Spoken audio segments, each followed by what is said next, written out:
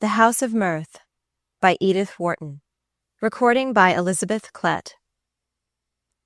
Book 1, Chapter 1. Selden paused in surprise. In the afternoon rush of the Grand Central Station, his eyes had been refreshed by the sight of Miss Lily Bart. It was a Monday in early September, and he was returning to his work from a hurried dip into the country. But what was Miss Bart doing in town at that season? If she had appeared to be catching a train, he might have inferred that he had come on her in the act of transition between one and another of the country houses which disputed her presence after the close of the Newport season. But her desultory air perplexed him. She stood apart from the crowd, letting it drift by her to the platform or the street, and wearing an air of irresolution which might, as he surmised, be the mask of a very definite purpose. It struck him at once that she was waiting for someone, but he hardly knew why the idea arrested him. There was nothing new about Lily Bart, yet he could never see her without a faint movement of interest. It was characteristic of her that she always roused speculation, that her simplest acts seemed the result of far-reaching intentions. An impulse of curiosity made him turn out of his direct line to the door and stroll past her. He knew that if she did not wish to be seen, she would contrive to elude him, and it amused him to think of putting her skill to the test. "Mr. Selden, what good luck!" She came forward smiling, eager almost in her resolve to intercept him.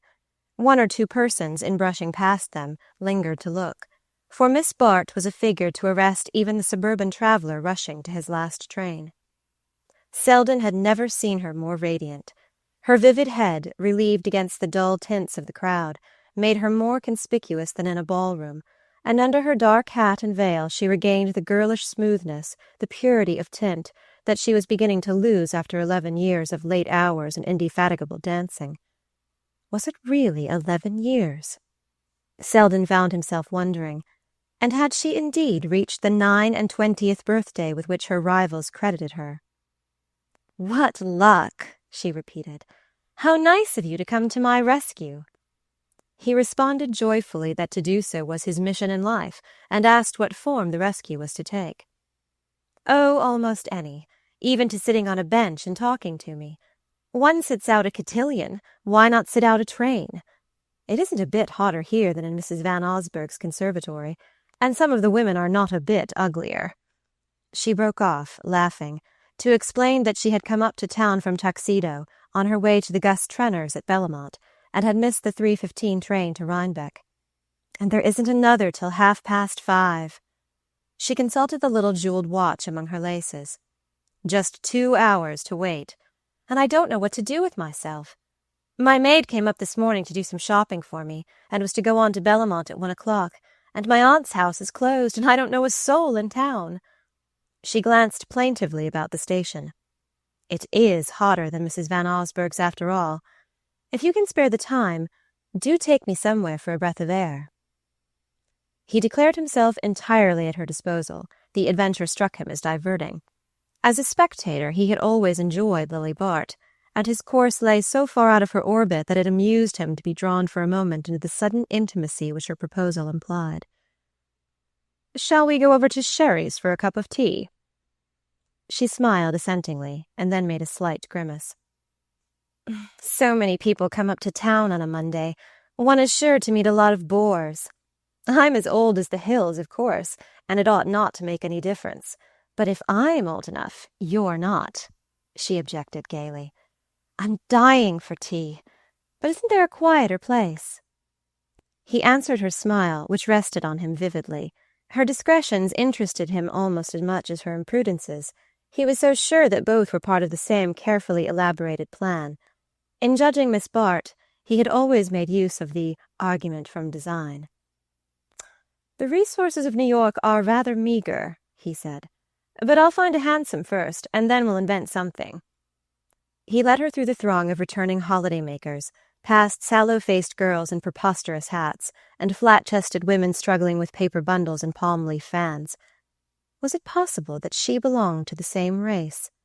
The dinginess, the crudity of this average section of womanhood made him feel how highly specialized she was.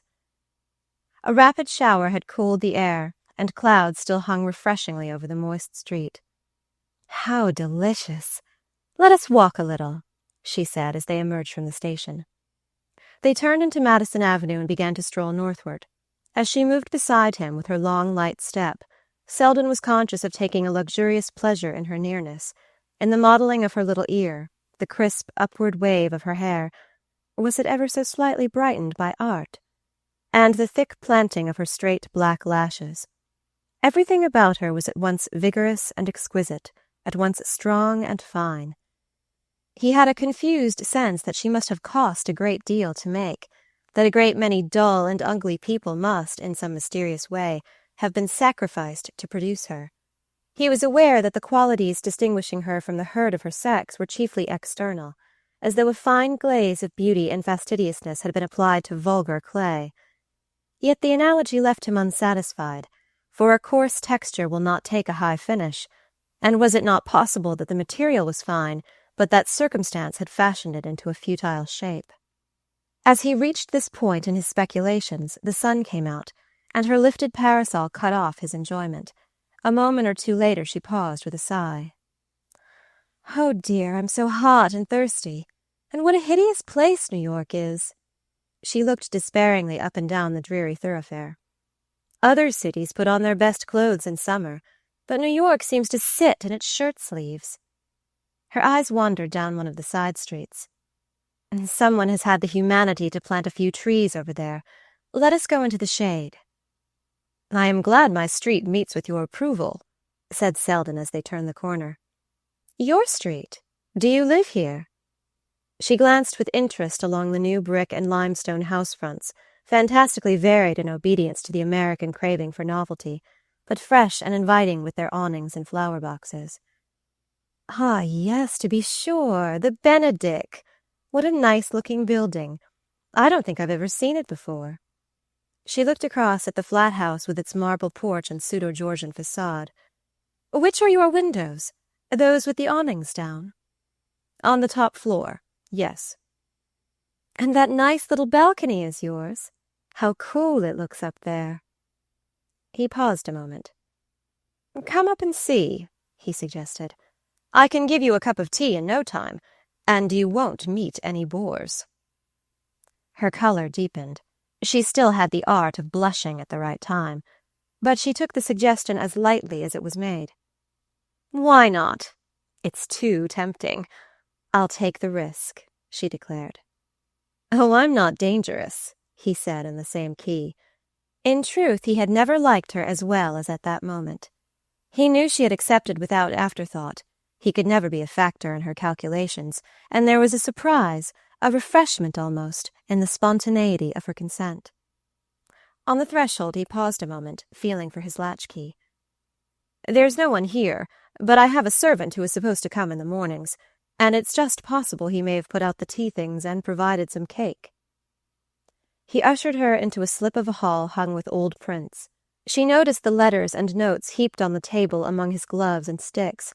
Then she found herself in a small library, dark but cheerful, with its walls of books, a pleasantly faded Turkey rug, a littered desk, and, as he had foretold, a tea tray on a low table near the window. A breeze had sprung up, swaying inward the muslin curtains, and bringing a fresh scent of mignonette and petunias from the flower box in the balcony. Lily sank with a sigh into one of the shabby leather chairs.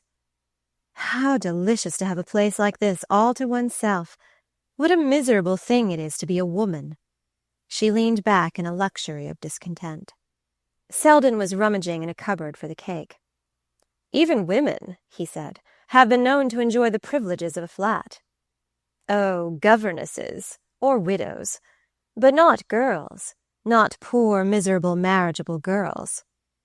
"I even know a girl who lives in a flat." She sat up in surprise. "You do?" "I do," he assured her, emerging from the cupboard with the sought-for cake. "Oh, I know. You mean Gertie Farish." She smiled a little unkindly. "But I said marriageable. And besides, she has a horrid little place, and no maid, and such queer things to eat. Her cook does the washing, and the food tastes of soap. I should hate that, you know." "You shouldn't dine with her on wash days," said Selden, cutting the cake. They both laughed, and he knelt by the table to light the lamp under the kettle while she measured out the tea into a little teapot of green glaze. As he watched her hand, polished as a bit of old ivory, with its slender pink nails and the sapphire bracelet slipping over her wrist, he was struck with the irony of suggesting to her such a life as his cousin Gertrude Farish had chosen. She was so evidently the victim of the civilization which had produced her that the links of her bracelet seemed like manacles chaining her to her fate. She seemed to read his thought. "It was horrid of me to say that of Gertie," she said with charming compunction. "I forgot she was your cousin. But we're so different, you know. She likes being good, and I like being happy. And besides, she is free and I am not. If I were, I dare say I could manage to be happy even in her flat. It must be pure bliss to arrange the furniture just as one likes, and to give all the horrors to the ashman. If I could only do over my aunt's drawing-room, I know I should be a better woman." "Is it so very bad?" he asked sympathetically. She smiled at him across the teapot which she was holding up to be filled. "That shows how seldom you come there. Why don't you come oftener?" "When I do come, it's not to look at Mrs. Peniston's furniture." "Nonsense," she said. "You don't come at all, and yet we get on so well when we meet." "Perhaps that's the reason," he answered promptly. "I'm afraid I haven't any cream, you know. Shall you mind a slice of lemon instead?" "I shall like it better." She waited while he cut the lemon and dropped a thin disc into her cup. "But that is not the reason," she insisted. "The reason for what?" "For your never coming." She leaned forward with a shade of perplexity in her charming eyes. "I wish I knew. I wish I could make you out. Of course I know there are men who don't like me. One can tell that at a glance.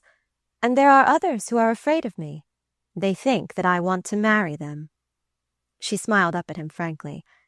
"But I don't think you dislike me, and you can't possibly think I want to marry you." "No, I absolve you of that," he agreed. "Well, then?" He had carried his cup to the fireplace and stood leaning against the chimney-piece and looking down on her with an air of indolent amusement. The provocation in her eyes increased his amusement. He had not supposed she would waste her powder on such small game, but perhaps she was only keeping her hand in, or perhaps a girl of her type had no conversation but of the personal kind. At any rate, she was amazingly pretty, and he had asked her to tea and must live up to his obligations. "Well, then," he said with a plunge, "perhaps that's the reason." "What?" "The fact that you don't want to marry me. Perhaps I don't regard it as such a strong inducement to go and see you." He felt a slight shiver down his spine as he ventured this, but her laugh reassured him. "Dear Mr. Selden, that wasn't worthy of you. It's stupid of you to make love to me, and it isn't like you to be stupid." She leaned back, sipping her tea with an air so enchantingly judicial that, if they had been in her aunt's drawing-room, he might almost have tried to disprove her deduction. "Don't you see," she continued, "that there are men enough to say pleasant things to me, and that what I want is a friend who won't be afraid to say disagreeable ones when I need them? Sometimes I have fancied you might be that friend.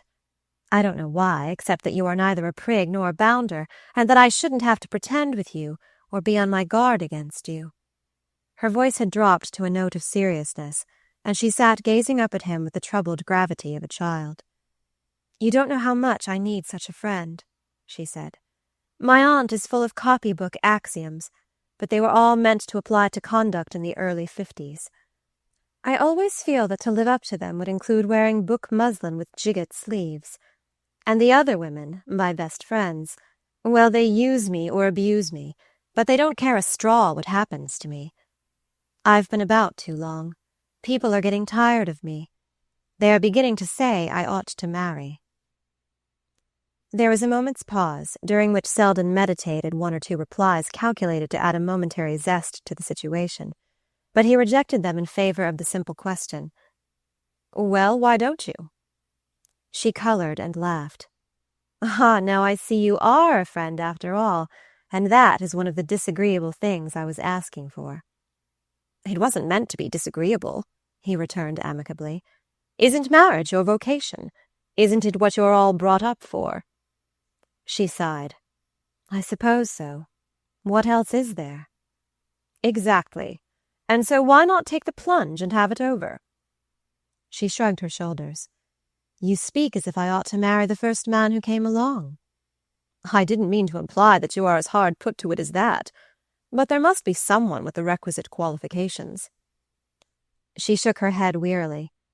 "I threw away 1 or 2 good chances when I first came out. I suppose every girl does. And you know I am horribly poor, and very expensive. I must have a great deal of money." Selden had turned to reach for a cigarette box on the mantelpiece. "What's become of Dilworth?" he asked. "Oh, his mother was frightened. She was afraid I should have all the family jewels reset, and she wanted me to promise that I wouldn't do over the drawing-room." "The very thing you are marrying for." "Exactly. So she packed him off to India." "Hard luck. But you can do better than Dilworth." He offered the box, and she took out 3 or 4 cigarettes, putting one between her lips and slipping the others into a little gold case attached to her long pearl chain. "Have I time?" "Just a whiff, then." She leaned forward, holding the tip of her cigarette to his. As she did so, he noted, with a purely impersonal enjoyment, how evenly the black lashes were set in her smooth white lids, and how the purplish shade beneath them melted into the pure pallor of the cheek. She began to saunter about the room, examining the bookshelves between the puffs of her cigarette smoke. Some of the volumes had the ripe tints of good tooling in old Morocco, and her eyes lingered on them caressingly, not with the appreciation of the expert, but with the pleasure in agreeable tones and textures that was one of her most inmost susceptibilities. Suddenly her expression changed from desultory enjoyment to active conjecture, and she turned to Selden with a question. "You collect, don't you? You know about first editions and things." "As much as a man may who has no money to spend. Now and then I pick up something in the rubbish heap, and I go and look on at the big sales." She had again addressed herself to the shelves, but her eyes now swept them inattentively, and he saw that she was preoccupied with a new idea. "And Americana? Do you collect Americana?" Selden stared and laughed. "No, that's rather out of my line. I'm not really a collector, you see. I simply like to have good editions of the books I am fond of." She made a slight grimace. "And Americana are horribly dull, I suppose." "I should fancy so, except to the historian. But your real collector values a thing for its rarity. I don't suppose the buyers of Americana sit up reading them all night. Old Jefferson Gryce certainly didn't." She was listening with keen attention.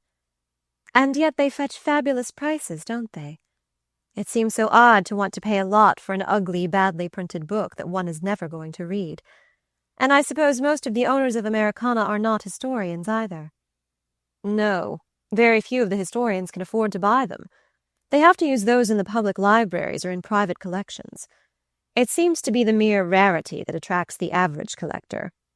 He had seated himself on an arm of the chair near which she was standing, and she continued to question him, asking which were the rarest volumes, whether the Jefferson Gryce collection was really considered the finest in the world, and what was the largest price ever fetched by a single volume. It was so pleasant to sit there looking up at her, as she lifted now one book and then another from the shelves, fluttering the pages between her fingers, while her drooping profile was outlined against the warm background of old bindings, that he talked on without pausing to wonder at her sudden interest in so unsuggestive a subject. But he could never be long with her without trying to find a reason for what she was doing, and as she replaced his first edition of La Bruyère and turned away from the bookcases, he began to ask himself what she had been driving at. Her next question was not of a nature to enlighten him. She paused before him with a smile which seemed at once designed to admit him to her familiarity and to remind him of the restrictions it imposed. "Don't you ever mind," she asked suddenly, "not being rich enough to buy all the books you want?" He followed her glance about the room with its worn furniture and shabby walls. "Don't I just? Do you take me for a saint on a pillar?" "And having to work, do you mind that?" "Oh, the work itself is not so bad. I'm rather fond of the law." "No, but the being tied down, the routine. Don't you ever want to get away, to see new places and people?" "Horribly, especially when I see all my friends rushing to the steamer." She drew a sympathetic breath. "But do you mind enough To marry to get out of it. Selden broke into a laugh. God forbid, he declared. She rose with a sigh, tossing her cigarette into the grate. There's the difference. A girl must, a man may, if he chooses. She surveyed him critically. Your coat's a little shabby, but who cares? It doesn't keep people from asking you to dine. If I were shabby, no one would have me. A woman is asked out as much for her clothes as for herself. The clothes are the background, the frame, if you like. They don't make success, but they are a part of it. Who wants a dingy woman? We are expected to be pretty and well-dressed till we drop, and if we can't keep it up alone, we have to go into partnership. Selden glanced at her with amusement. It was impossible, even with her lovely eyes imploring his, to take a sentimental view of her case. Well, there must be plenty of capital on the lookout for such an investment. Perhaps you'll meet your fate tonight at the Trenners'. She returned his look interrogatively. I thought you might be going there. Oh, not in that capacity. But there are to be a lot of your set. Gwen Van Osburgh, the Wetheralls, Lady Cressida Wraith, and the George Dorsets. She paused a moment before the last name, and shot a query through her lashes, but he remained imperturbable. Mrs. Trenner asked me, but I can't get away till the end of the week, and those big parties bore me. So they do me, she exclaimed. Then why go? It's part of the business, you forget. And besides, if I didn't, I should be playing bezique with my aunt at Richfield Springs. That's almost as bad as marrying Dilworth, he agreed, and they both laughed for pure pleasure in their sudden intimacy. She glanced at the clock. Dear me, I must be off. It's after 5. She paused before the mantelpiece, studying herself in the mirror while she adjusted her veil. The attitude revealed the long slope of her slender sides, which gave a kind of wildwood grace to her outline, as though she were a captured dryad subdued to the conventions of the drawing-room. And Selden reflected that it was the same streak of sylvan freedom in her nature that lent such savour to her artificiality. He followed her across the room to the entrance hall, but on the threshold she held out her hand with a gesture of leave-taking.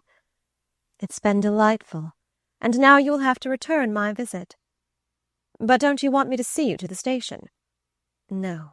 Goodbye here, please. She let her hand lie in his a moment, smiling up at him adorably. Goodbye, then, and good luck at Bellamont, he said, opening the door for her. On the landing she paused to look about her.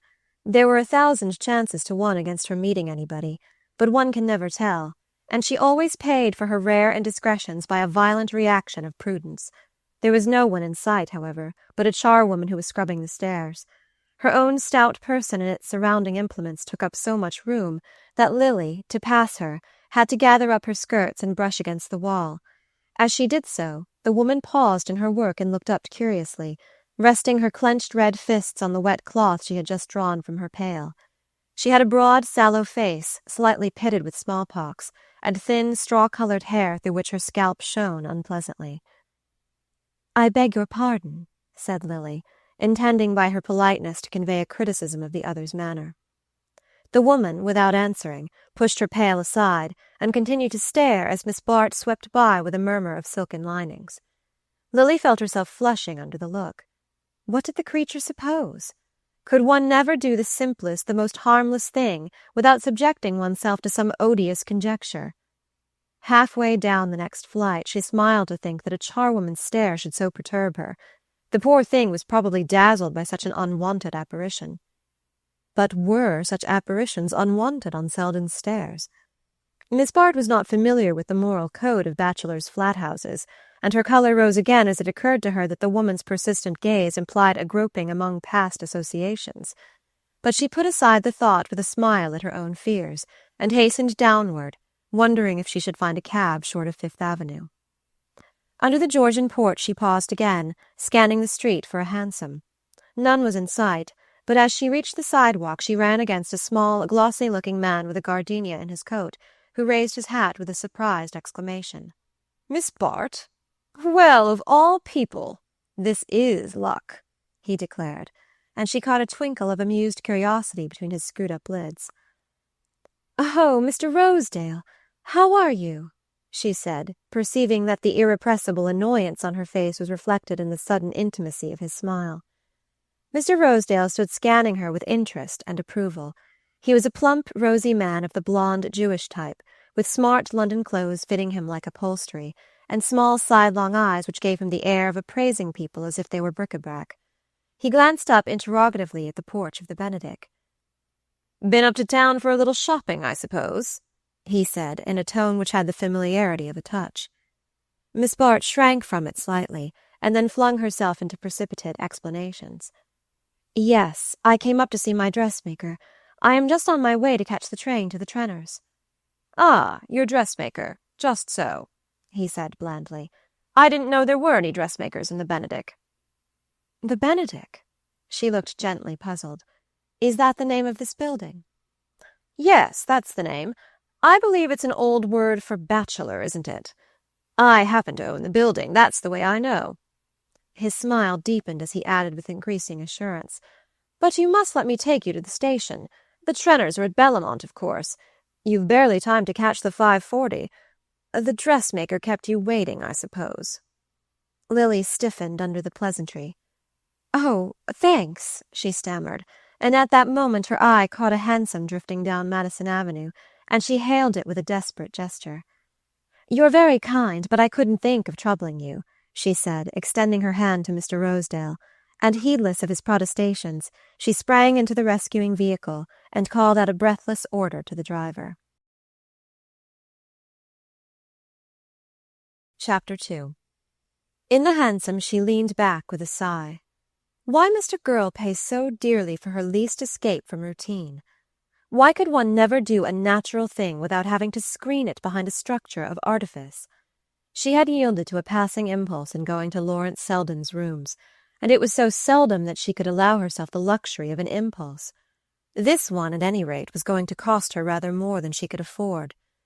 She was vexed to see that, in spite of so many years of vigilance, she had blundered twice within 5 minutes. That stupid story about her dressmaker was bad enough. It would have been so simple to tell Rosedale that she had been taking tea with Selden. The mere statement of the fact would have rendered it innocuous. But after having let herself be surprised in a falsehood, it was doubly stupid to snub the witness of her discomfiture.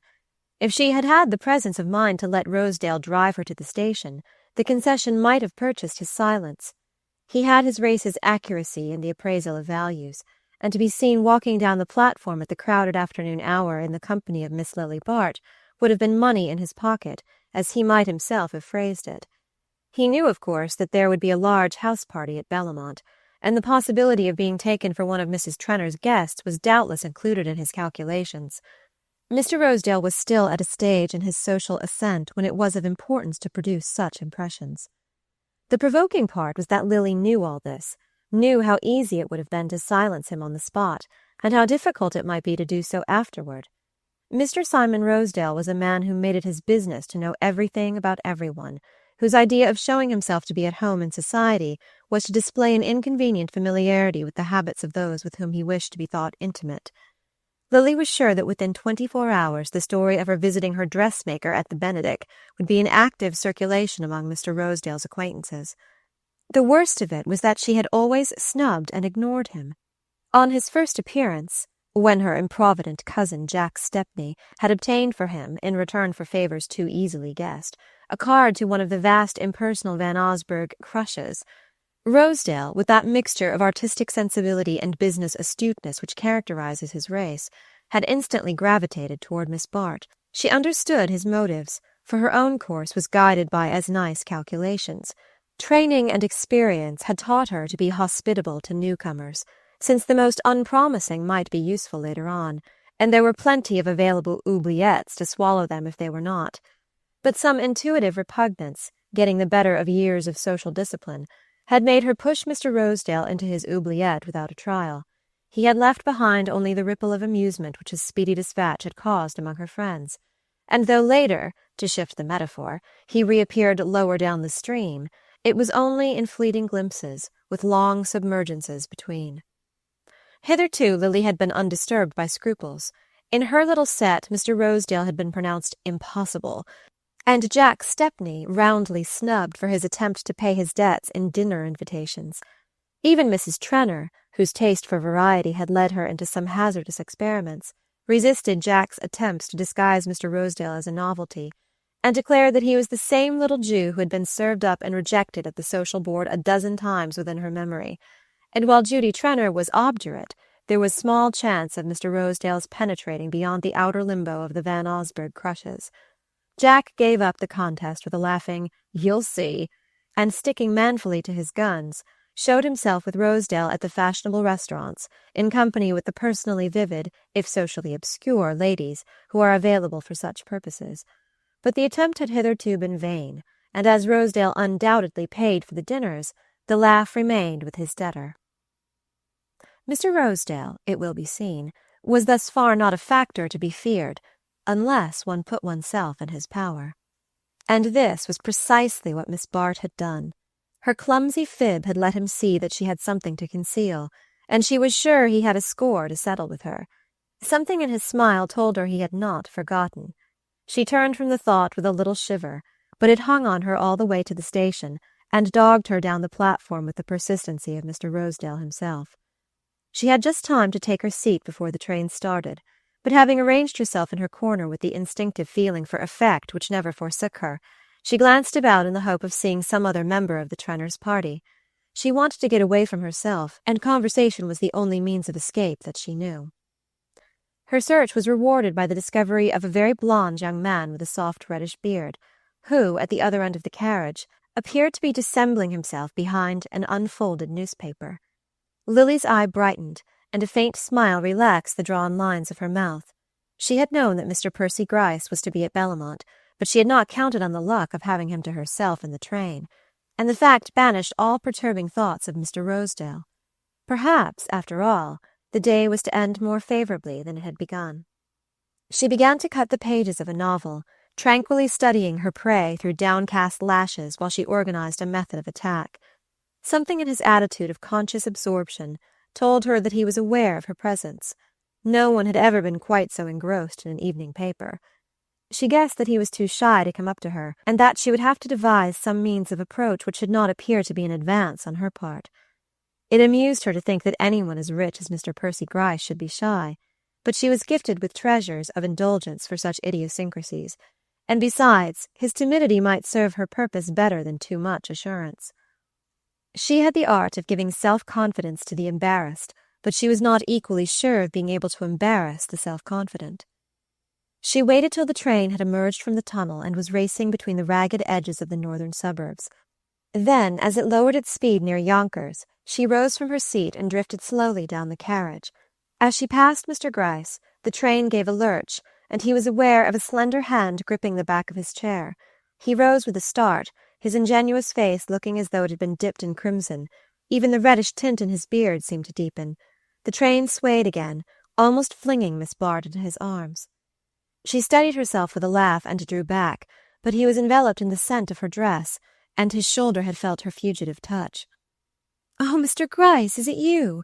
I'm so sorry. I was trying to find the porter and get some tea." She held out her hand as the train resumed its level rush, and they stood exchanging a few words in the aisle. Yes, he was going to Bellamont. He had heard she was to be of the party. He blushed again as he admitted it. And was he to be there for a whole week? How delightful. But at this point 1 or 2 belated passengers from the last station forced their way into the carriage, and Lily had to retreat to her seat. "The chair next to mine is empty. Do take it," she said over her shoulder, and Mr. Gryce, with considerable embarrassment, succeeded in effecting an exchange which enabled him to transport himself and his bags to her side. "Ah, and here is the porter, and perhaps we can have some tea." She signalled to that official, and in a moment, with the ease that seemed to attend the fulfillment of all her wishes, a little table had been set up between the seats, and she had helped Mr. Gryce to bestow his encumbering properties beneath it. When the tea came, he watched her in silent fascination while her hands flitted above the tray, looking miraculously fine and slender in contrast to the coarse china and lumpy bread. It seemed wonderful to him that anyone should perform with such careless ease the difficult task of making tea in public in a lurching train. He would never have dared to order it for himself, lest he should attract the notice of his fellow passengers. But, secure in the shelter of her conspicuousness, he sipped the inky draught with a delicious sense of exhilaration. Lily, with the flavour of Selden's caravan tea on her lips, had no great fancy to drown it in the railway brew which seemed such nectar to her companion, but rightly judging that one of the charms of tea is the fact of drinking it together, she proceeded to give the last touch to Mr. Gryce's enjoyment by smiling at him across her lifted cup. "Is it quite right? I haven't made it too strong?" she asked solicitously, and he replied with conviction that he had never tasted better tea. "I dare say it is true," she reflected, and her imagination was fired by the thought that Mr. Gryce, who might have sounded the depths of the most complex self-indulgence, was perhaps actually taking his first journey alone with a pretty woman. It struck her as providential that she should be the instrument of his initiation. Some girls would not have known how to manage him. They would have overemphasized the novelty of the adventure, trying to make him feel in it the zest of an escapade. But Lily's methods were more delicate. She remembered that her cousin Jack Stepney had once defined Mr. Gryce as the young man who had promised his mother never to go out in the rain without his overshoes, and acting on this hint, she resolved to impart a gently domestic air to the scene, in the hope that her companion, instead of feeling that he was doing something reckless or unusual, would merely be led to dwell on the advantage of always having a companion to make one's tea in the train. But in spite of her efforts, conversation flagged after the tray had been removed, and she was driven to take a fresh measurement of Mr. Gryce's limitations. It was not, after all, opportunity, but imagination that he lacked. He had a mental palate which would never learn to distinguish between railway tea and nectar. There was, however, one topic she could rely on, one spring that she had only to touch to set his simple machinery in motion. She had refrained from touching it because it was a last resource, and she had relied on other arts to stimulate other sensations. But as a settled look of dullness began to creep over his candid features, she saw that extreme measures were necessary. "And how," she said, leaning forward, "are you getting on with your Americana?" His eye became a degree less opaque. It was as though an incipient film had been removed from it, and she felt the pride of a skilful operator. "I've got a few new things," he said, suffused with pleasure, but lowering his voice as though he feared his fellow passengers might be in league to despoil him. She returned a sympathetic inquiry, and gradually he was drawn on to talk of his latest purchases. It was the one subject which enabled him to forget himself, or allowed him, rather, to remember himself without constraint, because he was at home in it, and could assert a superiority that there were few to dispute. Hardly any of his acquaintances cared for Americana, or knew anything about them, and the consciousness of this ignorance threw Mr. Gryce's knowledge into agreeable relief. The only difficulty was to introduce the topic and to keep it to the front. Most people showed no desire to have their ignorance dispelled, and Mr. Gryce was like a merchant whose warehouses are crammed with an unremarkable commodity. But Miss Bart, it appeared, really did want to know about Americana, and moreover she was already sufficiently informed to make the task of farther instruction as easy as it was agreeable. She questioned him intelligently, she heard him submissively, and, prepared for the look of lassitude which usually crept over his listeners' faces, he grew eloquent under her receptive gaze. The points she had had the presence of mind to glean from Selden, in anticipation of this very contingency, were serving her to such good purpose that she began to think her visit to him had been the luckiest incident of the day. She had once more shown her talent for profiting by the unexpected, and dangerous theories as to the advisability of yielding to impulse were germinating under the surface of smiling attention which she continued to present to her companion. Mr. Gryce's sensations, if less definite, were equally agreeable. He felt the confused titillation with which the lower organisms welcome the gratification of their needs, and all his senses floundered in a vague well-being, through which Miss Bart's personality was dimly but pleasantly perceptible. Mr. Gryce's interest in Americana had not originated with himself. It was impossible to think of him as evolving any taste of his own. An uncle had left him a collection already noted among bibliophiles. The existence of the collection was the only fact that had ever shed glory on the name of Gryce, and the nephew took as much pride in his inheritance as though it had been his own work. Indeed, he gradually came to regard it as such, and to feel a sense of personal complacency when he chanced on any reference to the Gryce Americana. Anxious as he was to avoid personal notice, he took, in the printed mention of his name, a pleasure so exquisite and excessive that it seemed a compensation for his shrinking from publicity. To enjoy the sensation as often as possible, he subscribed to all the reviews dealing with book collecting in general, and American history in particular, and as allusions to his library abounded in the pages of these journals, which formed his only reading, he came to regard himself as figuring prominently in the public eye, and to enjoy the thought of the interest which would be excited if the persons he met in the street or sat among in travelling were suddenly to be told that he was the possessor of the Grice Americana. Most timidities have such secret compensations, and Miss Bart was discerning enough to know that the inner vanity is generally in proportion to the outer self-depreciation. With a more confident person she would not have dared to dwell so long on one topic, or to show such exaggerated interest in it. But she had rightly guessed that Mr. Gryce's egoism was a thirsty soil, requiring constant nurture from without. Miss Bart had the gift of following an undercurrent of thought while she appeared to be sailing on the surface of conversation, and in this case her mental excursion took the form of a rapid survey of Mr. Percy Gryce's future as combined with her own.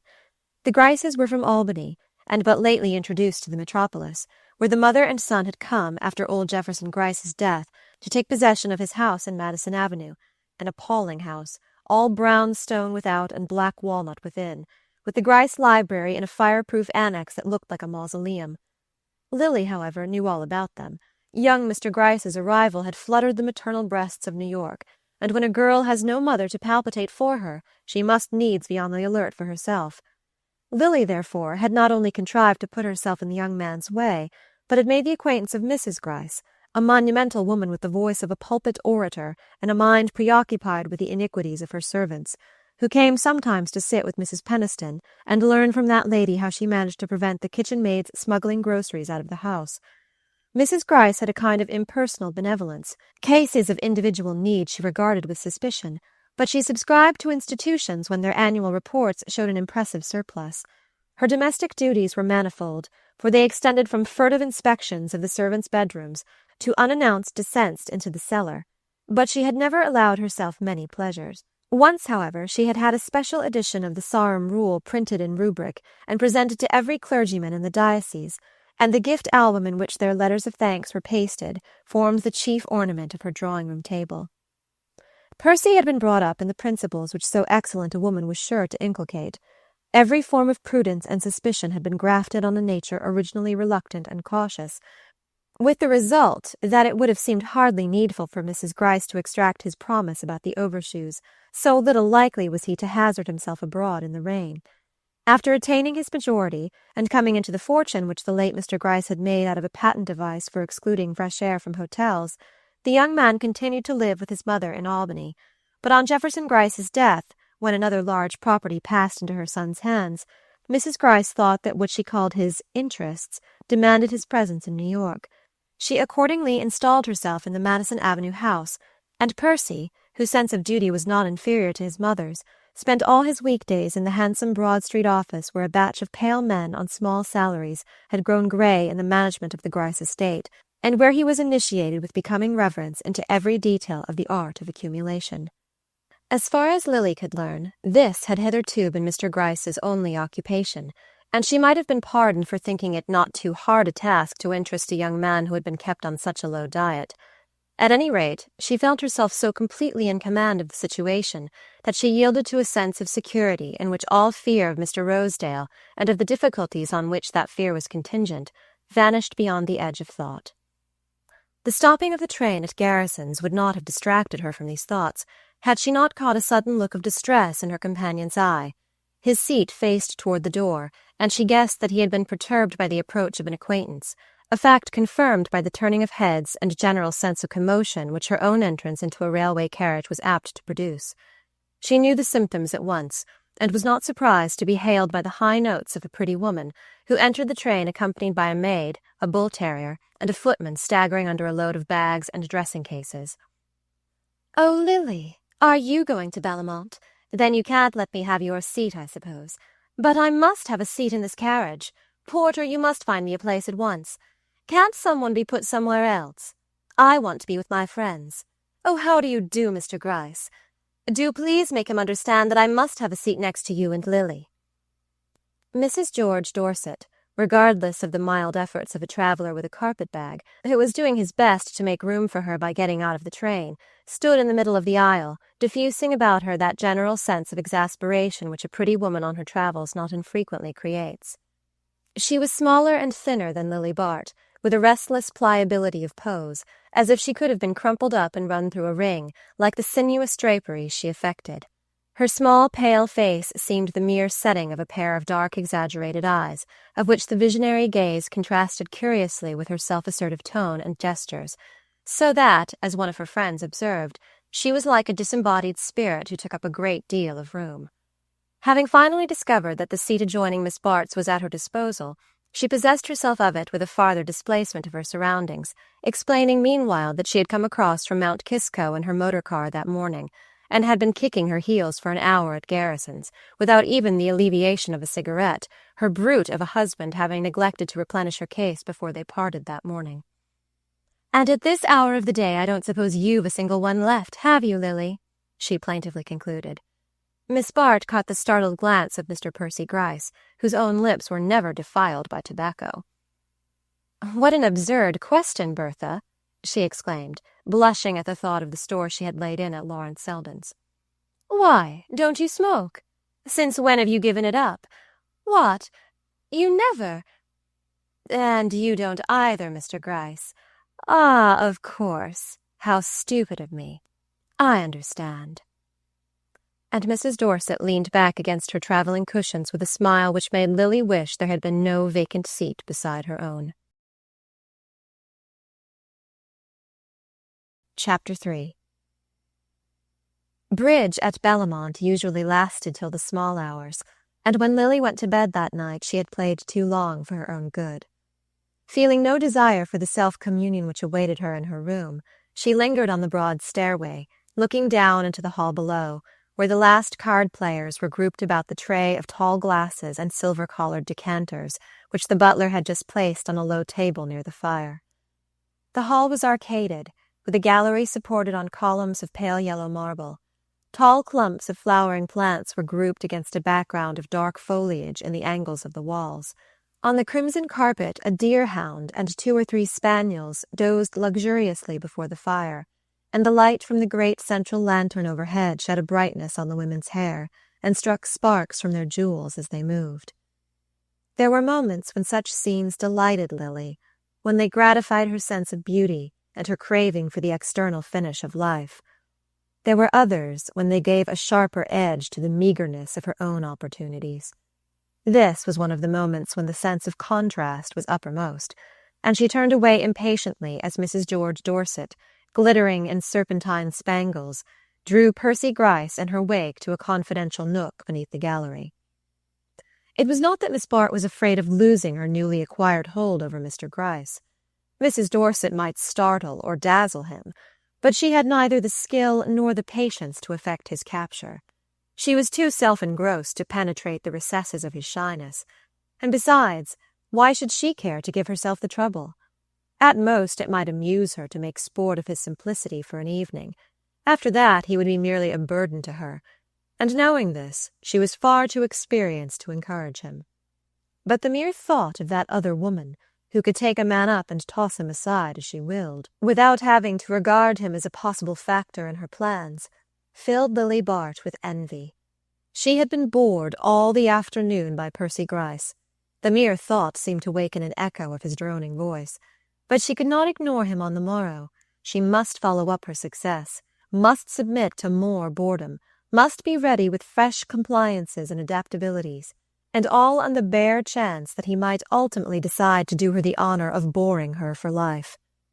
It was a hateful fate. But how escape from it? What choice had she? To be herself or a Gertie Farish?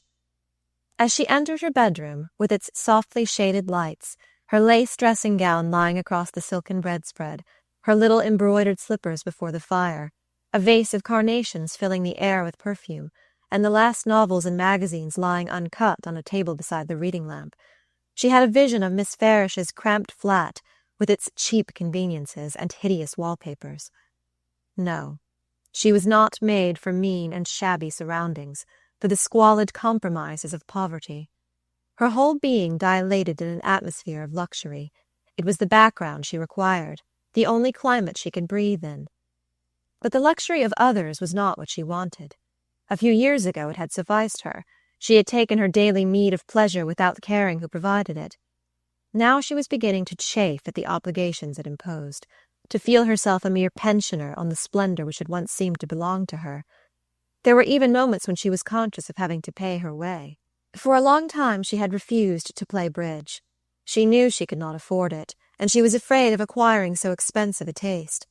She had seen the danger exemplified in more than one of her associates, in young Ned Silverton, for instance, the charming fair boy now seated in abject rapture at the elbow of Mrs. Fisher, a striking divorcee with eyes and gowns as emphatic as the headlines of her case.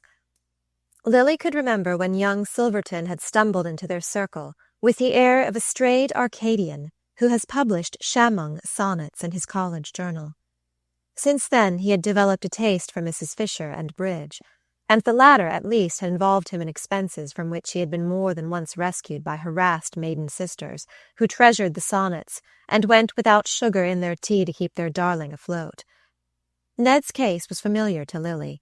She had seen his charming eyes, which had a good deal more poetry in them than the sonnets, change from surprise to amusement, and from amusement to anxiety, as he passed under the spell of the terrible god of chance, and she was afraid of discovering the same symptoms in her own case.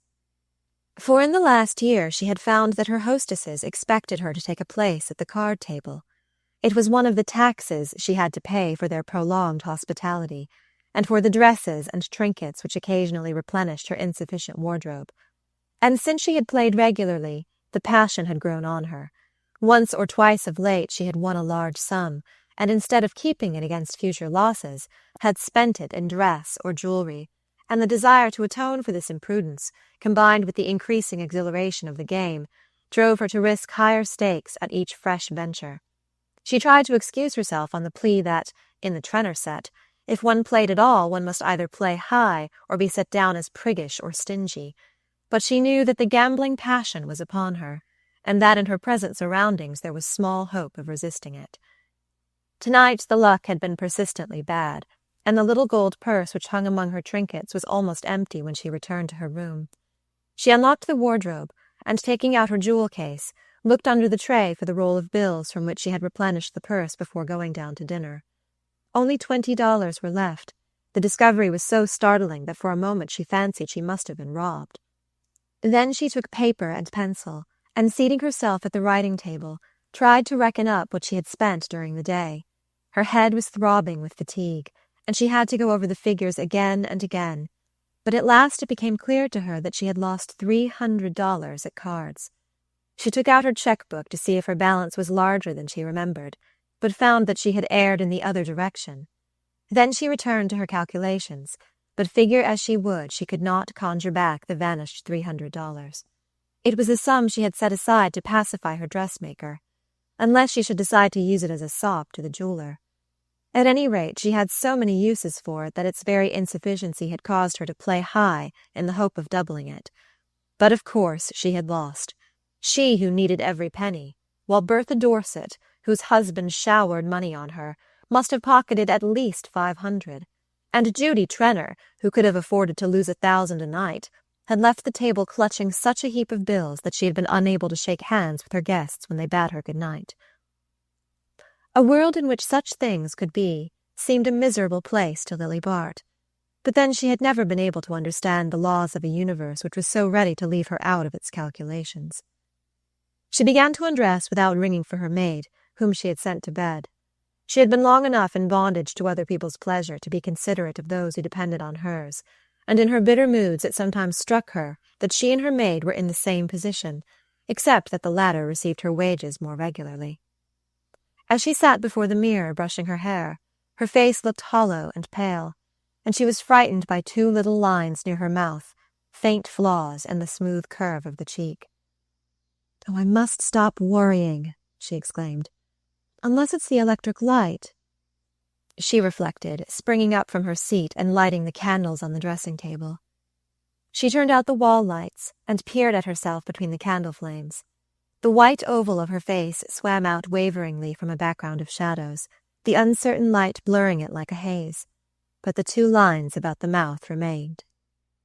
Lily rose and undressed in haste.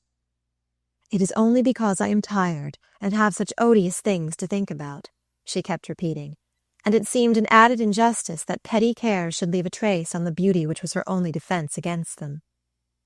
But the odious things were there, and remained with her. She returned wearily to the thought of Percy Gryce, as a wayfarer picks up a heavy load and toils on after a brief rest. She was almost sure she had landed him. A few days' work and she would win her reward. But the reward itself seemed unpalatable just then. She could get no zest from the thought of victory. It would be a rest from worry, no more, and how little that would have seemed to her a few years earlier. Her ambitions had shrunk gradually in the desiccating air of failure. But why had she failed? Was it her own fault, or that of destiny? She remembered how her mother, after they had lost their money, used to say to her with a kind of fierce vindictiveness, "But you'll get it all back. You'll get it all back with your face." The remembrance roused a whole train of association, and she lay in the darkness reconstructing the past out of which her present had grown. A house in which no one ever dined at home unless there was company, a doorbell perpetually ringing, a hall table showered with square envelopes which were opened in haste, and oblong envelopes which were allowed to gather dust in the depths of a bronze jar. A series of French and English maids giving warning amid a chaos of hardly ransacked wardrobes and dress closets, an equally changing dynasty of nurses and footmen, quarrels in the pantry, the kitchen, and the drawing-room, precipitate trips to Europe, and returns with gorged trunks and days of interminable unpacking, semi-annual discussions as to where the summer should be spent, grey interludes of economy and brilliant reactions of expense. Such was the setting of Lily Bart's first memories. Ruling the turbulent element called home was the vigorous and determined figure of a mother still young enough to dance her ball dresses to rags, while the hazy outline of a neutral-tinted father filled an indeterminate space between the butler and the man who came to wind the clocks. Even to the eyes of infancy, Mrs. Hudson Bart had appeared young, but Lily could not recall the time when her father had not been bald and slightly stooping, with streaks of grey in his hair and a tired walk. It was a shock to her to learn afterward that he was but 2 years older than her mother. Lily seldom saw her father by daylight. All day he was downtown, and in winter it was long after nightfall when she heard his fagged step on the stairs and his hand on the schoolroom door. He would kiss her in silence, and ask 1 or 2 questions of the nurse or the governess. Then Mrs. Bart's maid would come to remind him that he was dining out, and he would hurry away with a nod to Lily. In summer, when he joined them for a Sunday at Newport or Southampton, he was even more effaced and silent than in winter. It seemed to tire him to rest, and he would sit for hours staring at the sea line from a quiet corner of the veranda, while the clatter of his wife's existence went on unheeded a few feet off. Generally, however, Mrs. Bart and Lily went to Europe for the summer, and before the steamer was halfway over, Mr. Bart had dipped below the horizon. Sometimes his daughter heard him denounced for having neglected to forward Mrs. Bart's remittances, but for the most part he was never mentioned or thought of till his patient stooping figure presented itself on the New York dock as a buffer between the magnitude of his wife's luggage and the restrictions of the American custom-house. In this desultory yet agitated fashion, life went on through Lily's teens, a zigzag broken course down which the family craft glided on a rapid current of amusement, tugged at by the underflow of perpetual need, the need of more money. Lily could not recall the time when there had been money enough, and in some vague way her father seemed always to blame for the deficiency. It could certainly not be the fault of Mrs. Bart, who was spoken of by her friends as a wonderful manager. Mrs. Bart was famous for the unlimited effect she produced on limited means, and to the lady and her acquaintances there was something heroic in living as though one were much richer than one's bank-book denoted. Lily was naturally proud of her mother's aptitude in this line. She had been brought up in the faith that, whatever it cost, one must have a good cook, and be what Mrs. Bart called decently dressed. Mrs. Bart's worst reproach to her husband was to ask him if he expected her to live like a pig, and his replying in the negative was always regarded as a justification for cabling to Paris for an extra dress or 2, and telephoning to the jeweler that he might, after all, send home the turquoise bracelet which Mrs. Bart had looked at that morning. Lily knew people who lived like pigs, and their appearance and surroundings justified her mother's repugnance to that form of existence. They were mostly cousins, who inhabited dingy houses with engravings from Cole's Voyage of Life on the drawing-room walls, and slatternly parlour-maids who said, "I'll go and see," to visitors calling at an hour when all right-minded persons are conventionally, if not actually, out. The disgusting part of it was that many of these cousins were rich, so that Lily imbibed the idea that if people lived like pigs, it was from choice, and through the lack of any proper standard of conduct. This gave her a sense of reflected superiority, and she did not need Mrs. Bart's comments on the family frumps and misers to foster her naturally lively taste for splendor. Lily was 19 when circumstances caused her to revise her view of the universe. The previous year she had made a dazzling debut fringed by a heavy thundercloud of bills. The light of the debut still lingered on the horizon, but the cloud had thickened, and suddenly it broke. The suddenness added to the horror, and there were still times when Lily relived with painful vividness every detail of the day on which the blow fell. She and her mother had been seated at the luncheon table, over the chaud-froid and cold salmon of the previous night's dinner. It was one of Mrs. Bart's few economies to consume in private the expensive remnants of her hospitality. Lily was feeling the pleasant languor which is youth's penalty for dancing till dawn, but her mother, in spite of a few lines about the mouth, and under the yellow waves on her temples, was as alert, determined, and high in colour as if she had risen from an untroubled sleep. In the centre of the table, between the melting marron glace and candied cherries, a pyramid of American beauties lifted their vigorous stems. They held their heads as high as Mrs. Bart, but their rose colour had turned to a dissipated purple, and Lily's sense of fitness was disturbed by their reappearance on the luncheon table. "I really think, Mother," she said reproachfully, "we might afford a few fresh flowers for luncheon. Just some jonquils or lilies of the valley." Mrs. Bart stared. Her own fastidiousness had its eye fixed on the world, and she did not care how the luncheon table looked when there was no one present at it but the family. But she smiled at her daughter's innocence.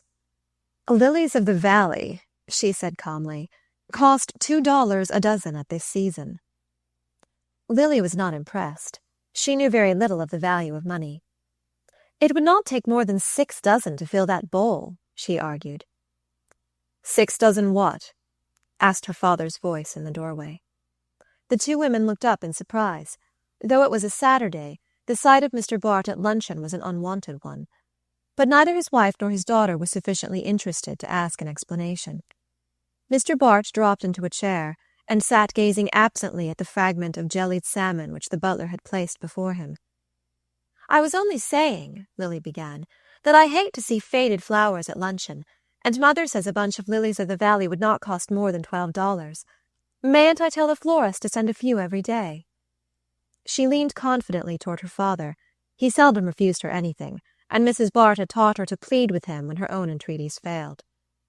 Mr. Bart sat motionless, his gaze still fixed on the salmon, and his lower jaw dropped.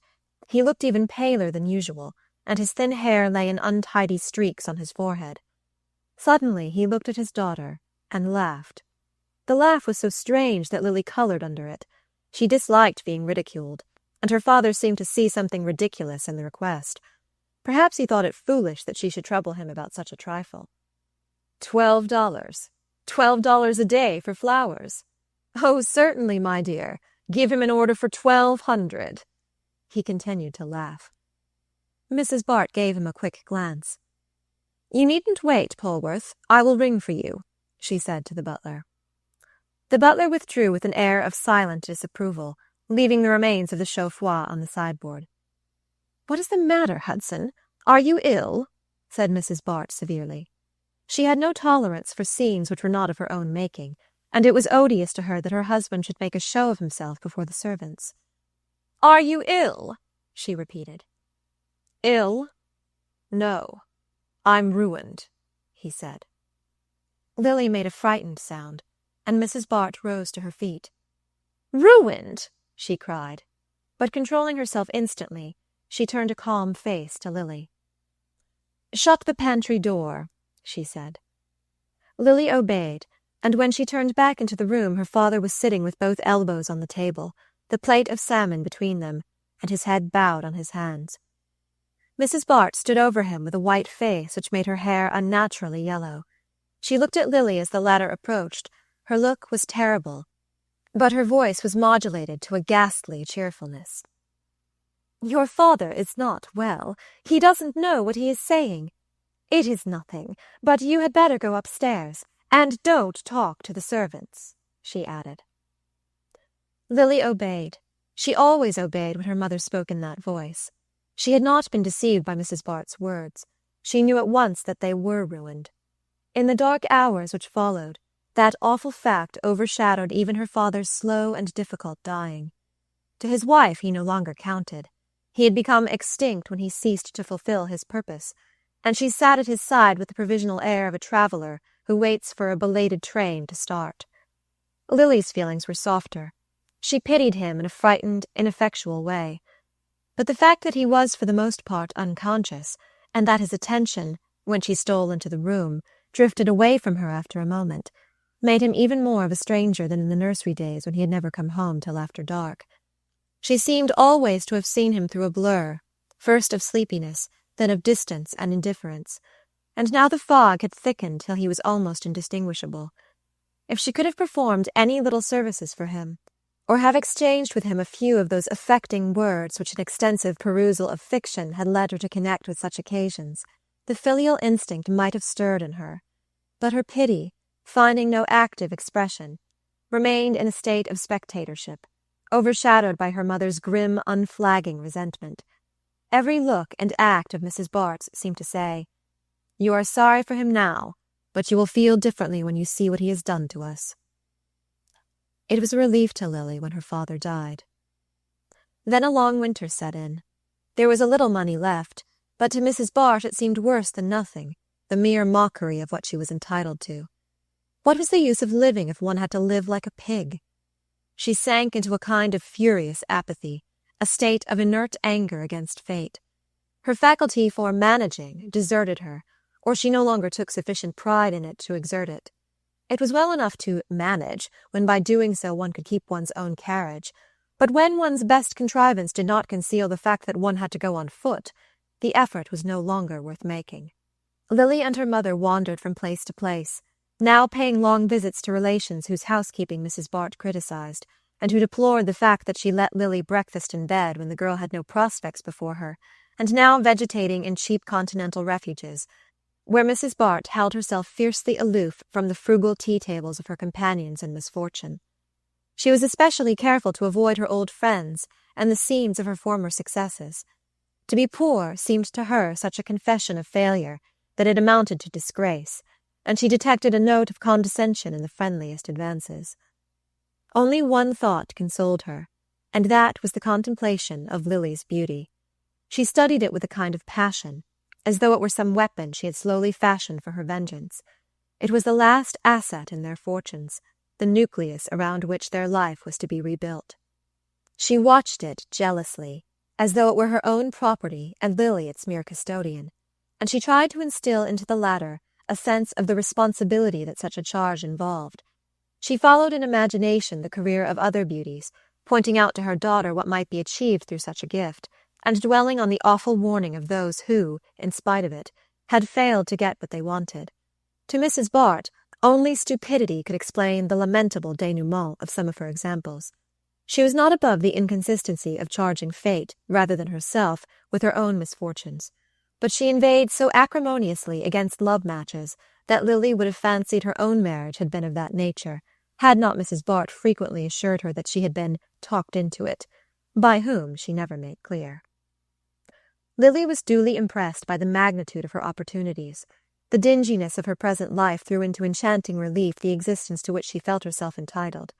To a less illuminated intelligence, Mrs. Bart's counsels might have been dangerous, but Lily understood that beauty is only the raw material of conquest, and that to convert it into success, other arts are required.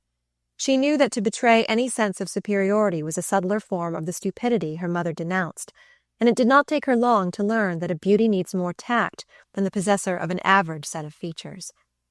Her ambitions were not as crude as Mrs. Bart's.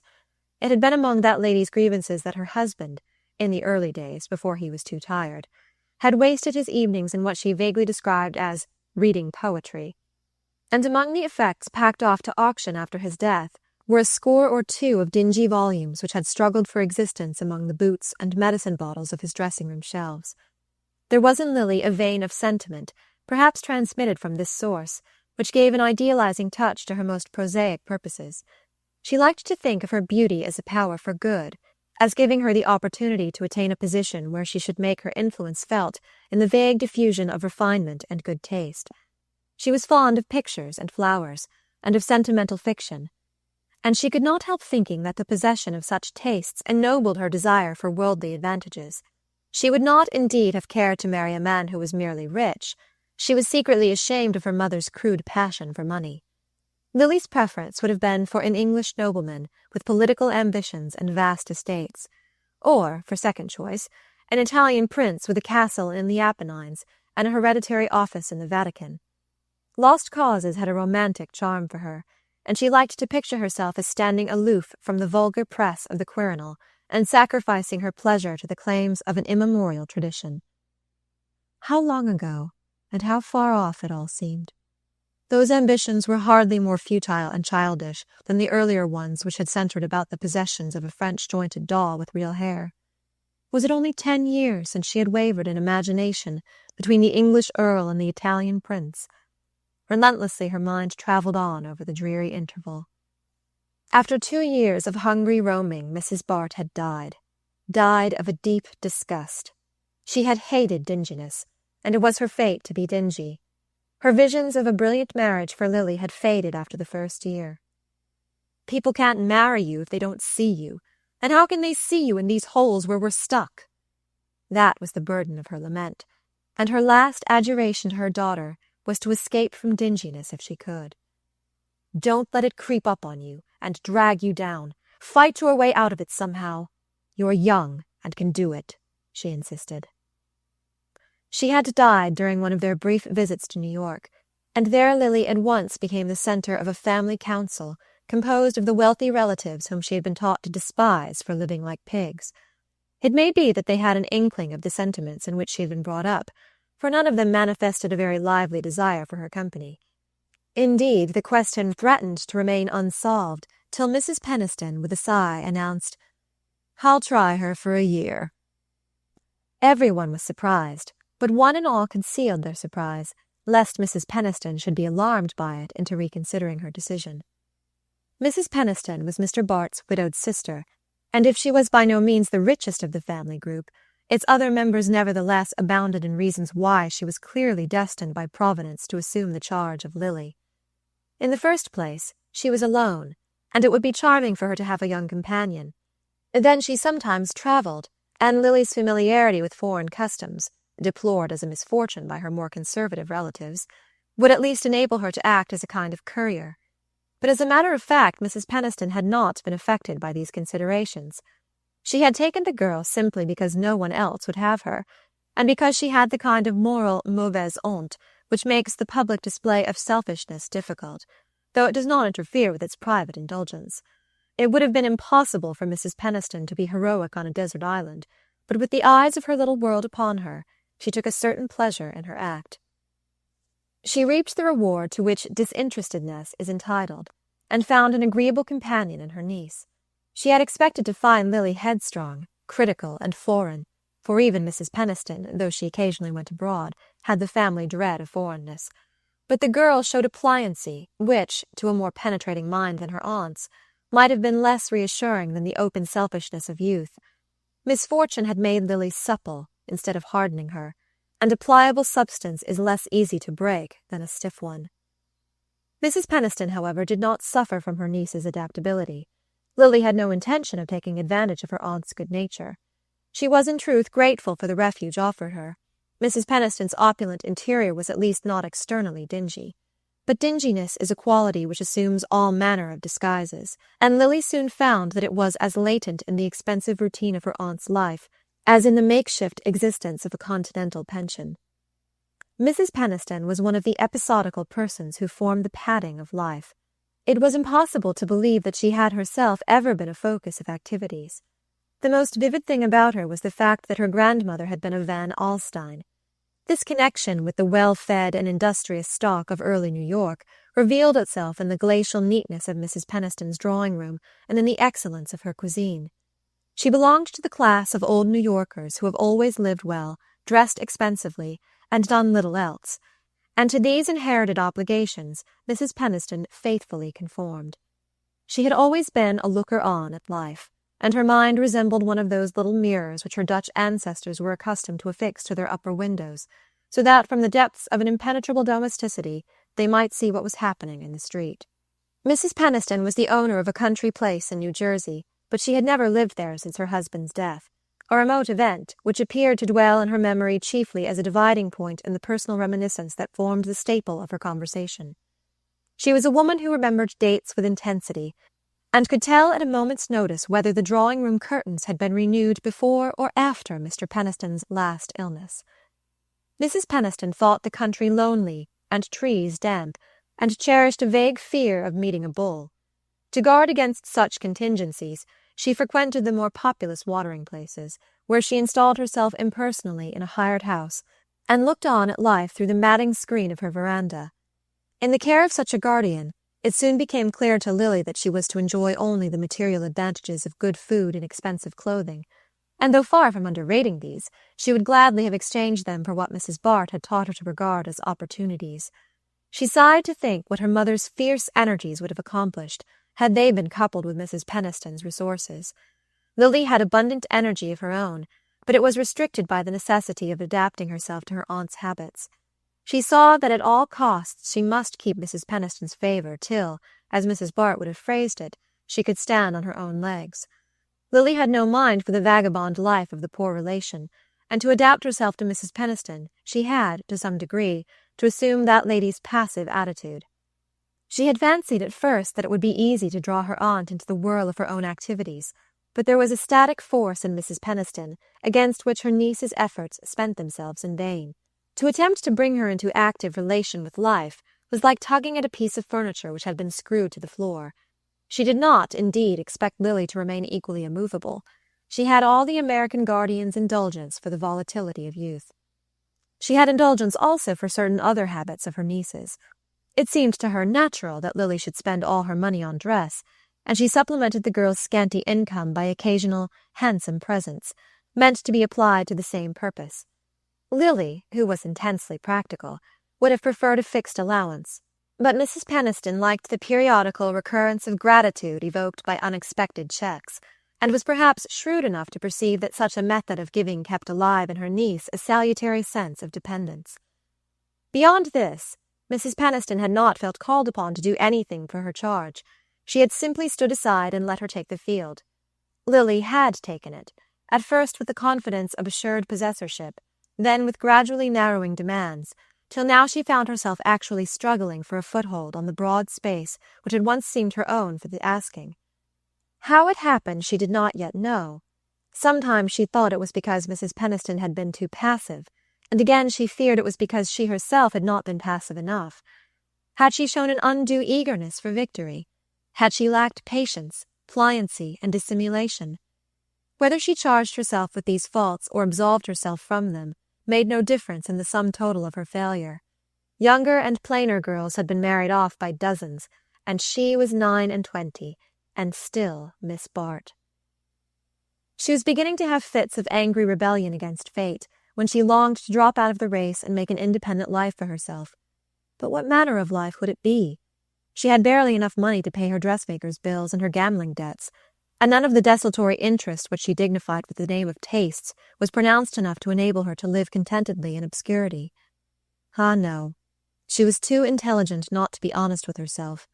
She knew she hated dinginess as much as her mother had hated it, and to her last breath she meant to fight against it, dragging herself up again and again above its flood, till she gained the bright pinnacles of success, which presented such a slippery surface to her clutch. Chapter 4. The next morning, on her breakfast tray, Miss Bart found a note from her hostess. "Dearest Lily," it ran, If it is not too much of a bore to be down by 10, will you come to my sitting room to help me with some tiresome things?" Lily tossed aside the note and subsided on her pillows with a sigh. It was a bore to be down by 10, an hour regarded at Bellamont as vaguely synchronous with sunrise, and she knew too well the nature of the tiresome things in question. Miss Pragg, the secretary, had been called away, and there would be notes and dinner cards to write, lost addresses to hunt up, and other social drudgery to perform. It was understood that Miss Bart should fill the gap in such emergencies, and she usually recognized the obligation without a murmur. Today, however, it renewed the sense of servitude which the previous night's review of her checkbook had produced. Everything in her surroundings ministered to feelings of ease and amenity. The window stood open to the sparkling freshness of the September morning, and between the yellow boughs she caught a perspective of hedges and parterres, leading by degrees of lessening formality to the free undulations of the park. Her maid had kindled a little fire on the hearth, and it contended cheerfully with the sunlight which slanted across the moss-green carpet and caressed the curved sides of an old marquetry desk. Near the bed stood a table holding her breakfast tray, with its harmonious porcelain and silver, a handful of violets in a slender glass, and the morning paper folded beneath her letters. There was nothing new to Lily in these tokens of studied luxury, but though they formed a part of her atmosphere, she never lost her sensitiveness to their charm. Mere display left her with a sense of superior distinction, but she felt an affinity to all the subtler manifestations of wealth. Mrs. Trenner's summons, however, suddenly recalled her state of dependence, and she rose and dressed in a mood of irritability that she was usually too prudent to indulge. She knew that such emotions leave lines on the face, as well as in the character, and she had meant to take warning by the little creases which her midnight survey had revealed. The matter-of-course tone of Mrs. Trenner's greeting deepened her irritation. If one did drag oneself out of bed at such an hour, and come down fresh and radiant to the monotony of note-writing, some special recognition of the sacrifice seemed fitting. But Mrs. Trenner's tone showed no consciousness of the fact. "Oh, Lily, that's nice of you." She merely sighed across the chaos of letters, bills, and other domestic documents, which gave an incongruously commercial touch to the slender elegance of her writing table. "There are such lots of horrors this morning," she added, clearing a space in the centre of the confusion, and rising to yield her seat to Miss Bart. Mrs. Trenner was a tall, fair woman, whose height just saved her from redundancy. Her rosy blondness had survived some 40 years of futile activity without showing much trace of ill usage, except in a diminished play of feature. It was difficult to define her beyond saying that she seemed to exist only as a hostess, not so much from any exaggerated instinct of hospitality, as because she could not sustain life except in a crowd. The collective nature of her interests exempted her from the ordinary rivalries of her sex, and she knew no more personal emotion than that of hatred for the woman who presumed to give bigger dinners or have more amusing house parties than herself. As her social talents, backed by Mr. Trenner's bank account, almost always assured her ultimate triumph in such competitions, success had developed in her an unscrupulous good nature toward the rest of her sex, and in Miss Bart's utilitarian classification of her friends, Mrs. Trenner ranked as the woman who was least likely to go back on her. "It was simply inhuman of Pragg to go off now," Mrs. Trenner declared, as her friend seated herself at the desk. "She says her sister is going to have a baby. As if that were anything to having a house party. I'm sure I shall get most horribly mixed up and there will be some awful rows. When I was down at Tuxedo I asked a lot of people for next week, and I've mislaid the list and can't remember who is coming. And this week is going to be a horrid failure, too. And Gwen Van Allsburg will go back and tell her mother how bored people were. I did mean to ask the Wetheralls. That was a blunder of Gus's. They disapprove of Carrie Fisher, you know. As if one could help having Carrie Fisher. It was foolish of her to get that second divorce. Carrie always overdoes things. But she said the only way to get a penny out of Fisher was to divorce him and make him pay alimony. And poor Carrie has to consider every dollar. It's really absurd of Alice Wetherall to make such a fuss about meeting her, when one thinks of what society is coming to. Someone said the other day that there was a divorce and a case of appendicitis in every family one knows. Besides, Carrie is the only person who can keep Gus in a good humor when we have bores in the house. Have you noticed that all the husbands like her? All, I mean, except her own. It's rather clever of her to have made a specialty of devoting herself to dull people. The field is such a large one, and she has it practically to herself. She finds compensations, no doubt. I know she borrows money of Gus. But then I'd pay her to keep him in a good humor, so I can't complain after all." Mrs. Trenor paused to enjoy the spectacle of Miss Bart's efforts to unravel her tangled correspondence. "But it is only the Wetheralls and Carrie," she resumed with a fresh note of lament. "The truth is, I'm awfully disappointed in Lady Cressida Wraith." "Disappointed? Had you known her before?" "Mercy, no. Never saw her till yesterday. Lady Skiddaw sent her over with letters to the Van Osburghs, and I heard that Maria von Osburgh was asking a big party to meet her this week, so I thought it would be fun to get her away, and Jack Stepney, who knew her in India, managed it for me. Maria was furious, and actually had the impudence to make Gwen invite herself here, so that they shouldn't be quite out of it. If I'd known what Lady Cressida was like, they could have had her and welcome. But I thought any friend of the Skiddaws was sure to be amusing. You remember what fun Lady Skiddaw was. There were times when I simply had to send the girls out of the room. Besides, Lady Cressida is the Duchess of Beltshire's sister, and I naturally supposed she was the same sort. But you never can tell in those English families. They are so big that there is room for all kinds, and it turns out that Lady Cressida is the moral one, married a clergyman and does missionary work in the East End. Think of my taking such a lot of trouble about a clergyman's wife who wears Indian jewelry and botanizes. She made Gus take her all through the glass houses yesterday, and bothered him to death by asking him the names of the plants. Fancy treating Gus as if he were the gardener." Mrs. Trenor brought this out in a crescendo of indignation. "Oh, well, perhaps Lady Cressida will reconcile the Wetheralls to meeting Carrie Fisher," said Miss Bart pacifically. "I'm sure I hope so. But she is boring all the men horribly, and if she takes to distributing tracts, as I hear she does, it will be too depressing. The worst of it is that she would have been so useful at the right time. You know we have to have the bishop once a year, and she would have given just the right tone to things. I always have horrid luck about the bishop's visits," added Mrs. Trenor, whose present misery was being fed by a rapidly rising tide of reminiscence. "Last year, when he came, Gus forgot all about his being here, and brought home the Ned Wintons and the Farleys. 5 divorces and 6 sets of children between them." "When is Lady Cressida going?" Lily inquired. Mrs. Trenor cast up her eyes in despair. "My dear, if only one knew. I was in such a hurry to get her away from Maria that I actually forgot to name a date, and Gus says she told someone she meant to stop here all winter." "To stop here? In this house?" "Don't be silly. In America. But if no one else asks her, you know they never go to hotels."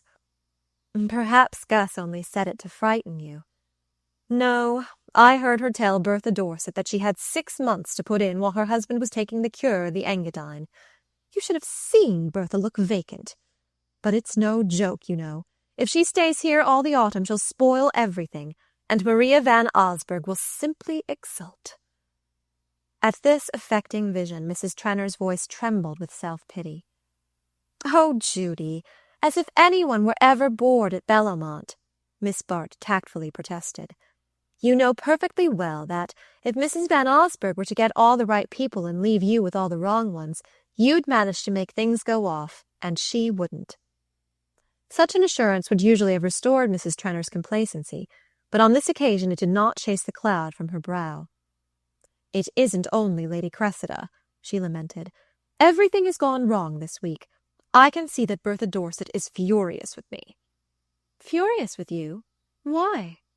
"Because I told her that Lawrence Selden was coming, but he wouldn't after all, and she's quite unreasonable enough to think it's my fault." Miss Bart put down her pen and sat absently gazing at the note she had begun. "I thought that was all over," she said. "So it is, on his side. And of course Bertha has been idle since. But I fancy she's out of a job just at present, and someone gave me a hint that I had better ask Lawrence. Well, I did ask him, but I couldn't make him come, and now I suppose she'll take it out of me by being perfectly nasty to everyone else." "Oh, she may take it out of him by being perfectly charming to someone else." Mrs. Trenor shook her head dolefully. "She knows he wouldn't mind. And who else is there? Alice Wetherall won't let Lucius out of her sight.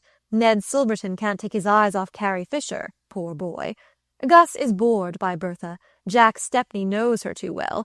And, well, to be sure, there's Percy Gryce.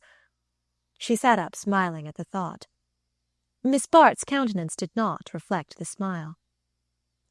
Oh, she and Mr. Gryce would not be likely to hit it off. You mean that she'd shock him and he'd bore her? Well, that's not such a bad beginning, you know. But I hope she won't take it into her head to be nice to him, for I asked him here on purpose for you. Lily laughed.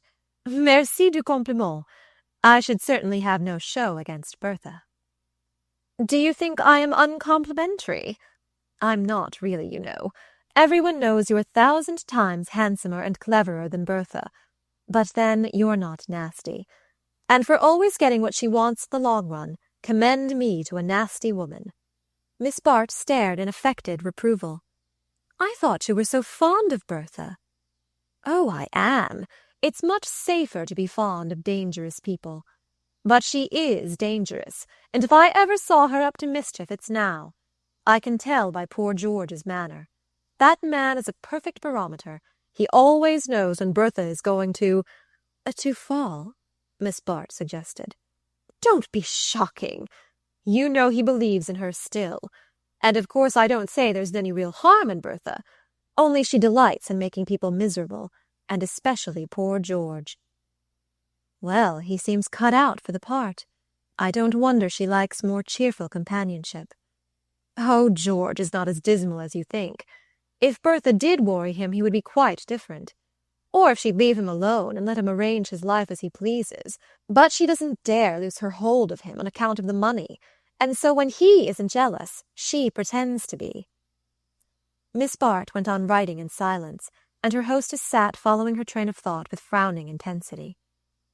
Do you know, she exclaimed after a long pause, I believe I'll call up Lawrence on the telephone and tell him he simply must come. Oh, don't, said Lily with a quick suffusion of colour. The blush surprised her almost as much as it did her hostess, who, though not commonly observant of facial changes, sat staring at her with puzzled eyes. Good gracious, Lily, how handsome you are! Why? Do you dislike him so much? Not at all. I like him. But if you are actuated by the benevolent intention of protecting me from Bertha, I don't think I need your protection. Mrs. Trenor sat up with an exclamation. Lily! Percy! Do you mean to say you've actually done it? Miss Bart smiled. I only mean to say that Mr. Gryce and I are getting to be very good friends. I see. Mrs. Trenor fixed a rapt eye upon her. You know they say he has 800,000 a year, and spends nothing, except on some rubbishy old books. And his mother has heart disease and will leave him a lot more. Oh, Lily, do go slowly, her friend adjured her. Miss Bart continued to smile without annoyance.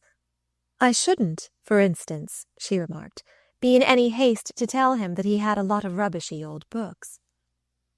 No, of course not. I know you're wonderful about getting up people's subjects. But he's horribly shy and easily shocked and... Why don't you say it, Judy? I have the reputation of being on the hunt for a rich husband. Oh, I don't mean that. He wouldn't believe it of you, at first, said Mrs. Trenor with candid shrewdness. But you know things are rather lively here at times. I must give Jack and Gus a hint. And if he thought you were what his mother would call fast... Oh, well, you know what I mean. Don't wear your scarlet crepe de chine for dinner, and don't smoke if you can help it, Lily dear. Lily pushed aside her finished work with a dry smile. You're very kind, Judy. I'll lock up my cigarettes and wear that last year's dress you sent me this morning. And if you are really interested in my career, perhaps you'll be kind enough not to ask me to play bridge again this evening. Bridge? Does he mind bridge, too? Oh, Lily, what an awful life you'll lead. But of course I won't. Why didn't you give me a hint last night? There's nothing I wouldn't do, you poor duck, to see you happy. And Mrs. Trenor, glowing with her sex's eagerness to smooth the course of true love, enveloped Lily in a long embrace. You're quite sure, she added solicitously, as the latter extricated herself, "that you wouldn't like me to telephone for Lawrence Selden." "Quite sure," said Lily. The next 3 days demonstrated to her own complete satisfaction Miss Bart's ability to manage her affairs without extraneous aid. As she sat, on the Saturday afternoon, on the terrace at Bellamont, she smiled at Mrs. Trenner's fear that she might go too fast. If such a warning had ever been needful, the years had taught her a salutary lesson, and she flattered herself that she now knew how to adapt her pace to the object of pursuit. In the case of Mr. Gryce, she had found it well to flutter ahead, losing herself elusively and luring him on from depth to depth of unconscious intimacy. The surrounding atmosphere was propitious to this scheme of courtship. Mrs. Trenner, true to her word, had shown no signs of expecting Lily at the bridge table, and had even hinted to the other card-players that they were to betray no surprise at her unwonted defection. In consequence of this hint, Lily found herself the centre of that feminine solicitude which envelops a young woman in the mating season. A solitude was tacitly created for her in the crowded existence of Bellamont, and her friends could not have shown a greater readiness for self-effacement had her wooing been adorned with all the attributes of romance. In Lily's set, this conduct implied a sympathetic comprehension of her motives, and Mr. Gryce rose in her esteem as she saw the consideration he inspired. The terrace at Bellamont on a September afternoon was a spot propitious to sentimental musings, and as Miss Bart stood leaning against the balustrade above the sunken garden, at a little distance from the animated group about the tea-table, she might have been lost in the mazes of an inarticulate happiness. In reality, her thoughts were finding definite utterance in the tranquil recapitulation of the blessings in store for her.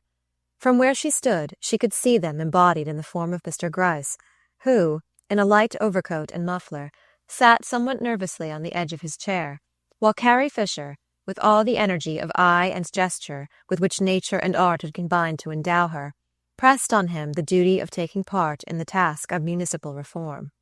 Mrs. Fisher's latest hobby was municipal reform. It had been preceded by an equal zeal for socialism, which had in turn replaced an energetic advocacy of Christian Science. Mrs. Fisher was small, fiery, and dramatic, and her hands and eyes were admirable instruments in the service of whatever causes she happened to espouse. She had, however, the fault common to enthusiasts of ignoring any slackness of response on the part of her hearers, and Lily was amused by her unconsciousness of the resistance displayed in every angle of Mr. Gryce's attitude. Lily herself knew that his mind was divided between the dread of catching cold if he remained out of doors too long at that hour, and the fear that, if he retreated to the house, Mrs. Fisher might follow him up with a paper to be signed. Mr. Gryce had a constitutional dislike to what he called committing himself, and tenderly as he cherished his health, he evidently concluded that it was safer to stay out of reach of pen and ink till chance released him from Mrs. Fisher's toils. Meanwhile, he cast agonized glances in the direction of Miss Bart, whose only response was to sink into an attitude of more graceful abstraction. She had learned the value of contrast in throwing her charms into relief, and was fully aware of the extent to which Mrs. Fisher's volubility was enhancing her own repose. She was roused from her musings by the approach of her cousin Jack Stepney, who, at Gwen Van Osburgh's side, was returning across the garden from the tennis court. The couple in question were engaged in the same kind of romance in which Lily figured, and the latter felt a certain annoyance in contemplating what seemed to her a caricature of her own situation. Miss Van Osburgh was a large girl, with flat surfaces and no highlights. Jack Stepney had once said of her that she was as reliable as roast mutton. His own taste was in the line of less solid and more highly seasoned diet, but hunger makes any fare palatable, and there had been times when Mr. Stepney had been reduced to a crust. Lily considered with interest the expression of their faces. The girls turned toward her companions like an empty plate held up to be filled, while the man lounging at her side already betrayed the encroaching boredom which would presently crack the thin veneer of his smile. How impatient men are, Lily reflected. All Jack has to do to get everything he wants is to keep quiet and let that girl marry him, whereas I have to calculate and contrive, and retreat and advance, as if I were going through an intricate dance, where one misstep would throw me hopelessly out of time. As they drew nearer, she was whimsically struck by a kind of family likeness between Miss Van Osburgh and Percy Gryce. There was no resemblance of feature, Gryce was handsome in a didactic way. He looked like a clever pupil's drawing from a plaster cast, while Gwen's countenance had no more modelling than a face painted on a toy balloon. But the deeper affinity was unmistakable. The two had the same prejudices and ideals, and the same quality of making others' standards non-existent by ignoring them. This attribute was common to most of Lily's set. They had a force of negation which eliminated everything beyond their own range of perception. Gryce and Miss Van Osburgh were, in short, made for each other by every law of moral and physical correspondence. Yet they wouldn't look at each other, Lily mused. They never do. Each of them wants a creature of a different race, of Jack's race and mine, with all sorts of intuitions, sensations, and perceptions that they don't even guess the existence of. And they always get what they want. She stood talking with her cousin and Miss Van Osburgh till a slight cloud on the latter's brow advised her that even cousinly amenities were subject to suspicion, and Miss Bart, mindful of the necessity of not exciting enmities at this crucial point of her career, dropped aside while the happy couple proceeded toward the tea-table. Seating herself on the upper step of the terrace, Lily leaned her head against the honeysuckle wreathing the balustrade.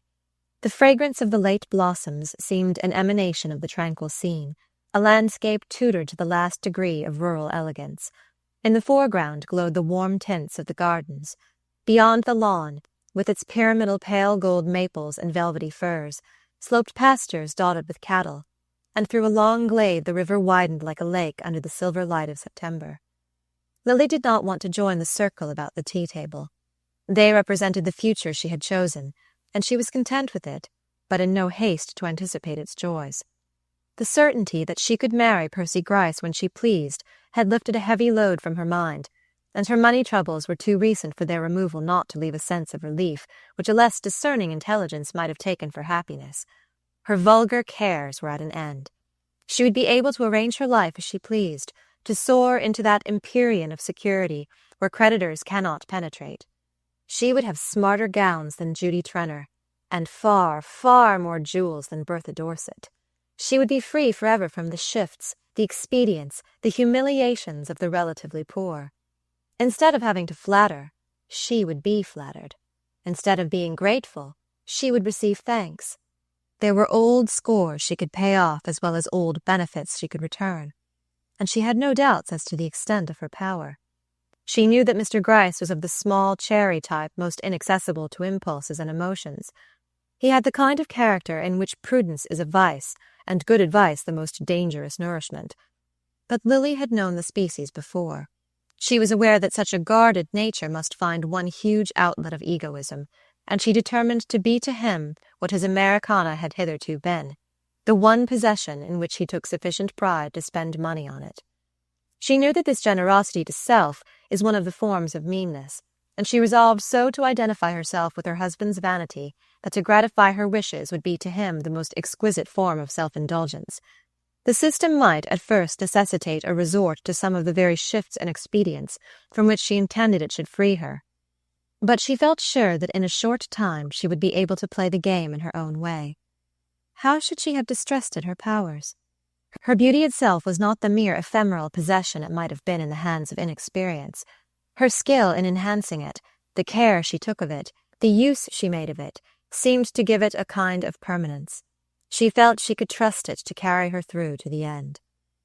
And the end, on the whole, was worthwhile. Life was not the mockery she had thought it 3 days ago. There was room for her, after all, in this crowded, selfish world of pleasure, whence, so short a time since, her poverty had seemed to exclude her. These people whom she had ridiculed and yet envied were glad to make a place for her in the charmed circle about which all her desires revolved. They were not as brutal and self-engrossed as she had fancied, or rather, since it would no longer be necessary to flatter and humour them, that side of their nature became less conspicuous.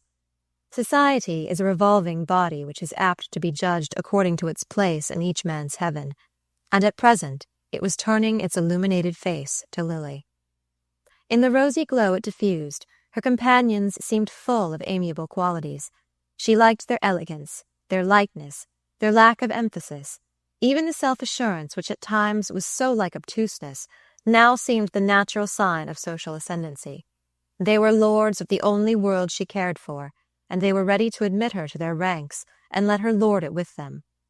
Already she felt within her a stealing allegiance to their standards, an acceptance of their limitations, a disbelief in the things they did not believe in, a contemptuous pity for the people who were not able to live as they lived. The early sunset was slanting across the park. Through the boughs of the long avenue beyond the gardens, she caught the flash of wheels and divined that more visitors were approaching.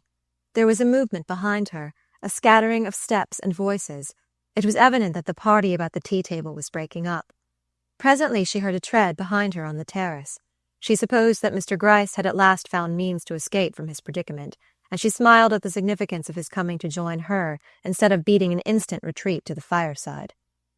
She turned to give him the welcome which such gallantry deserved, but her greeting wavered into a blush of wonder, for the man who had approached her was Lawrence Selden.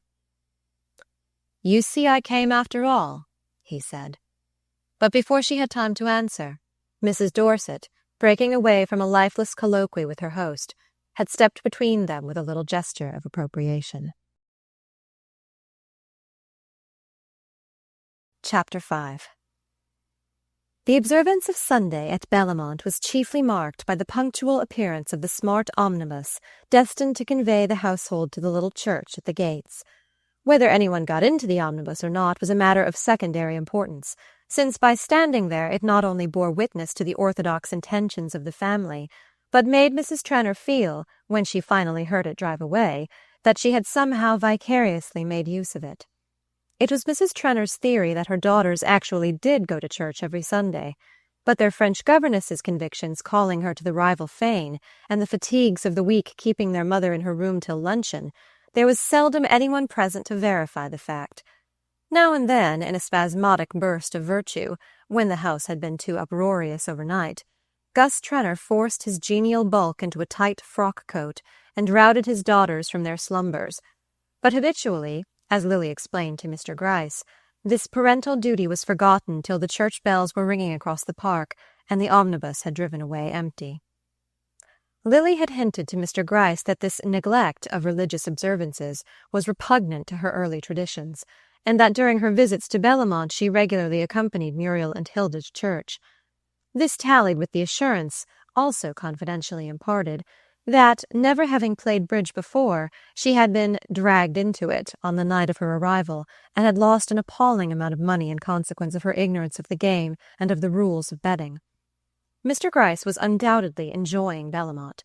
He liked the ease and glitter of the life, and the lustre conferred on him by being a member of this group of rich and conspicuous people. But he thought it a very materialistic society. There were times when he was frightened by the talk of the men and the looks of the ladies, and he was glad to find that Miss Bart, for all her ease and self-possession, was not at home in so ambiguous an atmosphere. For this reason he had been especially pleased to learn that she would, as usual, attend the young Trenors to church on Sunday morning, and as he paced the gravel sweep before the door, his light overcoat on his arm and his prayer-book in one carefully gloved hand, he reflected agreeably on the strength of character which kept her true to her early training in surroundings so subversive to religious principles. For a long time Mr. Gryce and the omnibus had the gravel sweep to themselves, but, far from regretting this deplorable indifference on the part of the other guests, he found himself nourishing the hope that Miss Bart might be unaccompanied. The precious minutes were flying, however. The big chestnuts pawed the ground and flecked their impatient sides with foam. The coachman seemed to be slowly petrifying on the box, and the groom on the doorstep, and still the lady did not come. Suddenly, however, there was a sound of voices and a rustle of skirts in the doorway, and Mr. Gryce, restoring his watch to his pocket, turned with a nervous start, but it was only to find himself handing Mrs. Wetherall into the carriage. The Wetheralls always went to church. They belonged to the vast group of human automata who go through life without neglecting to perform a single one of the gestures executed by the surrounding puppets. It is true that the Bellamont puppets did not go to church, but others equally important did, and Mr. and Mrs. Wetherall's circle was so large that God was included in their visiting list. They appeared, therefore, punctual and resigned, with the air of people bound for a dull at home, and after them Hilda and Muriel straggled, yawning and pinning each other's veils and ribbons as they came. They had promised Lily to go to church with her, they declared, and Lily was such a dear old duck that they didn't mind doing it to please her, though they couldn't fancy what had put the idea in her head, and though for their own part they would much rather have played lawn tennis with Jack and Gwen if she hadn't told them she was coming. The Misses Trenor were followed by Lady Cressida Wraith, a weather-beaten person in Liberty silk and ethnological trinkets, who, on seeing the omnibus, expressed her surprise that they were not to walk across the park. But at Mrs. Wetherall's horrified protest that the church was a mile away, her ladyship, after a glance at the height of the other's heels, acquiesced in the necessity of driving, and poor Mr. Gryce found himself rolling off between four ladies for whose spiritual welfare he felt not the least concern. It might have afforded him some consolation could he have known that Miss Bart had really meant to go to church. She had even risen earlier than usual in the execution of her purpose. She had an idea that the sight of her in a grey gown of devotional cut, with her famous lashes drooped above a prayer-book, would put the finishing touch to Mr. Gryce's subjugation, and render inevitable a certain incident which she had resolved should form a part of the walk they were to take together after luncheon. Her intentions, in short, had never been more definite. But poor Lily, for all the hard glaze of her exterior, was inwardly as malleable as wax. Her faculty for adapting herself, for entering into other people's feelings, if it served her now and then in small contingencies, hampered her in the decisive moments of life. She was like a water plant in the flux of the tides, and today the whole current of her mood was carrying her toward Lawrence Selden. Why had he come? Was it to see herself, or Bertha Dorset? It was the last question which, at that moment, should have engaged her. She might better have contented herself with thinking that he had simply responded to the despairing summons of his hostess, anxious to interpose him between herself and the ill humour of Mrs. Dorset. But Lily had not rested till she learned from Mrs. Trenor that Selden had come of his own accord. "He didn't even wire me. He just happened to find the trap at the station. Perhaps it's not over with Bertha after all," Mrs. Trenor musingly concluded, and went away to arrange her dinner cards accordingly. Perhaps it was not, Lily reflected, but it should be soon, unless she had lost her cunning. If Selden had come at Mrs. Dorset's call, it was at her own that he would stay. So much the previous evening had told her. Mrs. Trenor, true to her simple principle of making her married friends happy, had placed Selden and Mrs. Dorset next to each other at dinner. But, in obedience to the time-honoured traditions of the matchmaker, she had separated Lily and Mr. Gryce, sending in the former with George Dorset, while Mr. Gryce was coupled with Gwen Van Osburgh. George Dorset's talk did not interfere with the range of his neighbour's thoughts. He was a mournful dyspeptic, intent on finding out the deleterious ingredients of every dish, and diverted from this care only by the sound of his wife's voice. On this occasion, however, Mrs. Dorset took no part in the general conversation. She sat talking in low murmurs with Selden, and turning a contemptuous and denuded shoulder toward her host, who, far from resenting his exclusion, plunged into the excesses of the menu with the joyous irresponsibility of a free man. To Mr. Dorset, however, his wife's attitude was a subject of such evident concern that, when he was not scraping the sauce from his fish or scooping the moist breadcrumbs from the interior of his roll, he sat straining his thin neck for a glimpse of her between the lights. Mrs. Trenor, as it chanced, had placed the husband and wife on opposite sides of the table, and Lily was therefore able to observe Mrs. Dorset also, and by carrying her glance a few feet farther, to set up a rapid comparison between Lawrence Selden and Mr. Gryce. It was that comparison which was her undoing. Why else had she suddenly grown interested in Selden? She had known him for 8 years or more.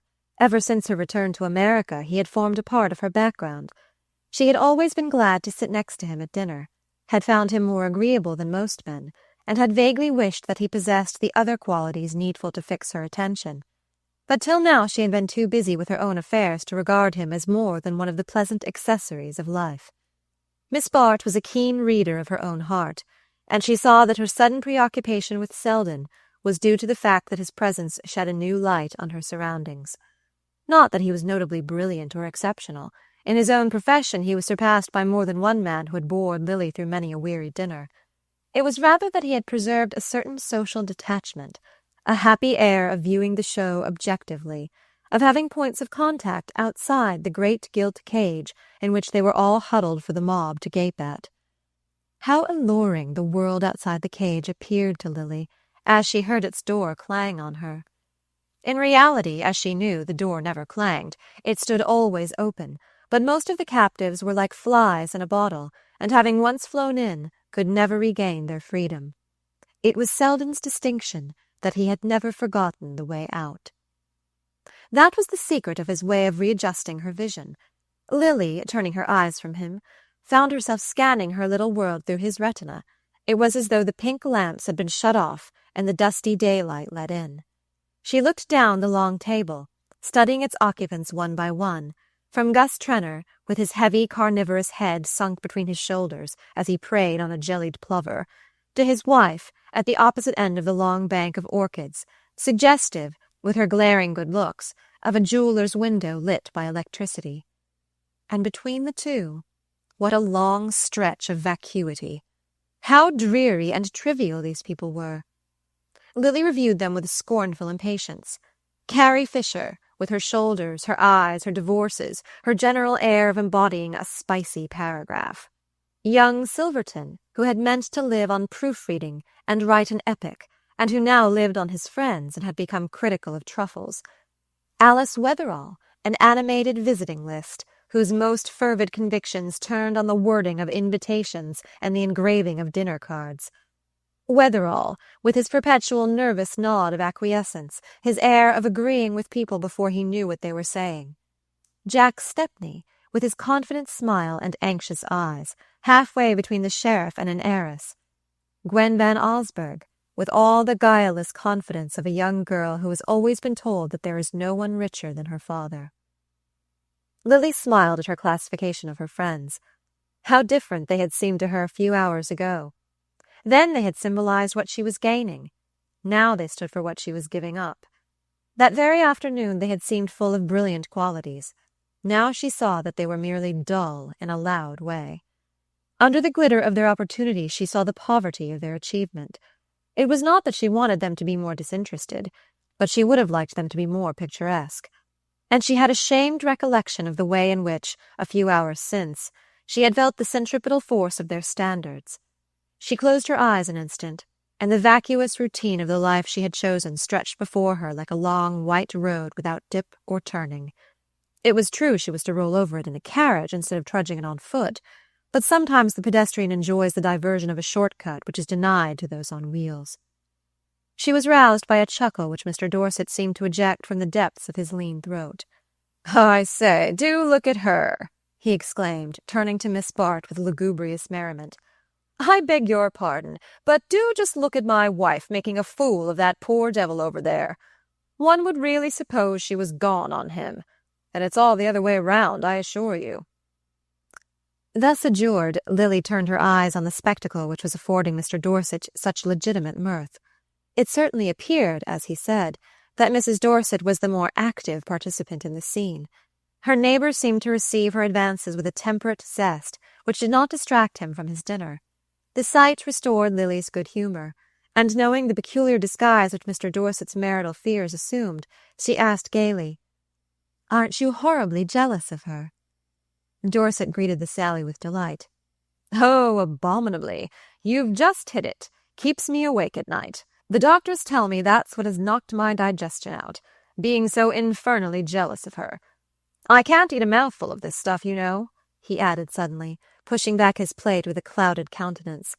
And Lily, unfailingly adaptable, accorded her radiant attention to his prolonged denunciation of other people's cooks, with a supplementary tirade on the toxic qualities of melted butter.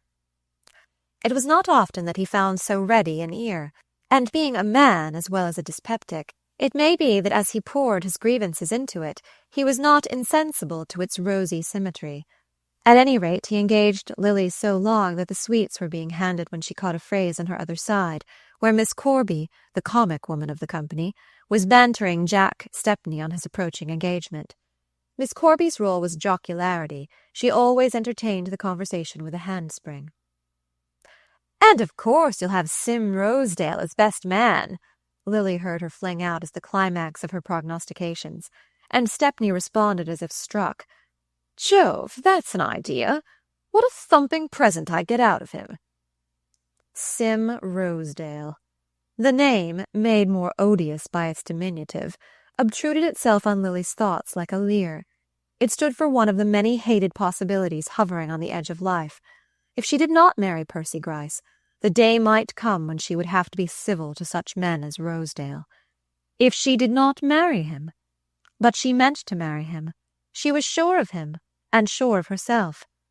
She drew back with a shiver from the pleasant paths in which her thoughts had been straying, and set her feet once more in the middle of the long white road. When she went upstairs that night, she found that the late post had brought her a fresh batch of bills. Mrs. Penniston, who was a conscientious woman, had forwarded them all to Bellamont. Miss Bart, accordingly, rose the next morning with the most earnest conviction that it was her duty to go to church. She tore herself betimes from the lingering enjoyment of her breakfast tray, rang to have her grey gown laid out, and dispatched her maid to borrow a prayer-book from Mrs. Trenor. But her course was too purely reasonable not to contain the germs of rebellion. No sooner were her preparations made than they roused a smothered sense of resistance. A small spark was enough to kindle Lily's imagination, and the sight of the grey dress and the borrowed prayer-book flashed a long light down the years. She would have to go to church with Percy Gryce every Sunday. They would have a front pew in the most expensive church in New York, and his name would figure handsomely in the list of parish charities. In a few years, when he grew stouter, he would be made a warden. Once in the winter the rector would come to dine, and her husband would beg her to go over the list and see that no divorcees were included, except those who had showed signs of penitence by being remarried to the very wealthy. There was nothing especially arduous in this round of religious obligations, but it stood for a fraction of that great bulk of boredom which loomed across her path. And who could consent to be bored on such a morning? Lily had slept well, and her bath had filled her with a pleasant glow, which was becomingly reflected in the clear curve of her cheek. No lines were visible this morning, or else the glass was at a happier angle. And the day was the accomplice of her mood. It was a day for impulse and truancy.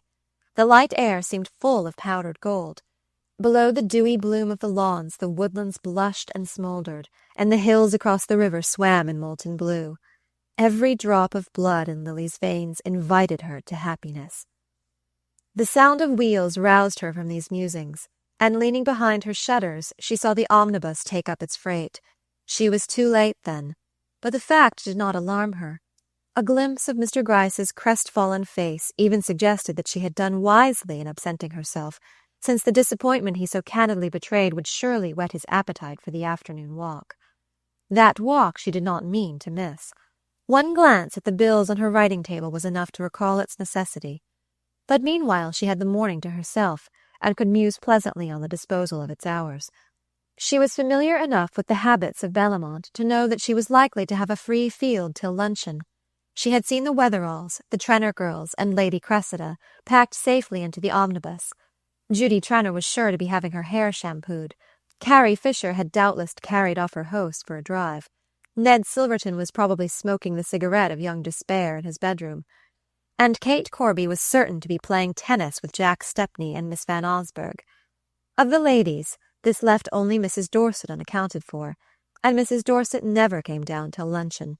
Her doctors, she averred, had forbidden her to expose herself to the crude air of the morning. To the remaining members of the party Lily gave no special thought. Wherever they were not likely to interfere with her plans.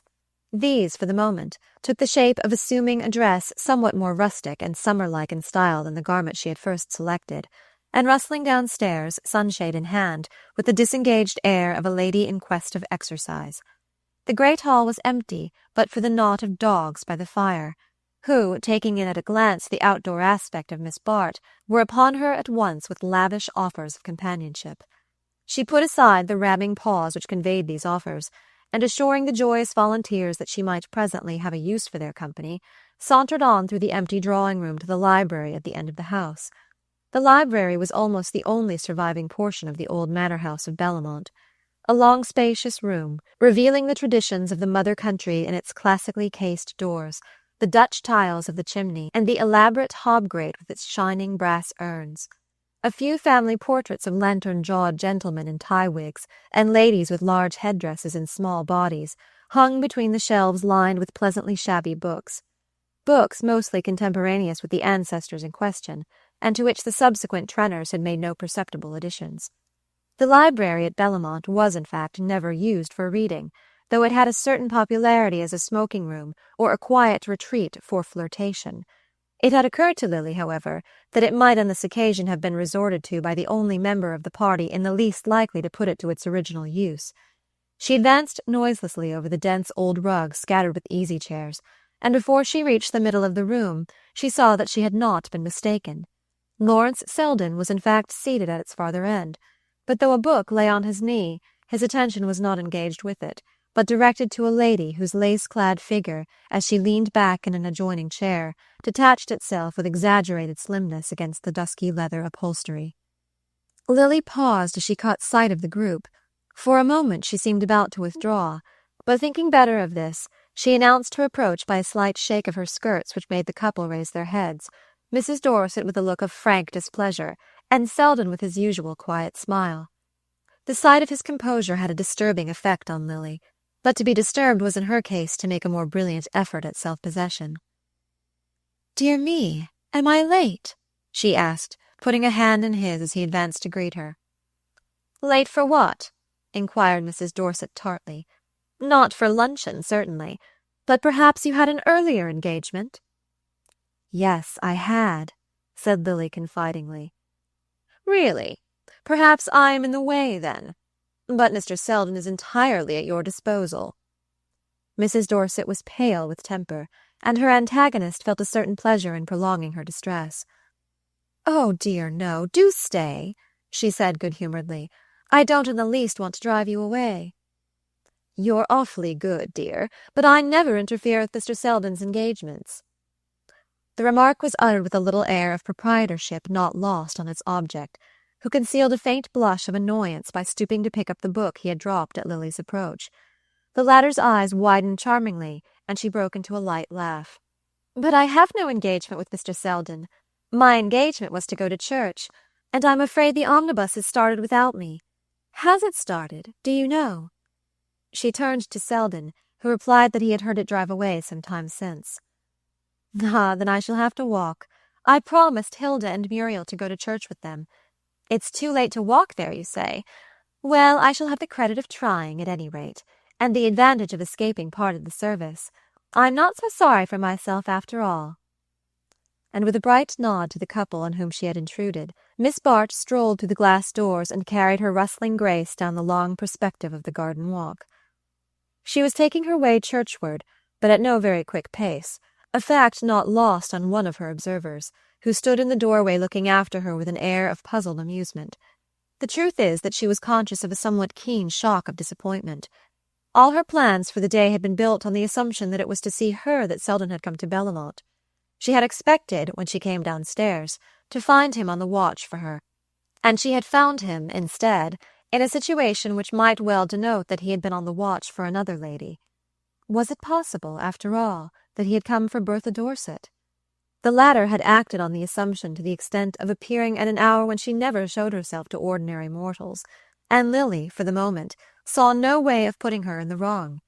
It did not occur to her that Selden might have been actuated merely by the desire to spend a Sunday out of town. Women never learn to dispense with the sentimental motive in their judgments of men. But Lily was not easily disconcerted. Competition put her on her mettle, and she reflected that Selden's coming, if it did not declare him to be still in Mrs. Dorset's toils, showed him to be so completely free from them that he was not afraid of her proximity. These thoughts so engaged her that she fell into a gait hardly likely to carry her to church before the sermon, and at length, having passed from the gardens to the wood-path beyond, so far forgot her intention as to sink into a rustic seat at a bend of the walk. The spot was charming, and Lily was not insensible to the charm, or to the fact that her presence enhanced it. But she was not accustomed to taste the joys of solitude, except in company, and the combination of a handsome girl and a romantic scene struck her as too good to be wasted. No one, however, appeared to profit by the opportunity, and after a half-hour of fruitless waiting, she rose and wandered on. She felt a stealing sense of fatigue as she walked, The sparkle had died out of her, and the taste of life was stale on her lips. She hardly knew what she had been seeking, or why the failure to find it so blotted the light from her sky. She was only aware of a vague sense of failure, of an inner isolation deeper than the loneliness about her. Her footsteps flagged, and she stood gazing listlessly ahead, digging the ferny edge of the path with the tip of her sunshade. As she did so, a step sounded behind her, and she saw Selden at her side. "How fast you walk," he remarked.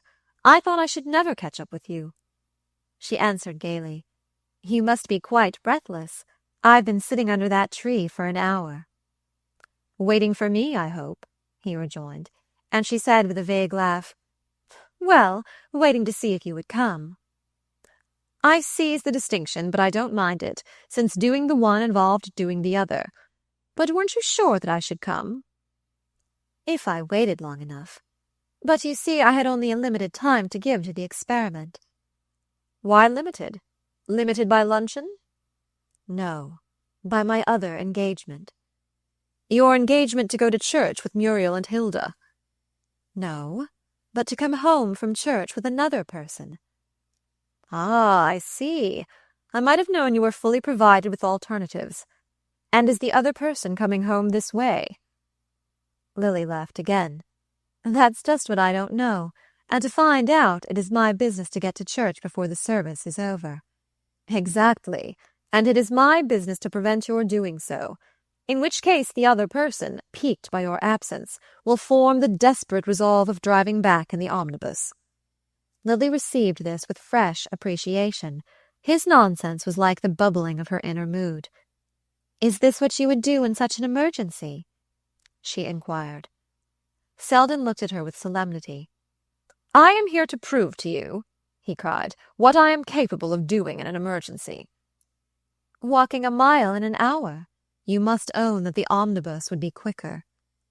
"Ah, but will he find you in the end? That's the only test of success." They looked at each other with the same luxury of enjoyment that they had felt in exchanging absurdities over his tea-table. But suddenly Lily's face changed, and she said, "Well, if it is, he has succeeded." Selden, following her glance, perceived a party of people advancing toward them from the farther bend of the path. Lady Cressida had evidently insisted on walking home, and the rest of the churchgoers had thought it their duty to accompany her.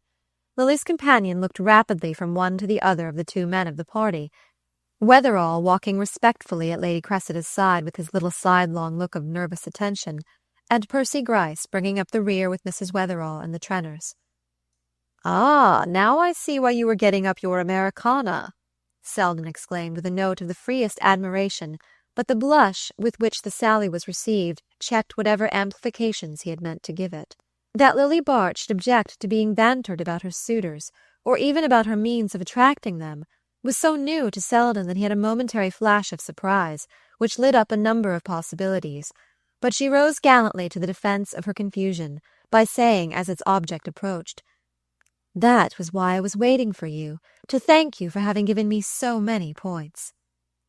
"Ah, you can hardly do justice to the subject in such a short time," said Selden, as the Trenner girls caught sight of Miss Bart, and while she signalled a response to their boisterous greeting, he added quickly, "Won't you devote your afternoon to it? You know I must be off tomorrow morning. We'll take a walk, and you can thank me at your leisure." Chapter 6. The afternoon was perfect.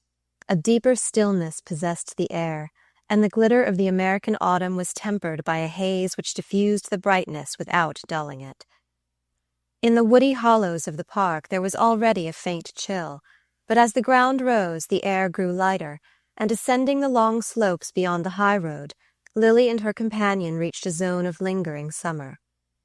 The path wound across a meadow with scattered trees, then it dipped into a lane plumed with asters and purpling sprays of bramble, whence, through the light quiver of ash leaves, the country unrolled itself in pastoral distances. Higher up, the lane showed thickening tufts of fern and of the creeping, glossy verdure of shaded slopes.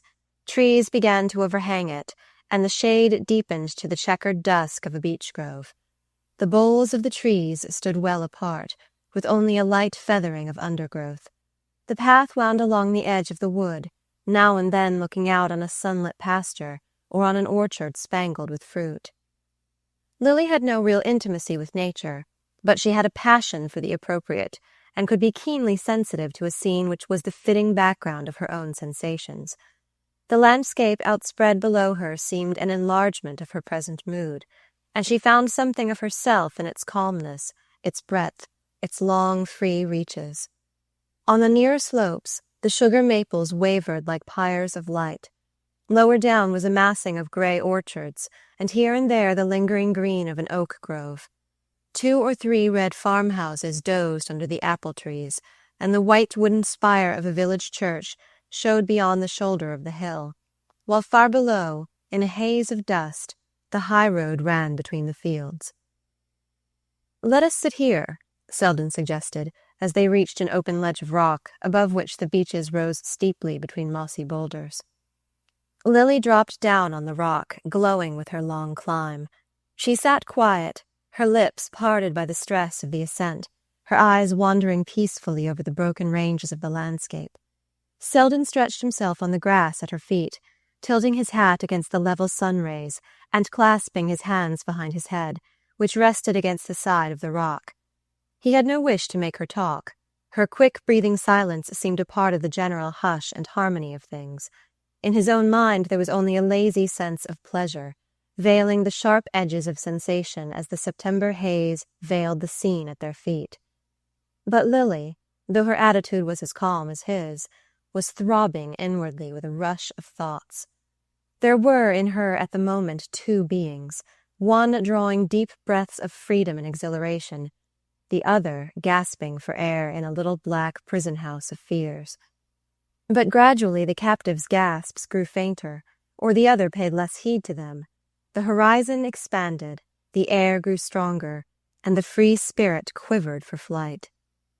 She could not herself have explained the sense of buoyancy which seemed to lift and swing her above the sun-suffused world at her feet. Was it love, she wondered, or a mere fortuitous combination of happy thoughts and sensations? How much of it was owing to the spell of the perfect afternoon, the scent of the fading woods, the thought of the dullness she had fled from? Lily had no definite experience by which to test the quality of her feelings. She had several times been in love with fortunes or careers, but only once with a man. That was years ago, when she first came out, and had been smitten with a romantic passion for a young gentleman named Herbert Melson, who had blue eyes and a little wave in his hair. Mr. Melson, who was possessed of no other negotiable securities, had hastened to employ these in capturing the eldest Miss Van Osburgh. Since then he had grown stout and wheezy, and was given to telling anecdotes about his children. If Lily recalled this early emotion, it was not to compare it with that which now possessed her. The only point of comparison was the sense of lightness, of emancipation, which she remembered feeling in the whirl of a waltz, or the seclusion of a conservatory during the brief course of her youthful romance. She had not known again till today that lightness, that glow of freedom. But now it was something more than a blind groping of the blood. The peculiar charm of her feeling for Selden was that she understood it. She could put her finger on every link of the chain that was drawing them together. Though his popularity was of the quiet kind, felt rather than actively expressed among his friends, she had never mistaken his inconspicuousness for obscurity. His reputed cultivation was generally regarded as a slight obstacle to easy intercourse, but Lily, who prided herself on her broad-minded recognition of literature and always carried an Omar Khayyam in her travelling bag, was attracted by this attribute, which she felt would have had its distinction in an older society. It was, moreover, one of his gifts to look his part, to have a height which lifted his head above the crowd, and the keenly modelled dark features which, in a land of amorphous types, gave him the air of belonging to a more specialized race, of carrying the impress of a concentrated past. Expansive persons found him a little dry, and very young girls thought him sarcastic. But this air of friendly aloofness, as far removed as possible from any assertion of personal advantage, was the quality which piqued Lily's interest. Everything about him accorded with the fastidious element in her taste, even to the light irony with which he surveyed what seemed to her most sacred. She admired him most of all, perhaps, for being able to convey as distinct a sense of superiority as the richest man she had ever met. It was the unconscious prolongation of this thought which led her to say presently with a laugh, "I have broken 2 engagements for you today. How many have you broken for me?" "None," said Selden calmly. "My only engagement at Bellamont was with you." She glanced down at him, faintly smiling. "Did you really come to Bellamont to see me?" "Of course I did." Her look deepened meditatively. "Why?" she murmured with an accent which took all tinge of coquetry from the question. "Because you're such a wonderful spectacle. I always like to see what you are doing." "How do you know what I should be doing if you were not here?" Selden smiled. "I don't flatter myself that my coming has deflected your course of action by a hair's breadth." "That's absurd. Since, if you were not here, I could obviously not be taking a walk with you." "No, but your taking a walk with me is only another way of making use of your material. You are an artist, and I happen to be the bit of color you are using today. It's a part of your cleverness to be able to produce premeditated effects extemporaneously." Lily smiled also. His words were too acute not to strike her sense of humor. It was true that she meant to use the accident of his presence as part of a very definite effect, or that, at least, was the secret pretext she had found for breaking her promise to walk with Mr. Gryce. She had sometimes been accused of being too eager. Even Judy Trenor had warned her to go slowly. Well, she would not be too eager in this case. She would give her suitor a longer taste of suspense. Where duty and inclination jumped together, it was not in Lily's nature to hold them asunder. She had excused herself from the walk on the plea of a headache, the horrid headache which in the morning had prevented her venturing to church. Her appearance at luncheon justified the excuse. She looked languid, full of a suffering sweetness. She carried a scent bottle in her hand. Mr. Gryce was new to such manifestations. He wondered rather nervously if she were delicate, having far-reaching fears about the future of his progeny. But sympathy won the day, and he besought her not to expose herself. He always connected the outer air with ideas of exposure. Lily had received his sympathy with languid gratitude, urging him, since she should be such poor company, to join the rest of the party, who, after luncheon, were starting in automobiles on a visit to the Van Osburghs at Peekskill. Mr. Gryce was touched by her disinterestedness, and, to escape from the threatened vacuity of the afternoon, had taken her advice and departed mournfully. In a dust hood and goggles, as the motor-car plunged down the avenue, she smiled at his resemblance to a baffled beetle. Selden had watched her manoeuvres with lazy amusement. She had made no reply to his suggestion that they should spend the afternoon together, but as her plan unfolded itself, he felt fairly confident of being included in it. The house was empty when at length he heard her step on the stair and stroll out of the billiard-room to join her. She had on a hat and walking dress, and the dogs were bounding at her feet. "I thought, after all, the air might do me good," she explained, and he agreed that so simple a remedy was worth trying. The excursionists would be gone at least 4 hours. Lily and Selden had the whole afternoon before them, and the sense of leisure and safety gave the last touch of lightness to her spirit. With so much time to talk, and no definite object to be led up to, she could taste the rare joys of mental vagrancy. She felt so free from ulterior motives that she took up his charge with a touch of resentment. "I don't know," she said, "why you are always accusing me of premeditation." "I thought you confessed to it. You told me the other day that you had to follow a certain line, and if one does a thing at all, it is a merit to do it thoroughly." "If you mean that a girl who has no one to think for her is obliged to think for herself, I am quite willing to accept the imputation. But you must find me a dismal kind of person if you suppose that I never yield to an impulse." "Ah, but I don't suppose that. Haven't I told you that your genius lies in converting impulses into intentions?" "My genius?" she echoed with a sudden note of weariness. "Is there any final test of genius but success? And I certainly haven't succeeded." Selden pushed his hat back and took a side glance at her. "Success? What is success? I shall be interested to have your definition." "Success?" She hesitated. "Why, to get as much as one can out of life, I suppose. It's a relative quality, after all. Isn't that your idea of it?" "My idea of it? God forbid!" He sat up with sudden energy, resting his elbows on his knees and staring out upon the mellow fields. "My idea of success," he said, "is personal freedom." "Freedom? Freedom from worries?" "From everything.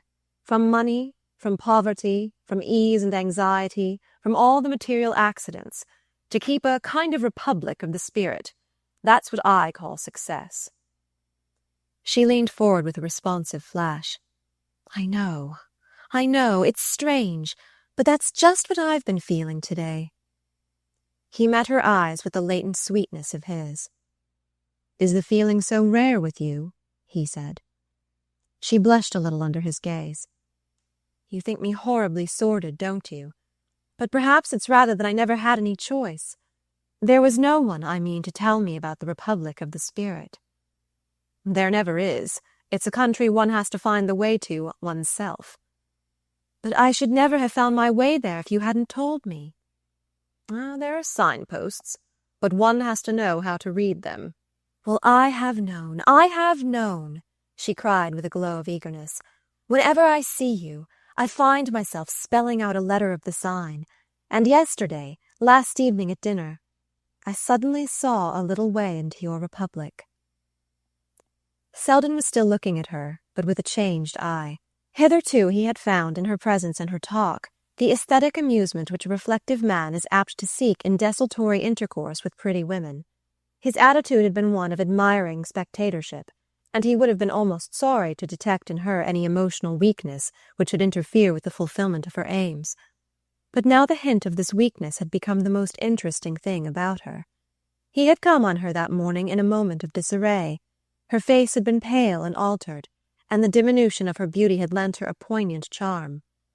"That is how she looks when she is alone," had been his first thought, and the second was to note in her the change which his coming produced. It was the danger point of their intercourse that he could not doubt the spontaneity of her liking. From whatever angle he viewed their dawning intimacy, he could not see it as part of her scheme of life, and to be the unforeseen element in a career so accurately planned was stimulating, even to a man who had renounced sentimental experiments. "Well," he said, "did it make you want to see more? Are you going to become one of us?" He had drawn out his cigarettes as he spoke, and she reached her hand toward the case. "Oh, do give me one. I haven't smoked for days." "Why such unnatural abstinence? Everybody smokes at Bellamont." "Yes, but it is not considered becoming in a jeune fille mariée, and at the present moment I am a jeune fille mariée." "Ah, then I'm afraid we can't let you into the Republic." "Why not? Is it a celibate order?" "Not in the least, though I'm bound to say there are not many married people in it. But you will marry someone very rich, and it's as hard for rich people to get into as the kingdom of heaven." "That's unjust, I think, because as I understand it, one of the conditions of citizenship is not to think too much about money, and the only way not to think about money is to have a great deal of it." "You might as well say that the only way not to think about air is to have enough to breathe. That is true enough in a sense, but your lungs are thinking about the air if you are not. And so it is with your rich people. They may not be thinking of money, but they're breathing it all the while. Take them into another element and see how they squirm and gasp." Lily sat gazing absently through the blue rings of her cigarette smoke. "It seems to me," she said at length, "that you spend a good deal of your time in the element you disapprove of." Selden received this thrust without discomposure. "Yes, but I have tried to remain amphibious. It's all right as long as one's lungs can work in another air. The real alchemy consists in being able to turn gold back again into something else, and that's the secret that most of your friends have lost." Lily mused. "Don't you think," she rejoined after a moment, "that the people who find fault with society are too apt to regard it as an end and not a means, just as the people who despise money speak as if its only use were to be kept in bags and gloated over? Isn't it fairer to look at them both as opportunities, which may be used either stupidly or intelligently, according to the capacity of the user?" "That is certainly the sane view, But the queer thing about society is that the people who regard it as an end are those who are in it, and not the critics on the fence. It's just the other way with most shows. The audience may be under the illusion, but the actors know that real life is on the other side of the footlights. The people who take society as an escape from work are putting it to its proper use. But when it becomes the thing worked for, it distorts all the relations of life. Selden raised himself on his elbow.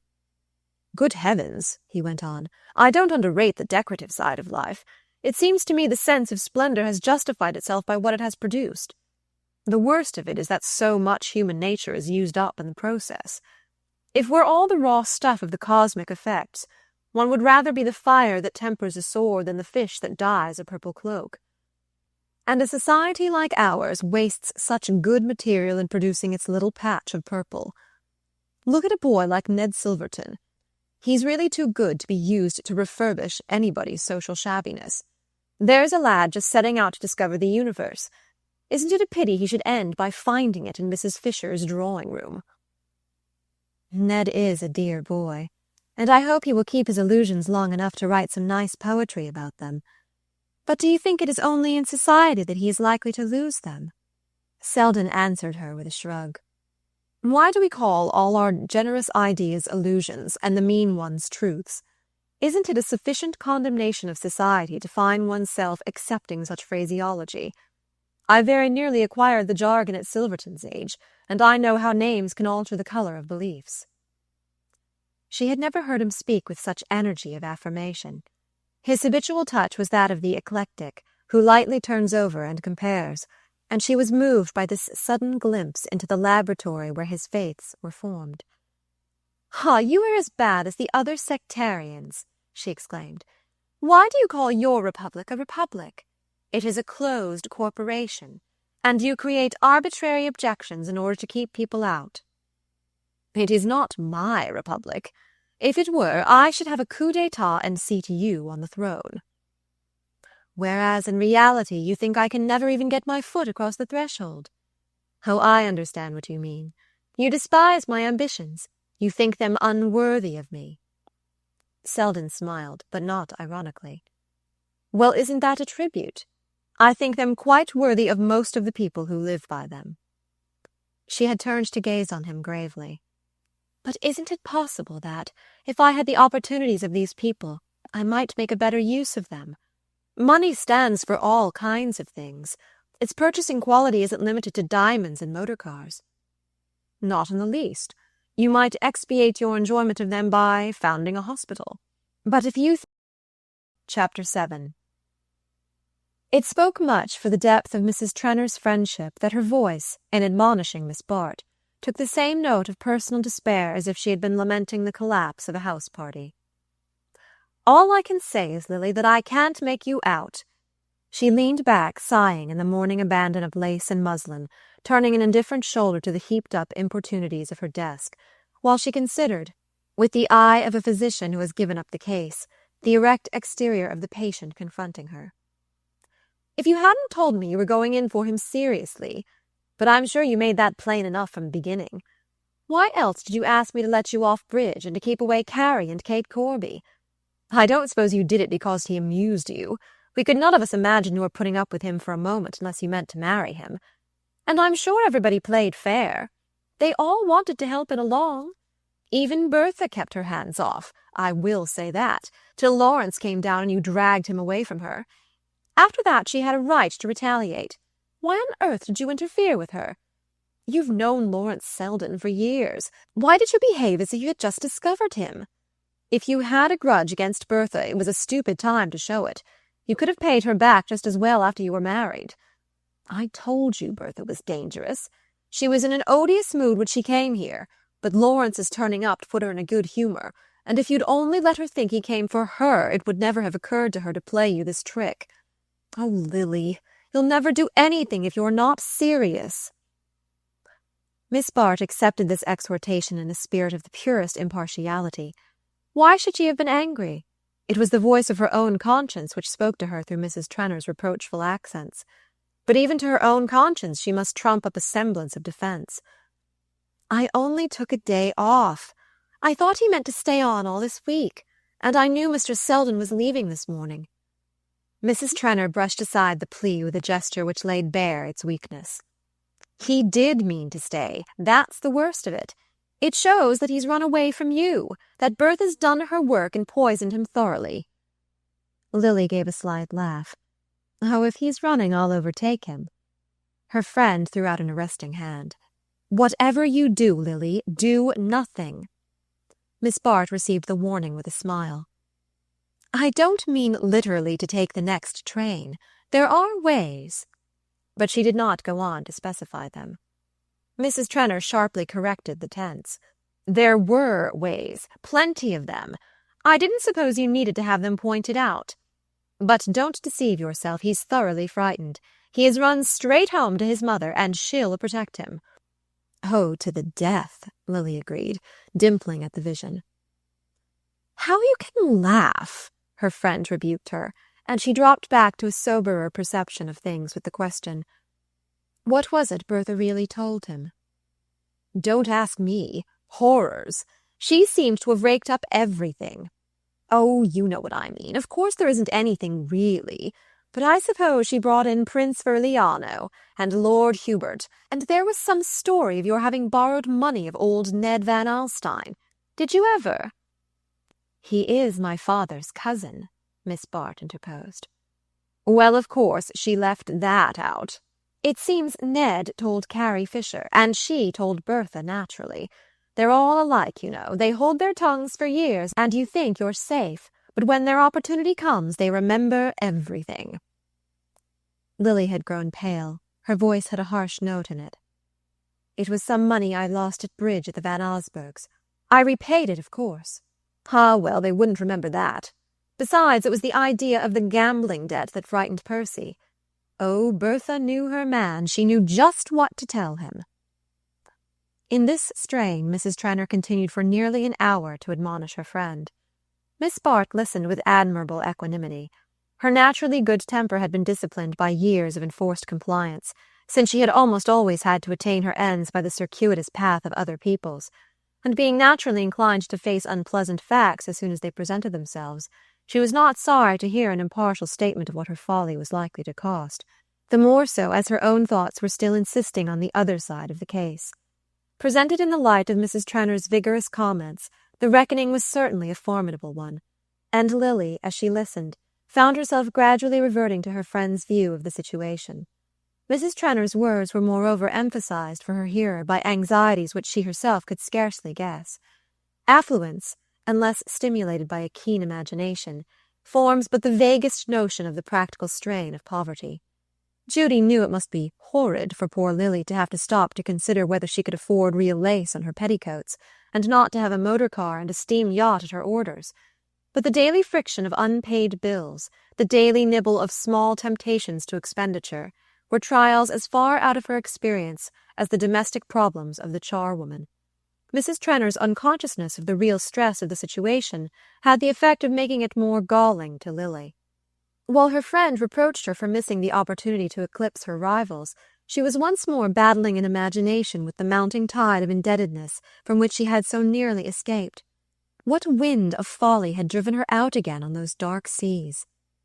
If anything was needed to put the last touch to her self-abasement, it was the sense of the way her old life was opening its ruts again to receive her.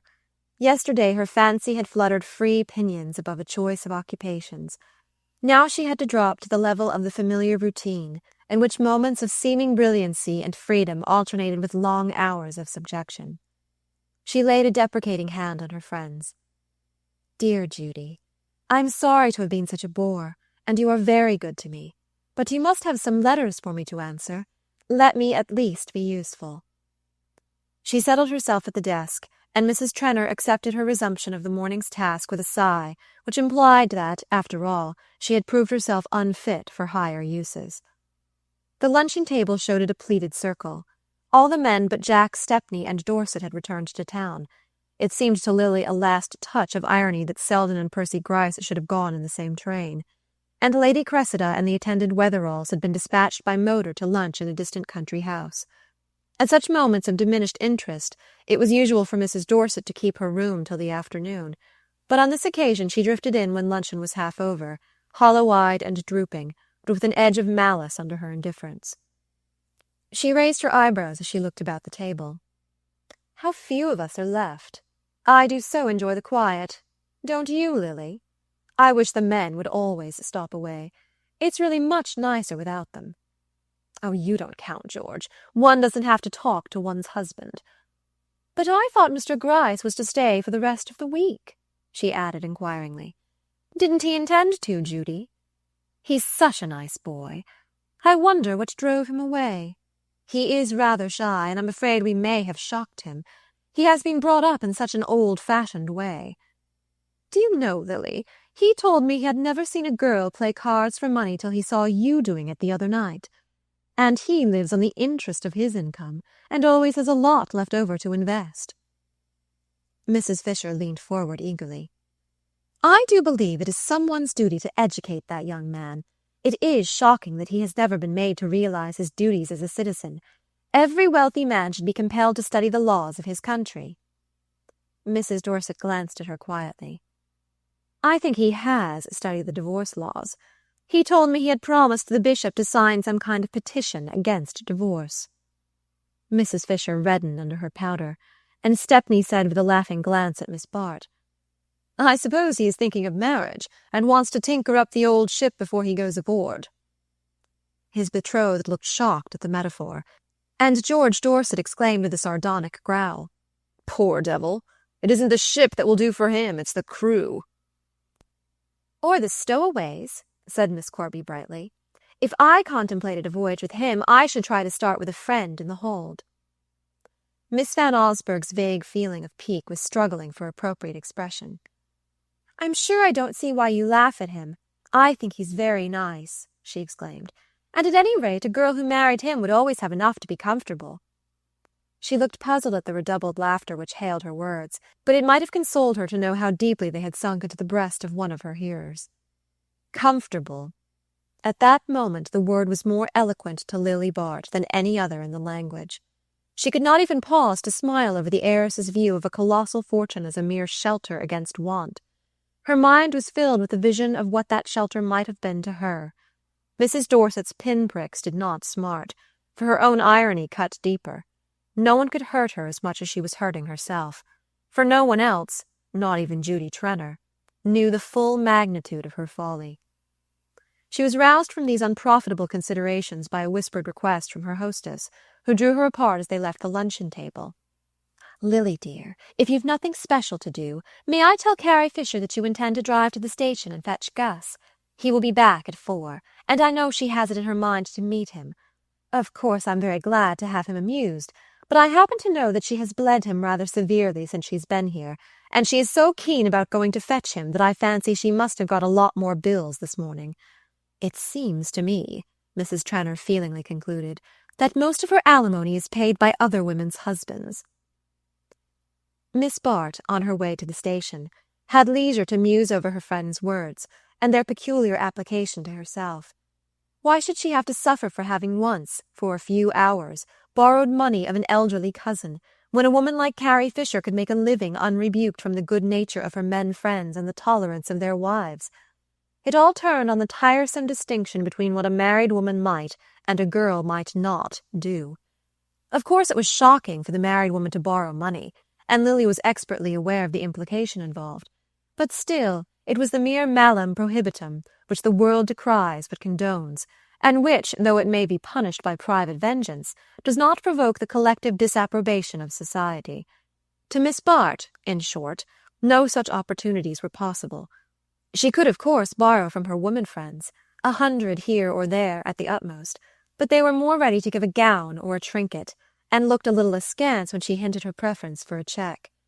Women are not generous lenders, and those among whom her lot was cast were either in the same case as herself, or else too far removed from it to understand its necessities. The result of her meditations was the decision to join her aunt at Richfield. She could not remain at Bellamont without playing bridge, and being involved in other expenses, and to continue her usual series of autumn visits would merely prolong the same difficulties. She had reached a point where abrupt retrenchment was necessary, and the only cheap life was a dull life. She would start the next morning for Richfield. At the station, she thought Gus Trenor seemed surprised, and not wholly unrelieved, to see her. She yielded up the reins of the light runabout in which he had driven over, and as he climbed heavily to her side, crushing her into a scant third of the seat, he said, "Hello. It isn't often you honour me. You must have been uncommonly hard up for something to do." The afternoon was warm, and propinquity made her more than usually conscious that he was red and massive, and that beads of moisture had caused the dust of the train to adhere unpleasantly to the broad expanse of cheek and neck which he turned to her. But she was aware also, from the look in his small, dull eyes, that the contact with her freshness and slenderness was as agreeable to him as the sight of a cooling beverage. The perception of this fact helped her to answer gaily, "It's not often I have the chance. There are too many ladies to dispute the privilege with me." "The privilege of driving me home? Well, I'm glad you won the race, anyhow. But I know what really happened.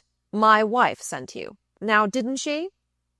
He had the dull man's unexpected flashes of astuteness, and Lily could not help joining in the laugh with which she had pounced on the truth.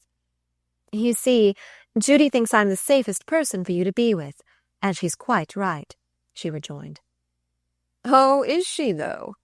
If she is, it's because you wouldn't waste your time on an old hulk like me. We married men have to put up with what we can get. All the prizes are for the clever chaps who've kept a free foot. Let me light a cigar, will you? I've had a beastly day of it." He drew up in the shade of the village street, and passed the reins to her while he held a match to his cigar. The little flame under his hand cast a deeper crimson on his puffing face, and Lily averted her eyes with a momentary feeling of repugnance.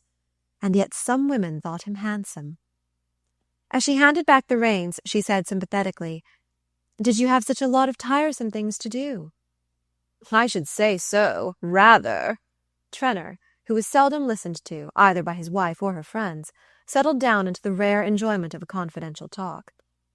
"You don't know how a fellow has to hustle to keep this kind of thing going." He waved his whip in the direction of the Bellamont acres, which lay outspread before them in opulent undulations. "Judy has no idea of what she spends. Not that there isn't plenty to keep the thing going," he interrupted himself, "but a man has got to keep his eyes open and pick up all the tips he can. My father and mother used to live like fighting cocks on their income, and put by a good bit of it too, luckily for me. But at the pace we go now, I don't know where I should be if it weren't for taking a flyer now and then. The women all think, Judy thinks, I've nothing to do but to go downtown once a month and cut off coupons. But the truth is, it takes a devilish lot of hard work to keep the machinery running.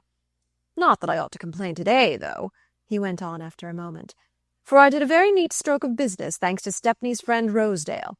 By the way, Miss Lily, I wish you'd try to persuade Judy to be decently civil to that chap. He's going to be rich enough to buy us all out one of these days, and if she'd only ask him to dine now and then, I could get almost anything out of him. The man is mad to know the people who don't want to know him, and when a fellow's in that state, there is nothing he won't do for the first woman who takes him up." Lily hesitated a moment. The first part of her companion's discourse had started an interesting train of thought, which was rudely interrupted by the mention of Mr. Rosedale's name. She uttered a faint protest. "But you know Jack did try to take him about, and he was impossible."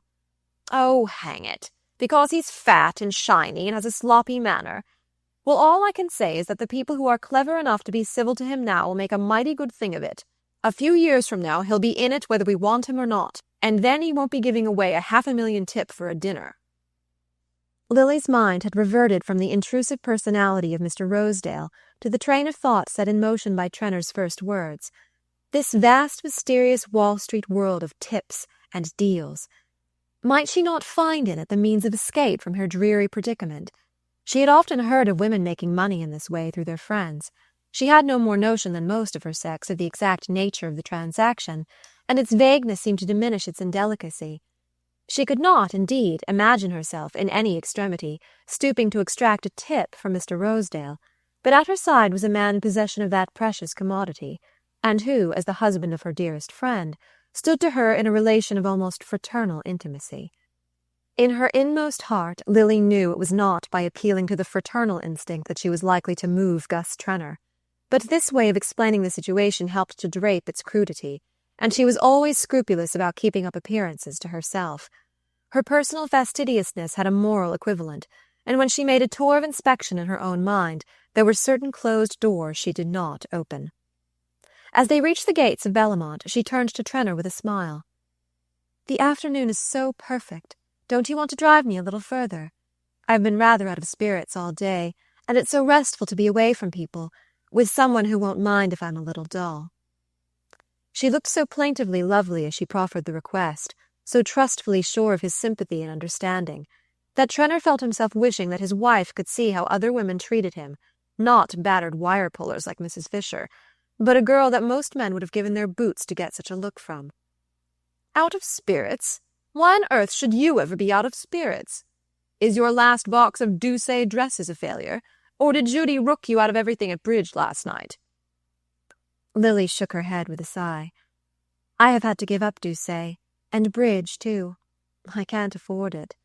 In fact, I can't afford any of the things my friends do, and I am afraid Judy often thinks me a bore because I don't play cards any longer, and because I am not as smartly dressed as the other women. But you will think me a bore, too, if I talk to you about my worries, and I only mention them because I want you to do me a favour, the very greatest of favours." Her eyes sought his once more, and she smiled inwardly at the tinge of apprehension that she read in them. "Why, of course, if it's anything I can manage." He broke off, and she guessed that his enjoyment was disturbed by the remembrance of Mrs. Fisher's methods. "The greatest of favours," she rejoined gently. "The fact is, Judy is angry with me, and I want you to make my peace." "Angry with you? Oh, come, nonsense." His relief broke through in a laugh. "Why, you know she's devoted to you." "She is the best friend I have, and that is why I mind having to vex her. But I dare say you know what she has wanted me to do.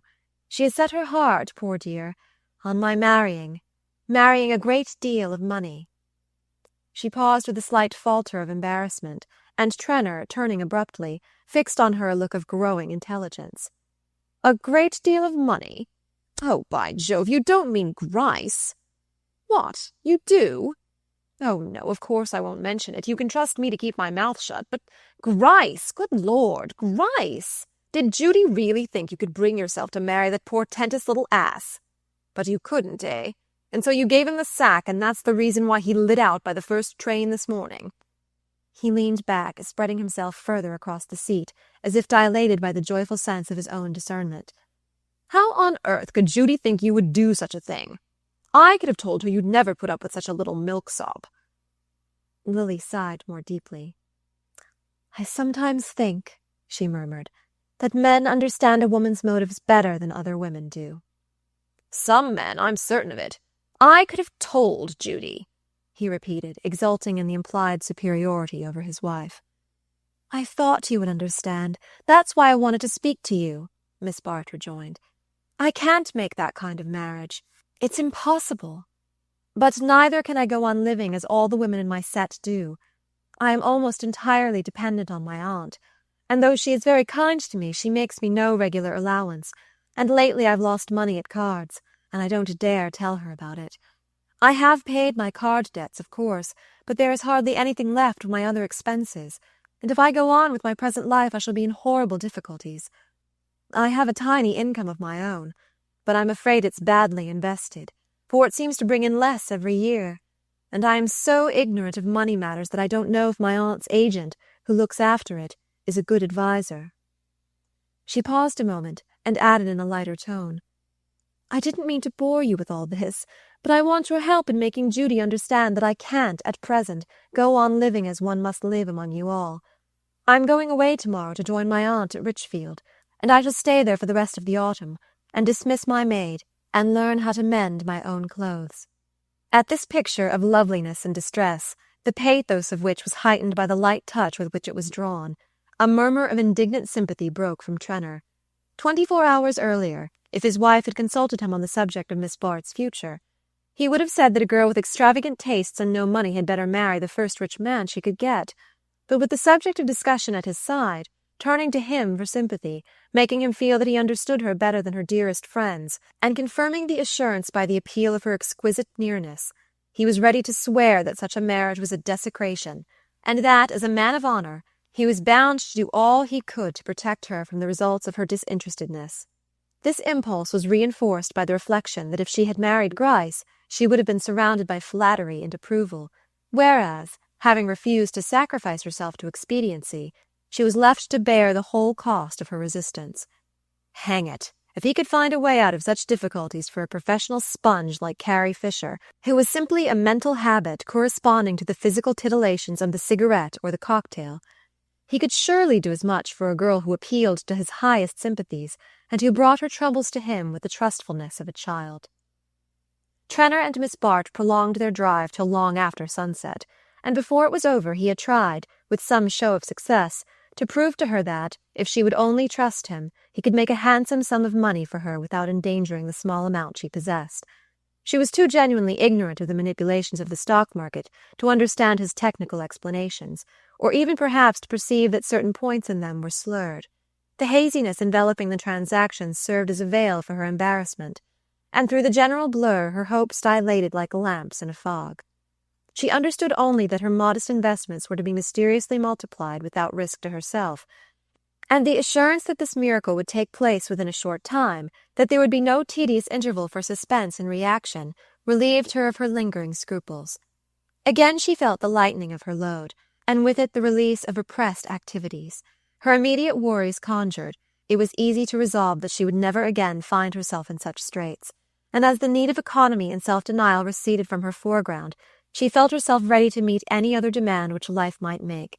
Even the immediate one of letting Trenor, as they drove homeward, lean a little nearer and rest his hand reassuringly on hers, caused her only a momentary shiver of reluctance.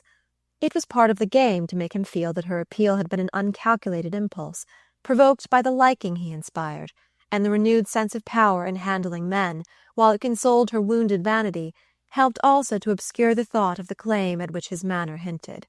He was a coarse, dull man, who, under all his show of authority, was a mere supernumerary in the costly show for which his money paid.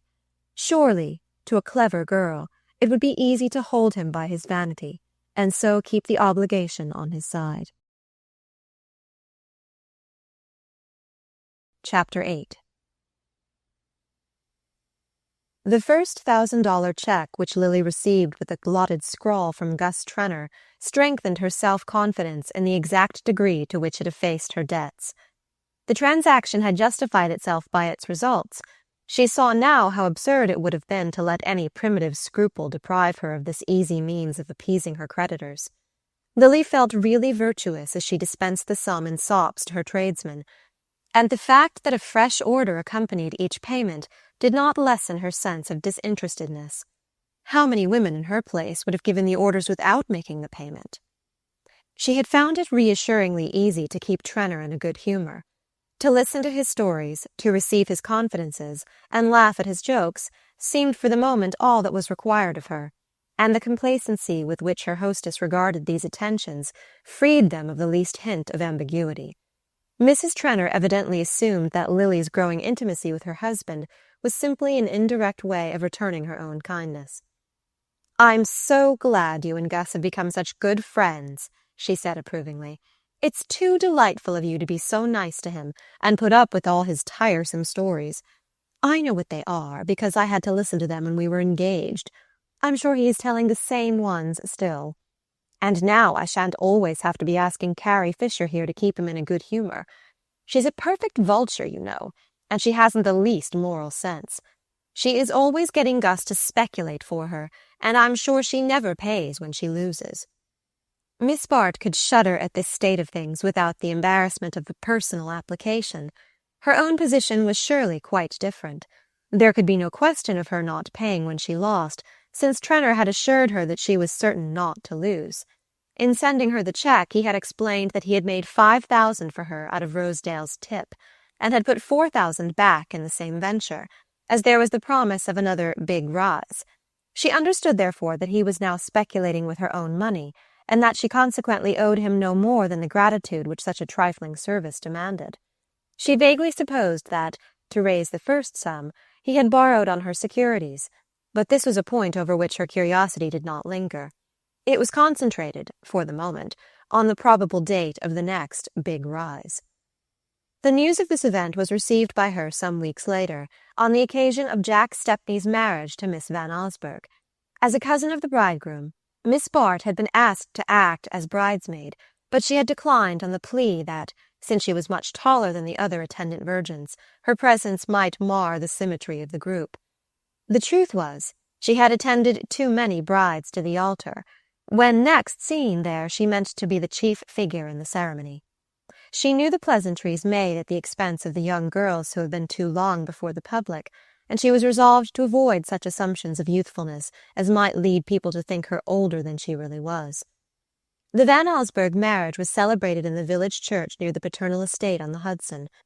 It was the simple country wedding to which guests are convoyed in special trains, and from which the hordes of the uninvited have to be fended off by the intervention of the police. While these sylvan rites were taking place, in a church packed with fashion and festooned with orchids, the representatives of the press were threading their way, notebook in hand, through the labyrinth of wedding presents, and the agent of a cinematograph syndicate was setting up his apparatus at the church door. It was the kind of scene in which Lily had often pictured herself as taking the principal part, and on this occasion the fact that she was once more merely a casual spectator, instead of the mystically veiled figure occupying the center of attention, strengthened her resolve to assume the latter part before the year was over. The fact that her immediate anxieties were relieved did not blind her to impossibility of their recurrence. It merely gave her enough buoyancy to rise once more above her doubts and feel a renewed faith in her beauty, her power, and her general fitness to attract a brilliant destiny. It could not be that one conscious of such aptitudes for mastery and enjoyment was doomed to a perpetuity of failure, and her mistakes looked easily reparable in the light of her restored self-confidence. A special appositeness was given to these reflections by the discovery, in a neighboring pew, of the serious profile and neatly trimmed beard of Mr. Percy Gryce. There was something almost bridal in his own aspect. His large white gardenia had a symbolic air that struck Lily as a good omen. After all, seen in an assemblage of his kind, he was not ridiculous-looking. A friendly critic might have called his heaviness weighty, and he was at his best in the attitude of a vacant passivity which brings out the oddities of the restless.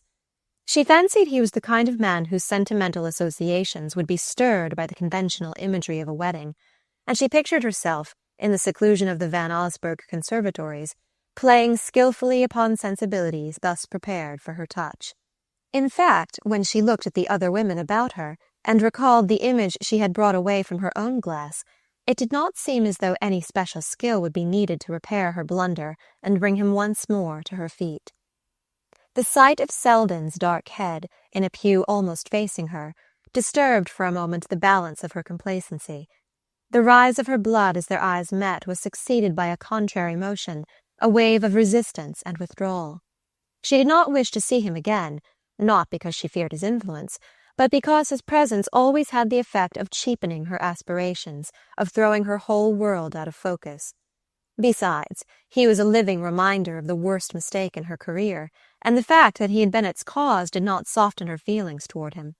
She could still imagine an ideal state of existence in which, all else being superadded, intercourse with Selden might be the last touch of luxury, but in the world as it was, such a privilege was likely to cost more than it was worth. "Lily, dear, I never saw you look so lovely. You look as if something delightful had just happened to you." The young lady who thus formulated her admiration of her brilliant friend did not, in her own person, suggest such happy possibilities. Miss Gertrude Farish, in fact, typified the mediocre and the ineffectual. If there were compensating qualities in her wide, frank glance and the freshness of her smile, these were qualities which only the sympathetic observer would perceive before noting that her eyes were of a workaday gray and her lips without haunting curves. Lily's own view of her wavered between pity for her limitations and impatience at her cheerful acceptance of them. To Miss Bart, as to her mother, acquiescence in dinginess was evidence of stupidity, and there were moments when, in the consciousness of her own power to look and to be so exactly what the occasion required, she almost felt that other girls were plain and inferior from choice. Certainly no one need have confessed such acquiescence in her lot as was revealed in the useful color of Gertie Farish's gown and the subdued lines of her hat. It is almost as stupid to let your clothes betray that you know you are ugly as to have them proclaim that you think you are beautiful. Of course, being fatally poor and dingy, it was wise of Gertie to have taken up philanthropy and symphony concerts. But there was something irritating in her assumption that existence yielded no higher pleasures, and that one might get as much interest and excitement out of life in a cramped flat as in the splendors of the Van Osburgh establishment. Today, however, her chirping enthusiasms did not irritate Lily. They seemed only to throw her own exceptionalness into becoming relief, and give a soaring vastness to her scheme of life. "Do let us go and take a peep at the presents before everyone else leaves the dining-room," suggested Miss Farish, linking her arm in her friend's. It was characteristic of her to take a sentimental and unenvious interest in all the details of a wedding. She was the kind of person who always kept her handkerchief out during the service, and departed clutching a box of wedding cake. "Isn't everything beautifully done?" she pursued, as they entered the distant drawing-room assigned to the display of Miss Van Osburgh's bridal spoils. "I always say no one does things better than Cousin Grace. Did you ever taste anything more delicious than that mousse of lobster with champagne sauce? I made up my mind weeks ago that I wouldn't miss this wedding, and just fancy how delightfully it all came about. When Lawrence Selden heard I was coming, he insisted on fetching me himself and driving me to the station, and when we go back this evening I am to dine with him at Sherry's. I really feel as excited as if I were getting married myself." Lily smiled. She knew that Selden had always been kind to his dull cousin, and she had sometimes wondered why he wasted so much time in such an unremunerative manner, but now the thought gave her a vague pleasure. "Do you see him often?" she asked. "Yes, he is very good about dropping in on Sundays, and now and then we do a play together, but lately I haven't seen much of him. He doesn't look well, and he seems nervous and unsettled. The dear fellow. I do wish he would marry some nice girl. I told him so today, but he said he didn't care for the really nice ones, and the other kind didn't care for him. But that was just his joke, of course. He could never marry a girl who wasn't nice. Oh, my dear, did you ever see such pearls?" They had paused before the table on which the bride's jewels were displayed, and Lily's heart gave an envious throb as she caught the refraction of light from their surfaces, the milky gleam of perfectly matched pearls, the flash of rubies relieved against contrasting velvet, the intense blue rays of sapphires kindled into light by surrounding diamonds, all these precious tints enhanced and deepened by the varied art of their setting. The glow of the stones warmed Lily's veins like wine. More completely than any other expression of wealth, they symbolized the life she longed to lead, the life of fastidious aloofness and refinement, in which every detail should have the finish of a jewel, and the whole form a harmonious setting to her own jewel-like rareness. "Oh, Lily, do look at this diamond pendant. It's as big as a dinner plate. Who can have given it?" Miss Farish bent short-sightedly over the accompanying card. "Mr. Simon Rosedale." "What, that horrid man?" "Oh, yes, I remember he's a friend of Jack's, and I suppose Cousin Grace had to ask him here today. But she must rather hate having to let Gwen accept such a present from him." Lily smiled. She doubted Mrs. Van Osburgh's reluctance, but was aware of Miss Farish's habit of ascribing her own delicacies of feeling to the persons least likely to be encumbered by them. "Well, if Gwen doesn't care to be seen wearing it, she could always exchange it for something else," she remarked. "Ah, here is something so much prettier," Miss Farish continued. "Do look at this exquisite white sapphire. I'm sure the person who chose it must have taken particular pains. What is the name?" "Percy Gryce." "Oh, then I'm not surprised." She smiled significantly as she replaced the card. "Of course you've heard that he's perfectly devoted to Evie Van Osburgh. Cousin Grace is so pleased about it. It's quite a romance. He met her first at the George Dorset's, only about 6 weeks ago, and it's just the nicest possible marriage for dear Evie. Oh, I don't mean the money. Of course she has plenty of her own.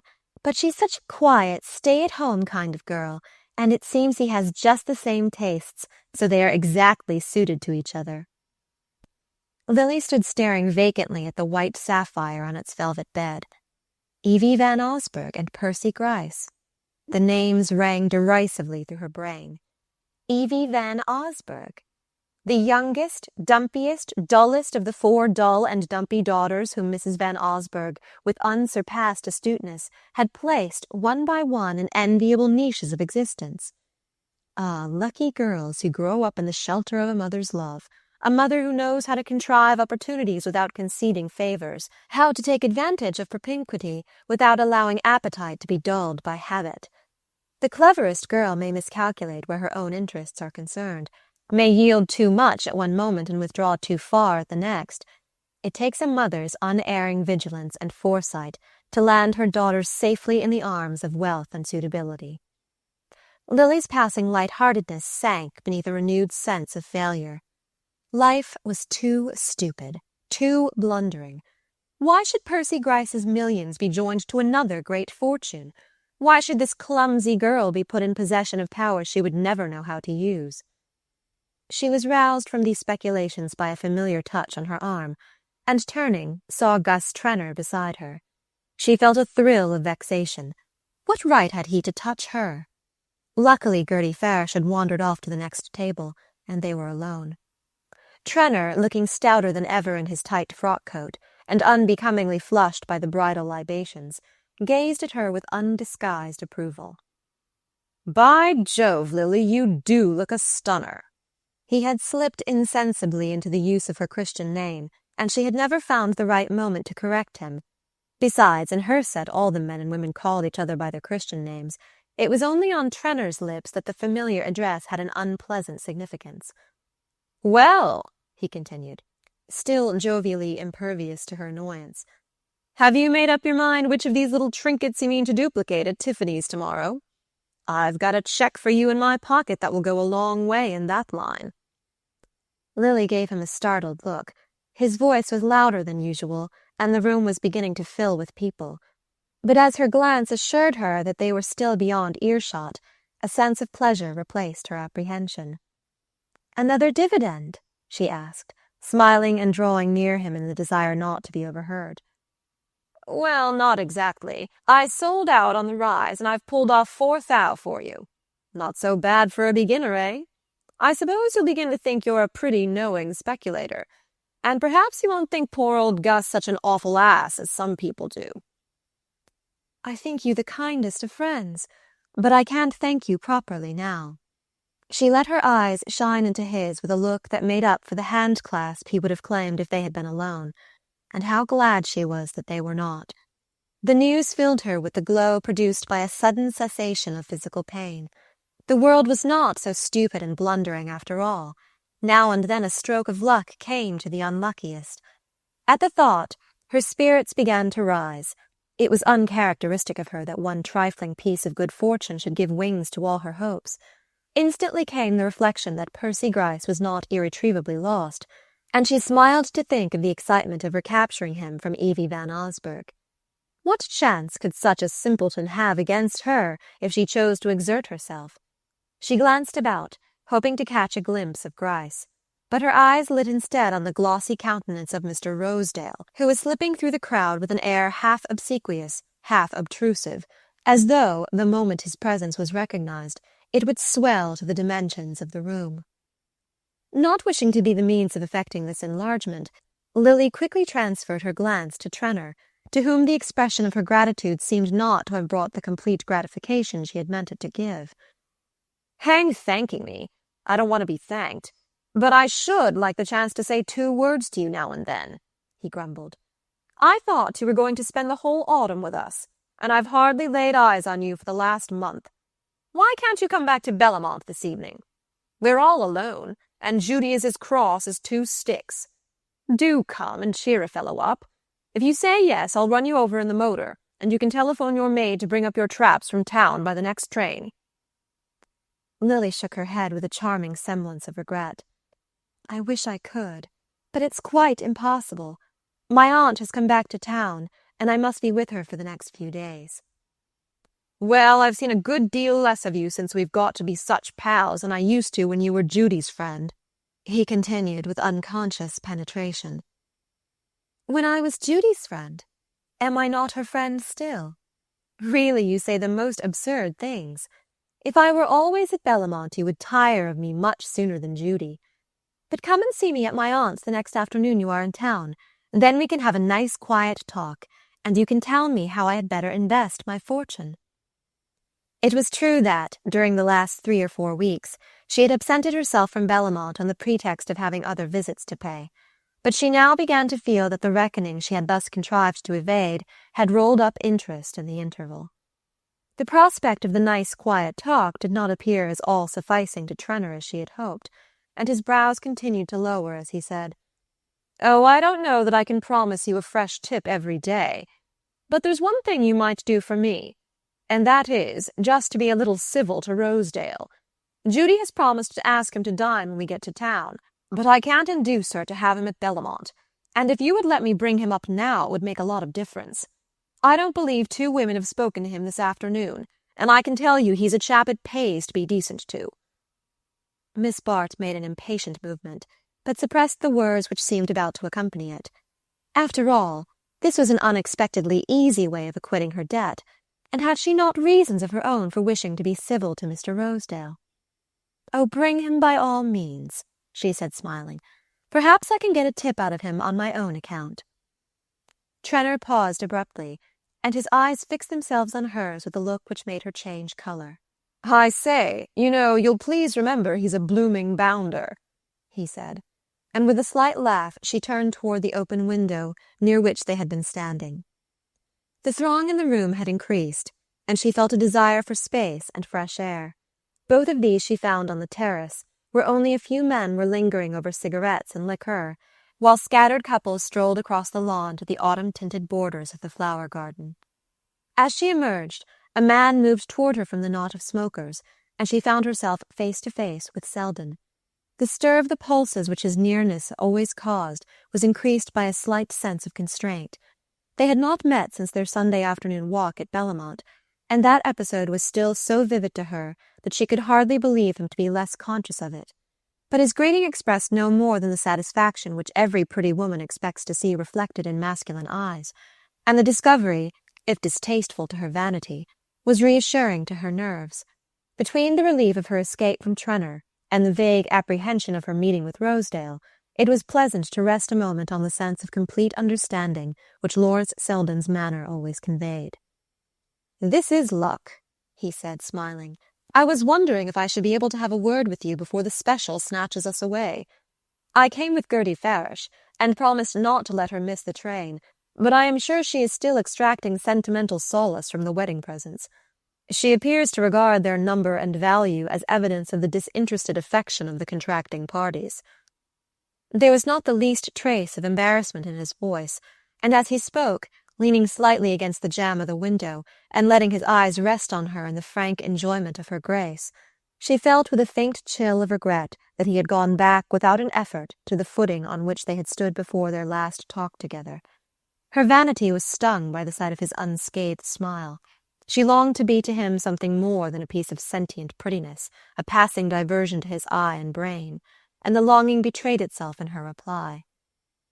"Ha," she said, "I envy Gertie that power she has of dressing up with romance all our ugly and prosaic arrangements. I have never recovered my self-respect since you showed me how poor and unimportant my ambitions were." The words were hardly spoken when she realized their infelicity. It seemed to be her fate to appear at her worst to Selden.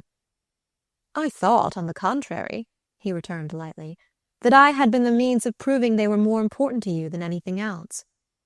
It was as if the eager current of her being had been checked by a sudden obstacle which drove it back upon itself. She looked at him helplessly, like a hurt or frightened child. This real self of hers, which he had the faculty of drawing out of the depths, was so little accustomed to go alone. The appeal of her helplessness touched in him, as it always did, a latent chord of inclination. It would have meant nothing to him to discover that his nearness made her more brilliant, but this glimpse of a twilight mood to which he alone had the clue seemed once more to set him in a world apart with her. "At least you can't think worse things of me than you say," she exclaimed with a trembling laugh, but before he could answer, the flow of comprehension between them was abruptly stayed by the reappearance of Gus Trenor, who advanced with Mr. Rosedale in his wake. "Hang it, Lily, I thought you'd given me the slip. Rosedale and I have been hunting all over for you." His voice had a note of conjugal familiarity.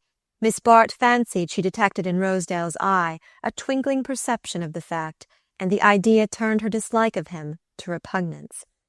She returned his profound bow with a slight nod, made more disdainful by the sense of Selden's surprise that she should number Rosedale among her acquaintances. Trenor had turned away, and his companion continued to stand before Miss Bart, alert and expectant, his lips parted in a smile at whatever she might be about to say, and his very back conscious of the privilege of being seen with her. It was the moment for tact, for the quick bridging over of gaps. But Selden still leaned against the window, a detached observer of the scene, and under the spell of his observation, Lily felt herself powerless to exert her usual arts. The dread of Selden suspecting that there was any need for her to propitiate such a man as Rosedale checked the trivial phrases of politeness. Rosedale still stood before her in an expectant attitude, and she continued to face him in silence, her glance just level with his polished boldness. The look put the finishing touch to what her silence implied. He reddened slowly, shifting from one foot to the other, fingered the plump black pearl in his tie, and gave a nervous twist to his mustache. Then, running his eye over her, he drew back, and said with a side glance at Selden, "Upon my soul, I never saw a more ripping get-up. Is that the last creation of the dressmaker you go to see at the Benedick? If so, I wonder all the other women don't go to her too." The words were projected sharply against Lily's silence, and she saw in a flash that her own act had given them their emphasis. In ordinary talk they might have passed unheeded, but following on her prolonged pause, they acquired a special meaning. She felt, without looking, that Selden had immediately seized it, and would inevitably connect the allusion with her visit to himself. The consciousness increased her irritation against Rosedale, but also her feeling that now, if ever, was the moment to propitiate him, hateful as it was to do so in Selden's presence. "How do you know the other women don't go to my dressmaker?" she returned. "You see, I'm not afraid to give her address to my friends." Her glance and accent so plainly included Rosedale in this privileged circle that his small eyes puckered with gratification, and a knowing smile drew up his mustache. "By Jove, you needn't be," he declared. "You could give him the whole outfit and win at a canter." "Ah, that's nice of you. And it would be nicer still if you would carry me off to a quiet corner and get me a glass of lemonade or some innocent drink before we all have to rush for the train." She turned away as she spoke, letting him strut at her side through the gathering groups on the terrace, while every nerve in her throbbed with the consciousness of what Selden must have thought of the scene. But under her angry sense of the perverseness of things and the light surface of her talk with Rosedale, a third idea persisted. She did not mean to leave without an attempt to discover the truth about Percy Gryce.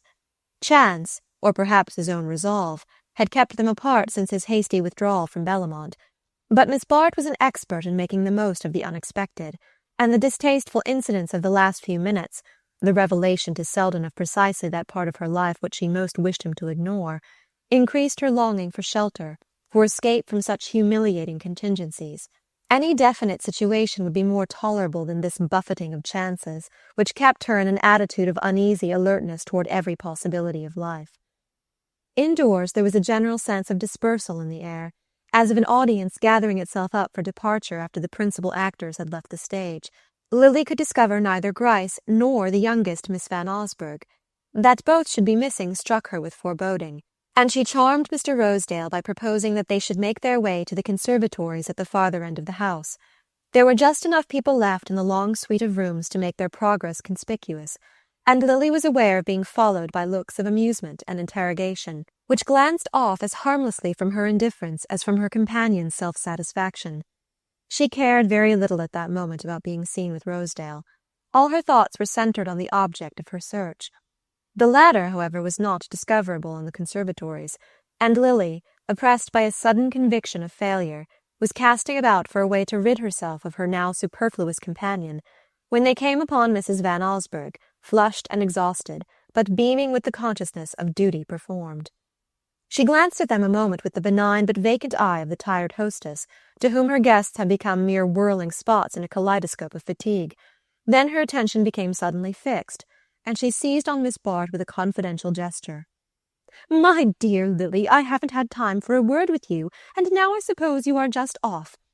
Have you seen Evie? She's been looking everywhere for you. She wanted to tell you her little secret, but I dare say you have guessed it already. The engagement is not to be announced till next week, but you are such a friend of Mr. Gryce's that they both wished you to be the first to know of their happiness." Chapter 9. In Mrs. Peniston's youth, fashion had returned to town in October. Therefore, on the 10th day of the month, the blinds of her Fifth Avenue residence were drawn up, and the eyes of the dying gladiator in bronze who occupied the drawing-room window resumed their survey of that deserted thoroughfare. The first 2 weeks after her return represented to Mrs. Peniston the domestic equivalent of a religious retreat. She went through the linen and blankets in the precise spirit of the penitent, exploring the inner folds of conscience. She sought for moths as a stricken soul seeks for lurking infirmities. The topmost shelf of every closet was made to yield up its secret. Cellar and coal bin were probed to their darkest depths, and, as a final stage in the lustral rites, the entire house was swathed in penitential white and deluged with expiatory soapsuds. It was on this phase of the proceedings that Miss Bart entered on the afternoon of her return from the Van Osburgh wedding. The journey back to town had not been calculated to soothe her nerves. Though Evie Van Osburgh's engagement was still officially a secret, it was one of which the innumerable intimate friends of the family were already possessed, and the train full of returning guests buzzed with illusions and anticipations. Lily was acutely aware of her own part in this drama of innuendo.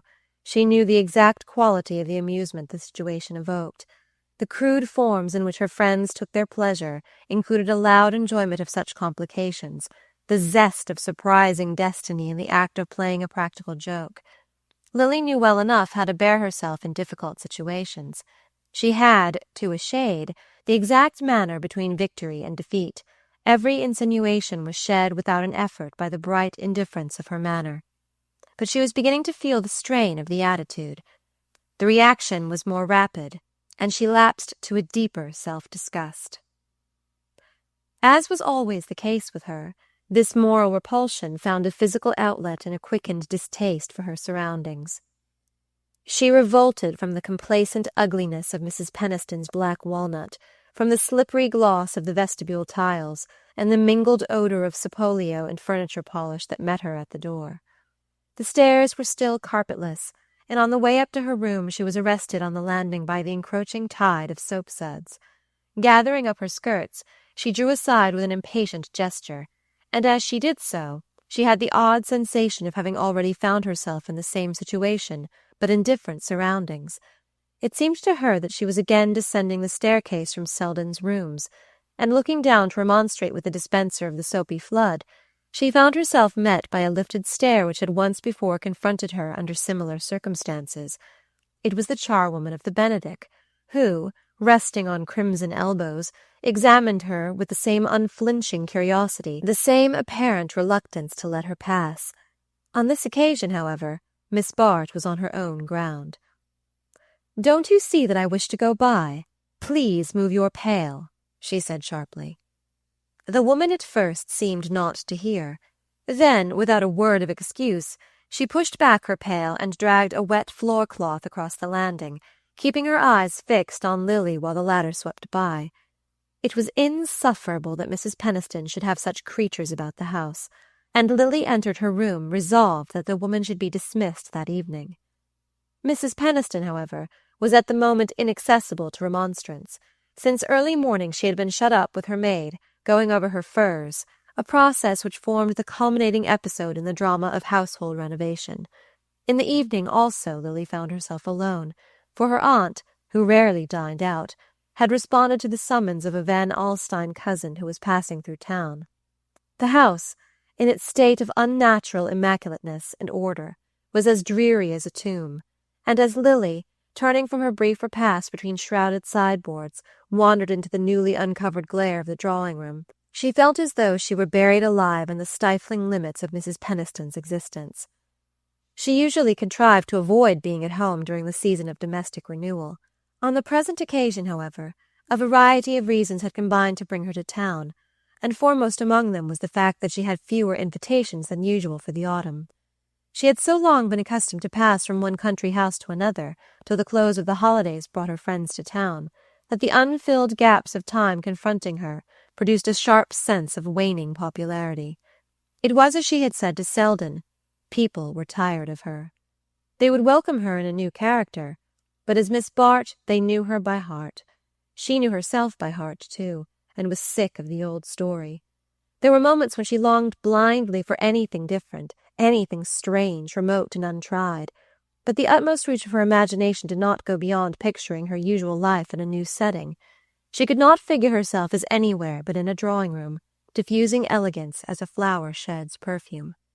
Meanwhile, as October advanced, she had to face the alternative of returning to the Trenners or joining her aunt in town. Even the desolating dullness of New York in October and the soapy discomforts of Mrs. Peniston's interior seemed preferable to what might await her at Bellamont, and with an air of heroic devotion she announced her intention of remaining with her aunt till the holidays.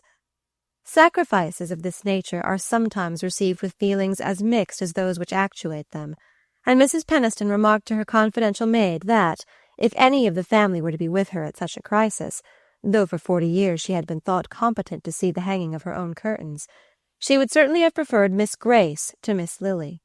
Grace Stepney was an obscure cousin, of adaptable manners and vicarious interests, who ran in to sit with Mrs. Peniston when Lily dined out too continuously, who played bezique, picked up dropped stitches, read out the deaths from the Times, and sincerely admired the purple satin drawing-room curtains, the dying gladiator in the window, and the 7x5 painting of Niagara, which represented the one artistic excess of Mr. Peniston's temperate career.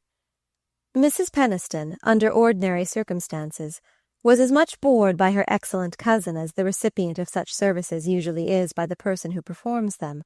She greatly preferred the brilliant and unreliable Lily, who did not know one end of a crochet needle from the other, and had frequently wounded her susceptibilities by suggesting that the drawing-room should be done over. But when it came to hunting for missing napkins, or helping to decide whether the back stairs needed recarpeting, Grace's judgment was certainly sounder than Lily's. Not to mention the fact that the latter resented the smell of beeswax and brown soap, and behaved as though she thought a house ought to keep clean of itself, without extraneous assistance. Seated under the cheerless blaze of the drawing-room chandelier, Mrs. Peniston never lit the lamps unless there was company. Lily seemed to watch her own figure retreating down vistas of neutral-tinted dullness to a middle age like Grace Stepney's. When she ceased to amuse Judy Trenner and her friends, she would have to fall back on amusing Mrs. Peniston. Whichever way she looked, she saw only a future of servitude to the whims of others, never the possibility of asserting her own eager individuality. A ring at the doorbell, sounding emphatically through the empty house, roused her suddenly to the extent of her boredom. It was as though all the weariness of the past months had culminated in the vacuity of that interminable evening. If only the ring meant a summons from the outer world, a token that she was still remembered and wanted. After some delay, a parlour-maid presented herself with the announcement that there was a person outside who was asking to see Miss Bart, and on Lily's pressing for a more specific description, she added, "It's Miss Haffin, miss. She won't say what she wants." Lily, to whom the name conveyed nothing, opened the door upon a woman in a battered bonnet, who stood firmly planted under the hall light. The glare of the unshaded gas shone familiarly on her pock-marked face and the reddish baldness visible through thin strands of straw-colored hair. Lily looked at the charwoman in surprise. "Do you wish to see me?" she asked. "I should like to say a word to you, miss." The tone was neither aggressive nor conciliatory. It revealed nothing of the speaker's errand. Nevertheless, some precautionary instinct warned Lily to withdraw beyond earshot of the hovering parlour-maid. She signed to Mrs. Haffin to follow her into the drawing-room, and closed the door when they had entered. "What is it that you wish?" she inquired. The charwoman, after the manner of her kind, stood with her arms folded in her shawl. Unwinding the latter, she produced a small parcel wrapped in dirty newspaper. "I have something here that you might like to see, Miss Bart." She spoke the name with an unpleasant emphasis, as though her knowing it made a part of her reason for being there. To Lily the intonation sounded like a threat. You have found something belonging to me? She asked, extending her hand. Mrs. Haffen drew back. Well, if it comes to that, I guess it's mine as much as anybody's, she returned. Lily looked at her perplexedly. She was sure now that her visitor's manner conveyed a threat, but expert as she was in certain directions, there was nothing in her experience to prepare her for the exact significance of the present scene. She felt, however, that it must be ended as promptly as possible. I don't understand. If this parcel is not mine, why have you asked for me? The woman was unabashed by the question. She was evidently prepared to answer it, but like all her class, she had to go a long way back to make a beginning, and it was only after a pause that she replied, My husband was janitor to the Benedict till the 1st of the month. Since then he can't get nothing to do. Lily remained silent, and she continued. It wasn't no fault of our own, neither. The agent had another man he wanted the place for, and we was put out, bag and baggage, just to suit his fancy. I had a long sickness last winter, and an operation that ate up all we'd put by, and it's hard for me and the children, Haffen being so long out of a job. After all, then, she had come only to ask Miss Bart to find a place for her husband, or more probably, to seek the young lady's intervention with Mrs. Penniston. Lily had such an air of always getting what she wanted that she was used to being appealed to as an intermediary, and, relieved of her vague apprehension, she took refuge in the conventional formula. I am sorry you have been in trouble, she said. Oh, that we have, miss, and it's only just beginning. If only we'd got another situation. But the agent, he's dead against us. It ain't no fault of ours, neither, but— At this point, Lily's impatience overcame her. If you have anything to say to me, she interposed. The woman's resentment of the rebuff seemed to spur her lagging ideas. Yes, miss, I'm coming to that, she said. She paused again, with her eyes on Lily, and then continued in a tone of diffuse narrative. When we was at the Benedict, I had charge of some of the gentlemen's rooms. Leastways, I swep 'em out on Saturdays. Some of the gentlemen got the greatest sight of letters. I never saw the like of it. Their waste-paper baskets would be fairly brimming, and papers falling over on the floor. Maybe having so many is how they get so careless. Some of 'em is worse than others. Mr. Selden, Mr. Lawrence Selden, he was always one of the carefulest, burnt his letters in winter and tore 'em in little bits in summer. But sometimes he'd have so many he'd just bunch 'em together, the way the others did, and tear the lot through once.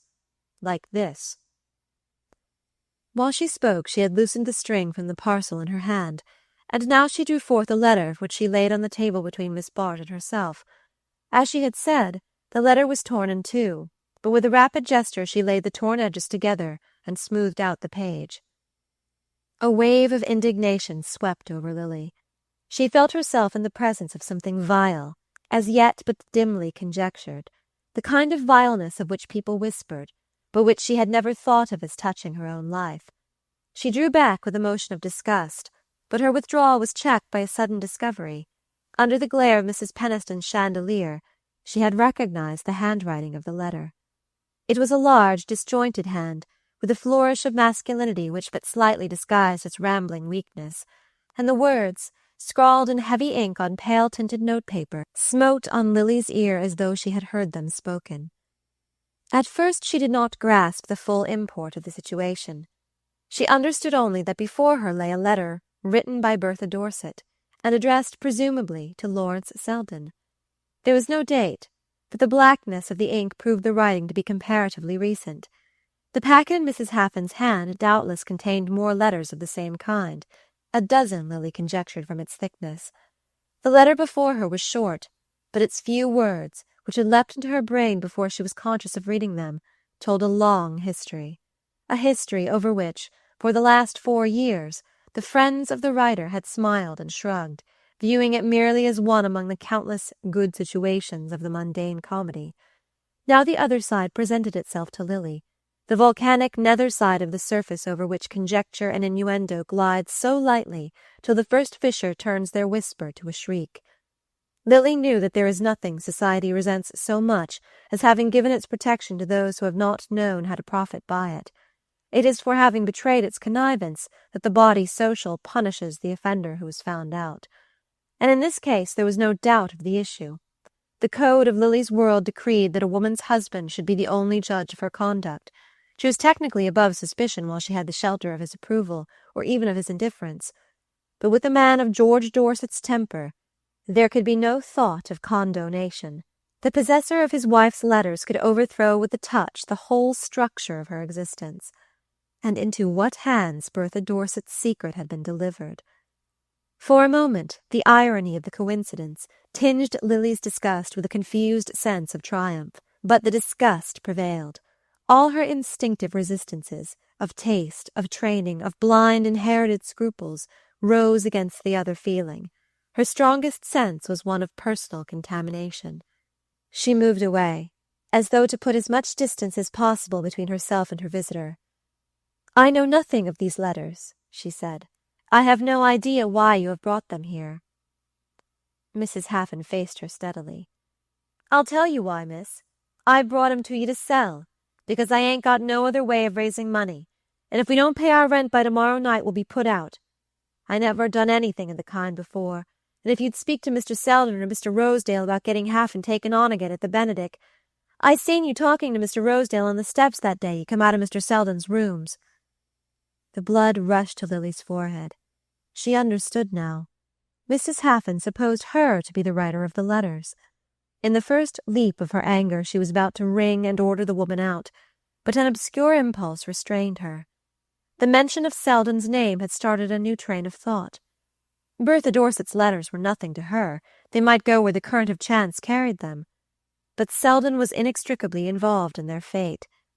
Men do not, at worst, suffer much from such exposure, and in this instance the flash of divination which had carried the meaning of the letters to Lily's brain had revealed also that they were appeals, repeated and therefore probably unanswered, for the renewal of a tie which time had evidently relaxed.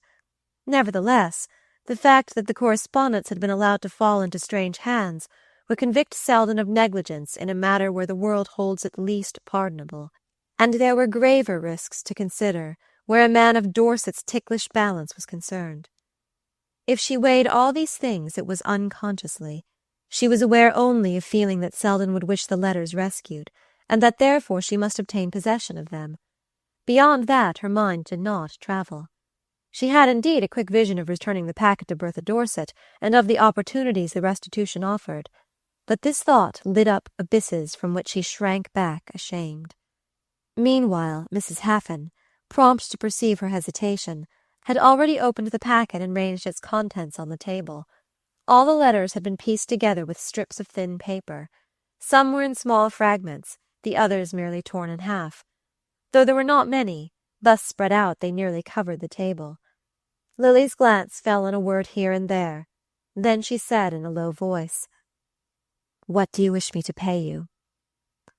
Mrs. Haffan's face reddened with satisfaction. It was clear that the young lady was badly frightened, and Mrs. Haffan was the woman to make the most of such fears. Anticipating an easier victory than she had foreseen, she named an exorbitant sum.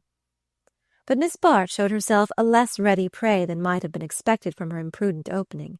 She refused to pay the price named, and after a moment's hesitation, met it by a counter-offer of half the amount. Mrs. Haffan immediately stiffened. Her hand travelled toward the outspread letters, and folding them slowly, she made as though to restore them to their wrapping.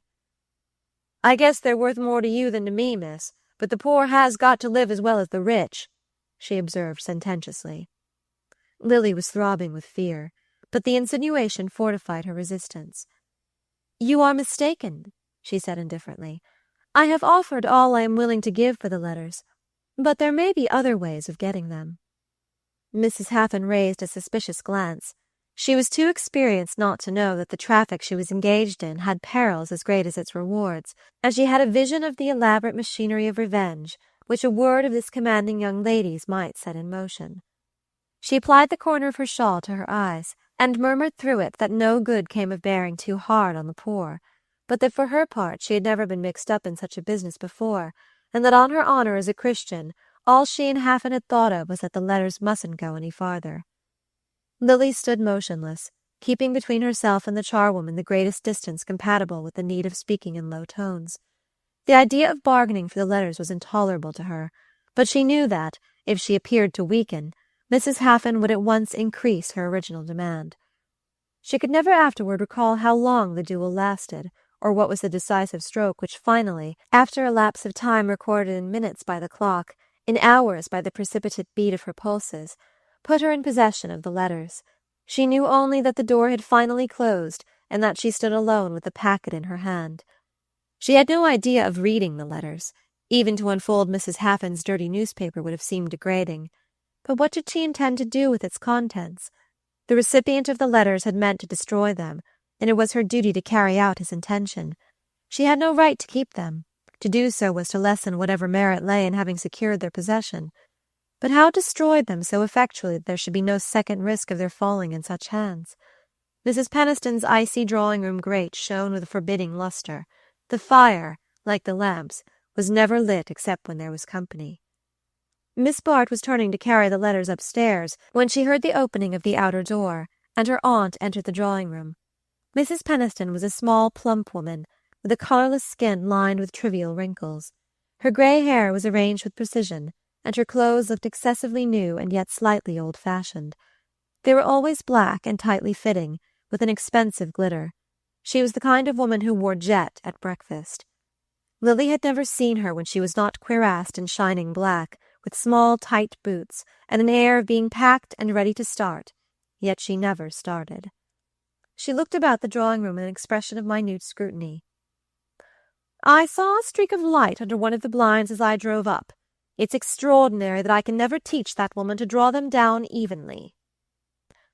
Having corrected the irregularity, she seated herself on one of the glossy purple armchairs. Mrs. Peniston always sat on a chair, never in it. Then she turned her glance to Miss Bart. "My dear, you look tired. I suppose it's the excitement of the wedding. Cornelia Van Alstyne was full of it. Molly was there, and Gertie Farish ran in for a minute to tell us about it. I think it was odd, their serving melons before the consommé. A wedding breakfast should always begin with consommé. Molly didn't care for the bridesmaids' dresses.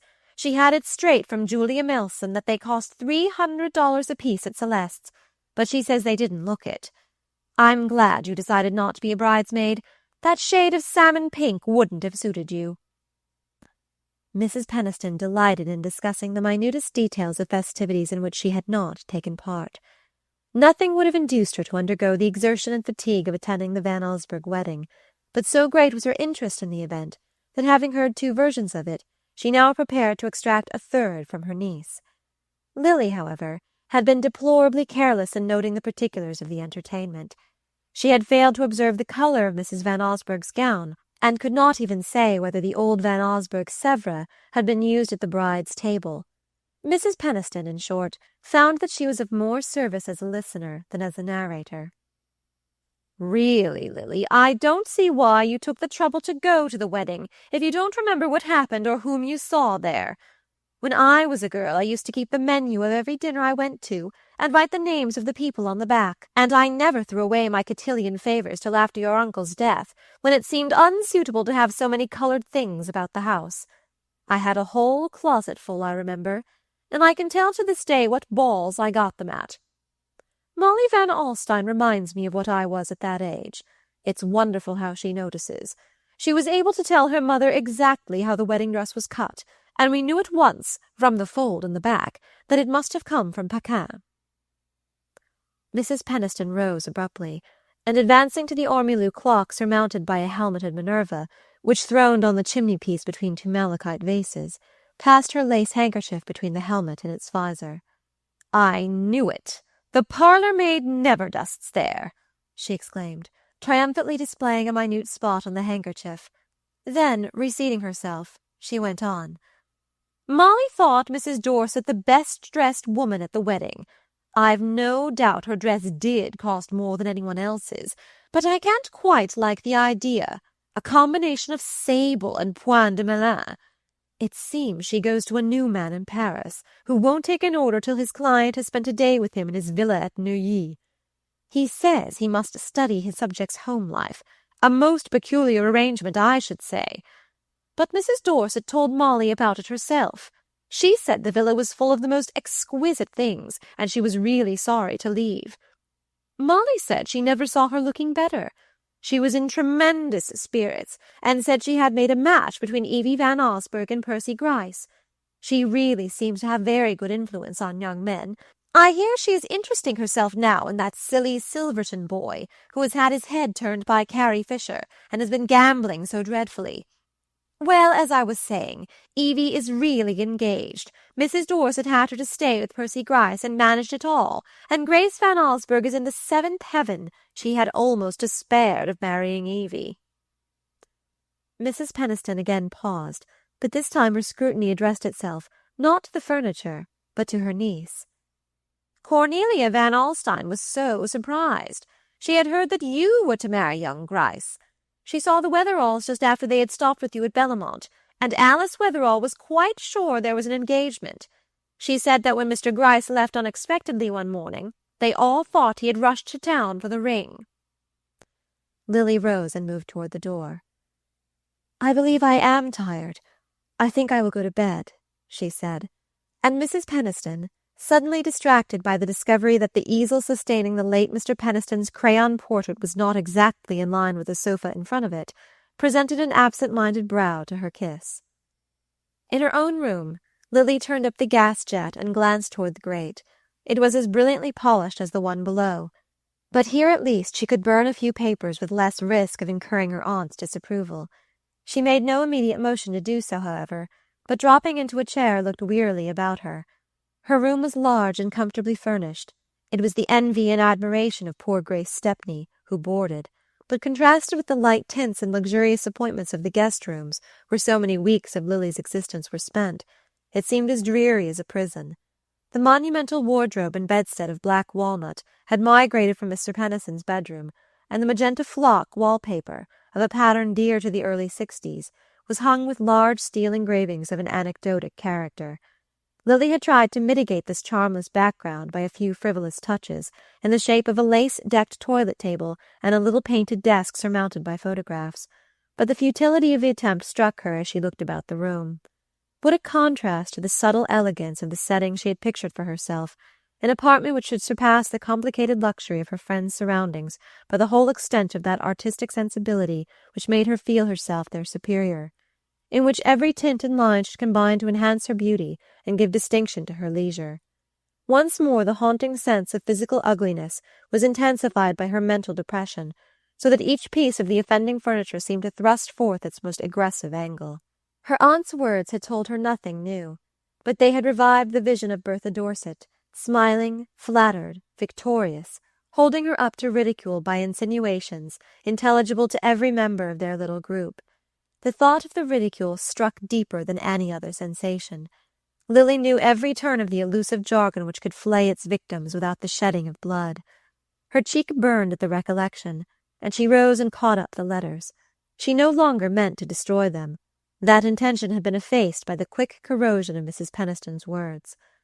Instead, she approached her desk, and lighting a taper, tied and sealed the packet. Then she opened the wardrobe, drew out a dispatch box, and deposited the letters within it.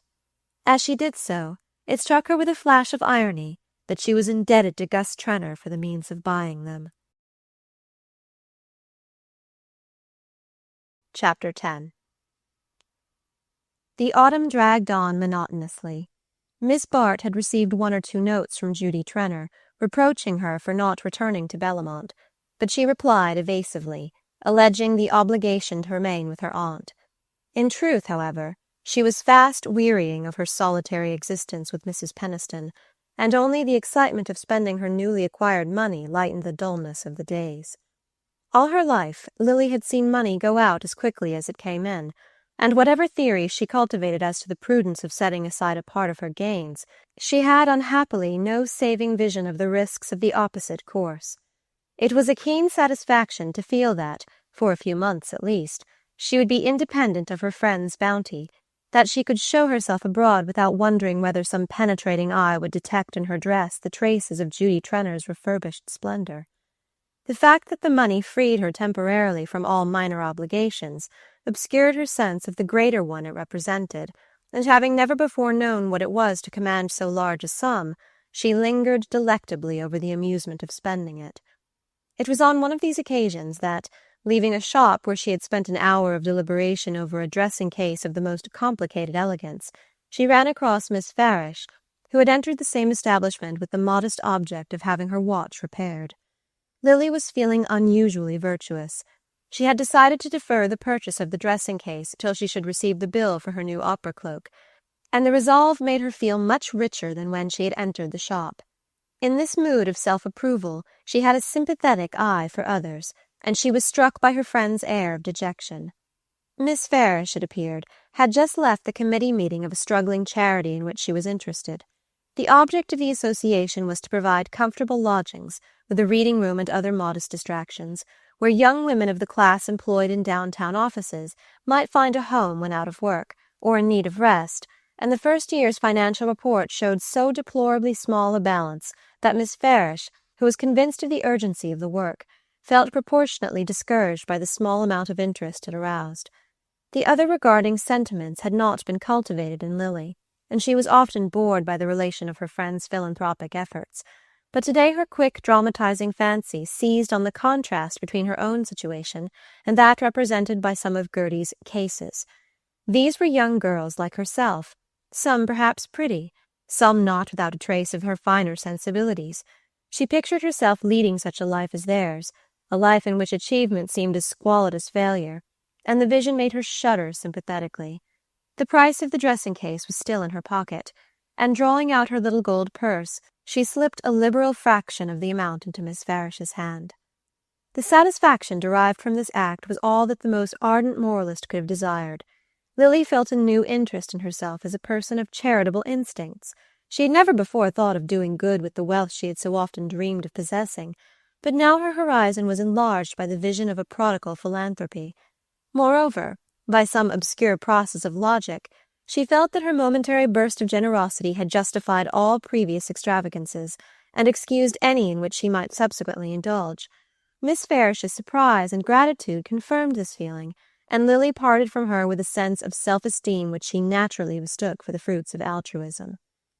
About this time she was farther cheered by an invitation to spend the Thanksgiving week at a camp in the Adirondacks.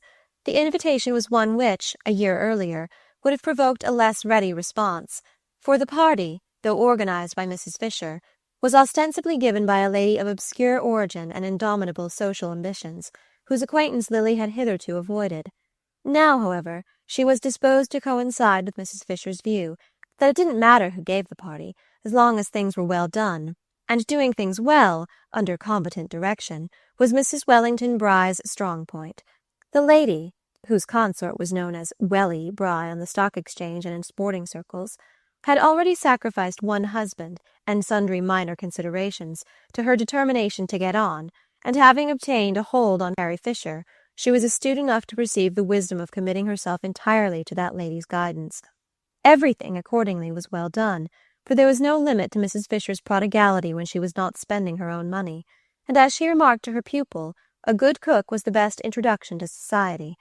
If the company was not as select as the cuisine, the Welly Brys at least had the satisfaction of figuring for the first time in the society columns in company with one or two noticeable names, and foremost among these was, of course, Miss Bart's. The young lady was treated by her hosts with corresponding deference, and she was in the mood when such attentions are acceptable, whatever their source. Mrs. Bry's admiration was a mirror in which Lily's self-complacency recovered its lost outline. No insect hangs its nest on threads as frail as those which will sustain the weight of human vanity, and the sense of being of importance among the insignificant was enough to restore to Miss Bart the gratifying consciousness of power. If these people paid court to her, it proved that she was still conspicuous in the world to which they aspired, and she was not above a certain enjoyment in dazzling them by her fineness, in developing their puzzled perception of her superiorities. Perhaps, however, her enjoyment proceeded more than she was aware from the physical stimulus of the excursion, the challenge of crisp, cold, and hard exercise, the responsive thrill of her body to the influence of the winter woods. She returned to town in a glow of rejuvenation, conscious of a clearer color in her cheeks, of fresh elasticity in her muscles. The future seemed full of a vague promise, and all her apprehensions were swept out of sight on the buoyant current of her mood. A few days after her return to town, she had the unpleasant surprise of a visit from Mr. Rosedale. He came late, at the confidential hour when the tea-table still lingers by the fire in friendly expectancy, and his manner showed a readiness to adapt itself to the intimacy of the occasion. Lily, who had a vague sense of his being somehow connected with her lucky speculations, tried to give him the welcome he expected, but there was something in the quality of his geniality which chilled her own, and she was conscious of marking each step in their acquaintance by a fresh blunder. Mr. Rosedale, making himself promptly at home in an adjoining easy-chair, and sipping his tea critically, with the comment, "You ought to go to my man for something really good," appeared totally unconscious of the repugnance which kept her in frozen erectness behind the urn. It was perhaps her very manner of holding herself aloof that appealed to his collector's passion for the rare and unattainable. He gave, at any rate, no sign of resenting it, and seemed prepared to supply in his own manner all the ease that was lacking in hers. His object in calling was to ask her to go to the opera in his box on the opening night, and seeing her hesitate, he said persuasively, "Mrs. Fisher is coming, and I've secured a tremendous admirer of yours, who will never forgive me if you don't accept." As Lily's silence left him with this illusion on his hands, he added with a confidential smile, "Gus Trenor has promised to come to town on purpose. I fancy he'd go a good deal farther for the pleasure of seeing you." Miss Bart felt an inward motion of annoyance. It was distasteful enough to hear her name coupled with Trenor's, and on Rosedale's lips the allusion was peculiarly unpleasant. "The Trenors are my best friends.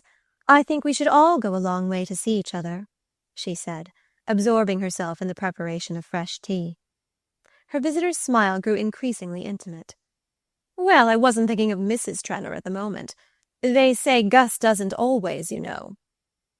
Then, dimly conscious that he had not struck the right note, he added with a well-meant effort at diversion, "How's your luck been going in Wall Street, by the way?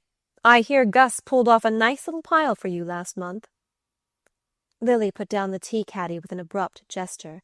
She felt that her hands were trembling, and clasped them on her knee to steady them, but her lip trembled too, and for a moment she was afraid the tremor might communicate itself to her voice.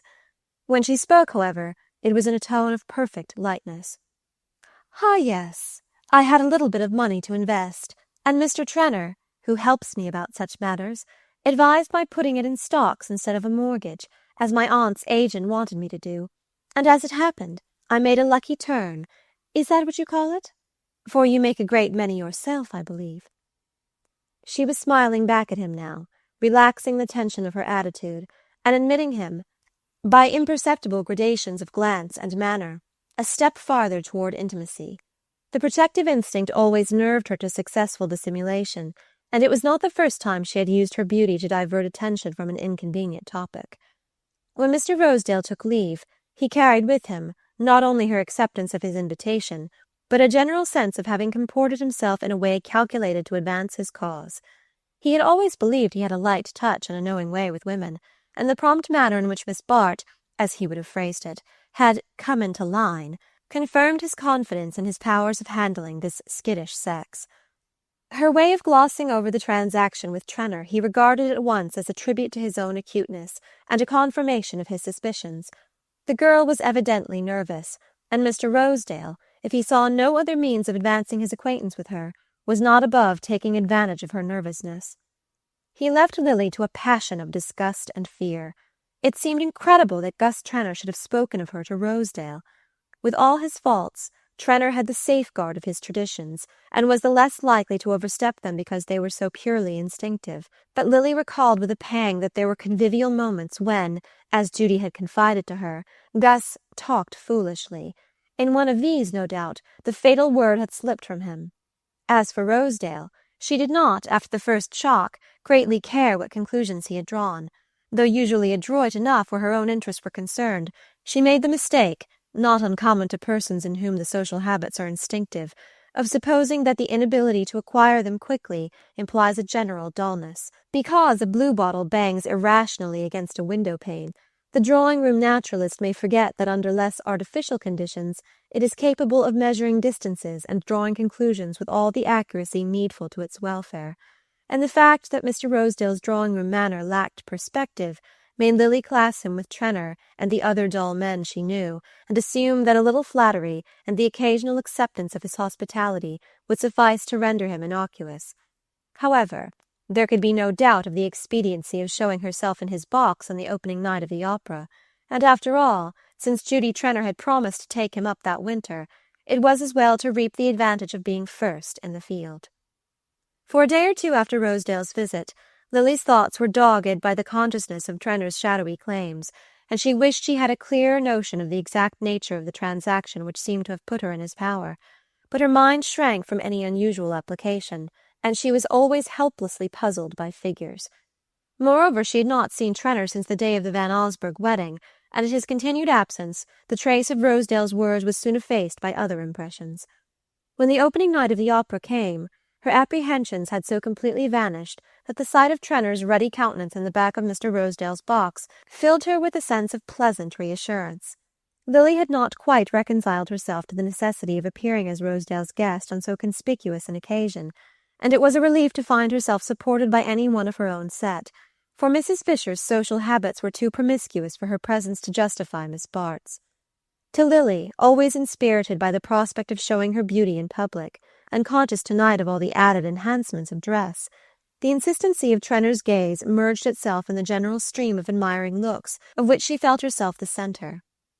Ah, it was good to be young, to be radiant, to glow with the sense of slenderness, strength, and elasticity, of well-poised lines and happy tints, to feel one's self lifted to a height apart by that incommunicable grace which is the bodily counterpart of genius. All means seemed justifiable to attain such an end, or rather, by a happy shifting of lights with which practice had familiarized Miss Bart, the cause shrank to a pinpoint in the general brightness of the effect. But brilliant young ladies, a little blinded by their own effulgence, are apt to forget that the modest satellite drowned in their light is still performing its own revolutions and generating heat at its own rate. If Lily's poetic enjoyment of the moment was undisturbed by the base thought that her gown and opera cloak had been indirectly paid for by Gus Trenor, the latter had not sufficient poetry in his composition to lose sight of these prosaic facts. He knew only that he had never seen Lily look smarter in her life, that there wasn't a woman in the house who showed off good clothes as she did, and that hitherto he, to whom she owed the opportunity of making this display, had reaped no return beyond that of gazing at her in company with several hundred other pairs of eyes. It came to Lily, therefore, as a disagreeable surprise when, in the back of the box, where they found themselves alone between two acts, Trenor said, without preamble, and in a tone of sulky authority, "Look here, Lily. How is a fellow ever to see anything of you? I'm in town 3 or 4 days of the week, and you know a line to the club will always find me.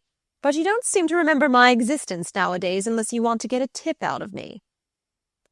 The fact that the remark was in distinctly bad taste did not make it any easier to answer, for Lily was vividly aware that it was not the moment for the drawing up of her slim figure and surprised lifting of the brows by which she usually quelled incipient signs of familiarity. "I'm very much flattered by your wanting to see me," she returned, essaying lightness instead. "But unless you have mislaid my address, it would have been easy to find me any afternoon at my aunt's. In fact, I rather expected you to look me up there." If she hoped to mollify him by this last concession, the attempt was a failure, for he only replied, with the familiar lowering of the brows that made him look his dullest when he was angry, "Hang going to your aunt's, and wasting the afternoon listening to a lot of other chaps talking to you. You know I'm not the kind to sit in a crowd and jaw. I'd always rather clear out when that sort of circus is going on. But why can't we go off somewhere on a little lark together? A nice little quiet expedition like that drive in Bellamont, the day you met me at the station." He leaned unpleasantly close in order to convey this suggestion, and she fancied she caught a significant aroma which explained the dark flush on his face and the glistening dampness of his forehead. The idea that any rash answer might provoke an unpleasant outburst tempered her disgust with caution, and she answered with a laugh, "I don't see how one can very well take country drives in town, but I am not always surrounded by an admiring throng, and if you will let me know what afternoon you are coming, I will arrange things so that we can have a nice quiet talk." "Hang talking! That's what you always say," returned Trenor, whose expletives lacked variety. "You put me off with that at the Van Osburgh wedding. But the plain English of it is that now you've got what you wanted out of me, you'd rather have any other fellow about." His voice had risen sharply with the last words, and Lily flushed with annoyance, but she kept command of the situation and laid a persuasive hand on his arm. "Don't be foolish, Gus. I can't let you talk to me in that ridiculous way. If you really want to see me, why shouldn't we take a walk in the park some afternoon? I agree with you that it's amusing to be rustic in town, and if you like I'll meet you there, and we'll go and feed the squirrels, and you shall take me out on the lake in the steam gondola." She smiled as she spoke, letting her eyes rest on his in a way that took the edge from her banter and made him suddenly malleable to her will. "All right, then. That's a go. Will you come tomorrow? Tomorrow at 3 o'clock at the end of the mall. I'll be there sharp, remember. You won't go back on me, Lily." But to Miss Bart's relief, the repetition of her promise was cut short by the opening of the box door to admit George Dorset. Trenner sulkily yielded his place, and Lily turned a brilliant smile on the newcomer. She had not talked with Dorset since their visit at Bellamont, but something in his look and manner told her that he recalled the friendly footing on which they had last met. He was not a man to whom the expression of admiration came easily. His long, sallow face and distrustful eyes seemed always barricaded against the expansive emotions. But where her own influence was concerned, Lily's intuition sent out thread-like feelers, and as she made room for him on the narrow sofa, she was sure he found a dumb pleasure in being near her. Few women took the trouble to make themselves agreeable to Dorset. Lily had been kind to him at Bellamont, and was now smiling on him with a divine renewal of kindness. "Well, here we are, in for another 6 months of caterwauling," he began complainingly. "Not a shade of difference between this year and last, except that the women have got new clothes and the singers haven't got new voices. My wife's musical, you know, puts me through a course of this every winter. It isn't so bad on Italian nights. Then she comes late and there's time to digest. But when they give Wagner, we have to rush dinner, and I pay up for it. And the draughts are damnable. Asphyxia in front and pleurisy in the back. There's Trenner leaving the box without drawing the curtain. With a hide like that, draughts don't make any difference. Did you ever watch Trenner eat? If you did, you'd wonder why he's alive. I suppose he's leather inside, too. But I came to say that my wife wants you to come down to our place next Sunday. Do for heaven's sake say yes. She's got a lot of bores coming. Intellectual ones, I mean. That's her new line, you know, and I'm not sure it ain't worse than the music. Some of 'em have long hair, and they start an argument with the soup, and don't notice when things are handed to them. The consequence is that dinner gets cold and I have dyspepsia. That silly-ass Silverton brings them to the house. He writes poetry, you know, and Bertha and he are getting tremendously thick. She could write better than any of 'em if she chose, and I don't blame her for wanting clever fellows about. All I say is, don't let me see 'em eat." The gist of this strange communication gave Lily a distinct thrill of pleasure. Under ordinary circumstances, there would have been nothing surprising in an invitation from Bertha Dorset, but since the Bellamont episode, an unavowed hostility had kept the two women apart. Now, with a start of inner wonder, Lily felt that her thirst for retaliation had died out. "If you would forgive your enemy," says the Malay proverb, "first inflict a hurt on him," and Lily was experiencing the truth of the apothegm. If she had destroyed Mrs. Dorset's letters, she might have continued to hate her, but the fact that they remained in her possession had fed her resentment to satiety. She uttered a smiling acceptance, hailing in the renewal of the tie an escape from Trenner's importunities. Chapter 11. Meanwhile, the holidays had gone by and the season was beginning. Fifth Avenue had become a nightly torrent of carriages surging upward to the fashionable quarters about the park, where illuminated windows and outspread awnings betokened the usual routine of hospitality. Other tributary currents crossed the main stream, bearing their freight to the theatres, restaurants, or opera, and Mrs. Peniston, from the secluded watchtower of her upper window, could tell to a nicety just when the chronic volume of sound was increased by the sudden influx setting toward a Van Osburgh ball, or when the multiplication of wheels meant merely that the opera was over, or that there was a big supper at Sherry's. Mrs. Peniston followed the rise and culmination of the season as keenly as the most active sharer in its gaieties, and, as a looker-on, she enjoyed opportunities of comparison and generalization, such as those who take part must proverbially forego. No one could have kept a more accurate record of social fluctuations, or have put a more unerring finger on the distinguishing features of each season: its dullness, its extravagance, its lack of balls or excess of divorces. She had a special memory for the vicissitudes of the new people who rose to the surface with each recurring tide, and were either submerged beneath its rush or landed triumphantly beyond the reach of envious breakers, and she was apt to display a remarkable retrospective insight into their ultimate fate, so that, when they had fulfilled their destiny, she was almost always able to say to Grace Stepney, the recipient of her prophecies, that she had known exactly what would happen. This particular season, Mrs. Peniston would have characterized as that in which everybody felt poor, except the Welly Bryes and Mr. Simon Rosedale. It had been a bad autumn in Wall Street, where prices fell in accordance with that peculiar law which proves railway stocks and bales of cotton to be more sensitive to the allotment of executive power than many estimable citizens trained to all the advantages of self-government. Even fortunes supposed to be independent of the market either betrayed a secret dependence on it or suffered from a sympathetic affection.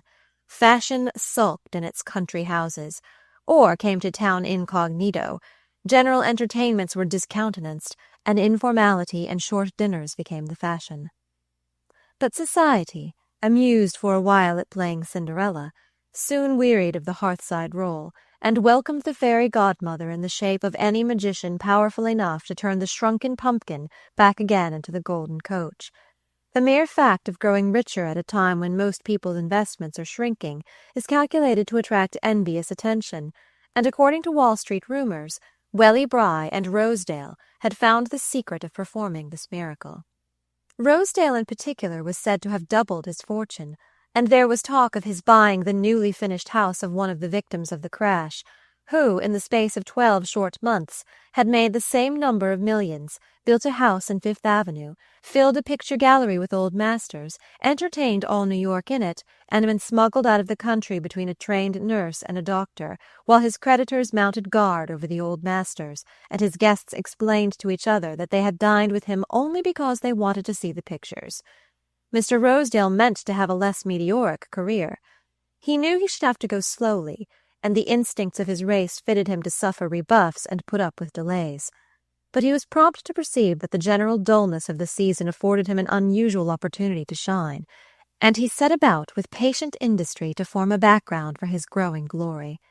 Mrs. Fisher was of immense service to him at this period. She had set off so many newcomers on the social stage that she was like one of those pieces of stock scenery which tell the experienced spectator exactly what is going to take place. That Mr. Rosedale wanted, in the long run, a more individual environment. He was sensitive to shades of difference which Miss Bart would never have credited him with perceiving, because he had no corresponding variations of manner, and it was becoming more and more clear to him that Miss Bart herself possessed precisely the complementary qualities needed to round off his social personality. Such details did not fall within the range of Mrs. Peniston's vision. Like many minds of panoramic sweep, hers was apt to overlook the minutiae of the foreground, and she was much more likely to know where Carrie Fisher had found the Welly Bryes chef for them than what was happening to her own niece. She was not, however, without purveyors of information ready to supplement her deficiencies.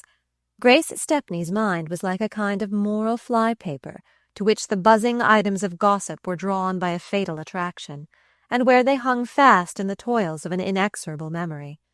Lily would have been surprised to know how many trivial facts concerning herself were lodged in Miss Stepney's head. She was quite aware that she was of interest to dingy people, but she assumed that there is only one form of dinginess, and that admiration for brilliancy is the natural expression of its inferior state. She knew that Gertie Farish admired her blindly, and therefore supposed that she had inspired the same sentiments in Grace Stepney, whom she classified as a Gertie Farish without the saving traits of youth and enthusiasm. In reality, the two differed from each other as much as they differed from the object of their mutual contemplation. Miss Farish's heart was a fountain of tender illusions, Miss Stepney's a precise register of facts as manifested in their relation to herself. She had sensibilities which, to Lily, would have seemed comic in a person with a freckled nose and red eyelids, who lived in a boarding-house and admired Mrs. Peniston's drawing-room. But poor Grace's limitations gave them a more concentrated inner life, as poor soil starves certain plants into intenser efflorescence. She had, in truth, no abstract propensity to malice. She did not dislike Lily because the latter was brilliant and predominant, but because she thought that Lily disliked her. It is less mortifying to believe oneself unpopular than insignificant, and vanity prefers to assume that indifference is a latent form of unfriendliness. Even such scant civilities as Lily accorded to Mr. Rosedale would have made Miss Stepney her friend for life. But how could she foresee that such a friend was worth cultivating? How, moreover, can a young woman who has never been ignored measure the pang which this injury inflicts? And lastly, how could Lily, accustomed to choose between a pressure of engagements, guess that she had mortally offended Miss Stepney by causing her to be excluded from one of Mrs. Peniston's infrequent dinner parties?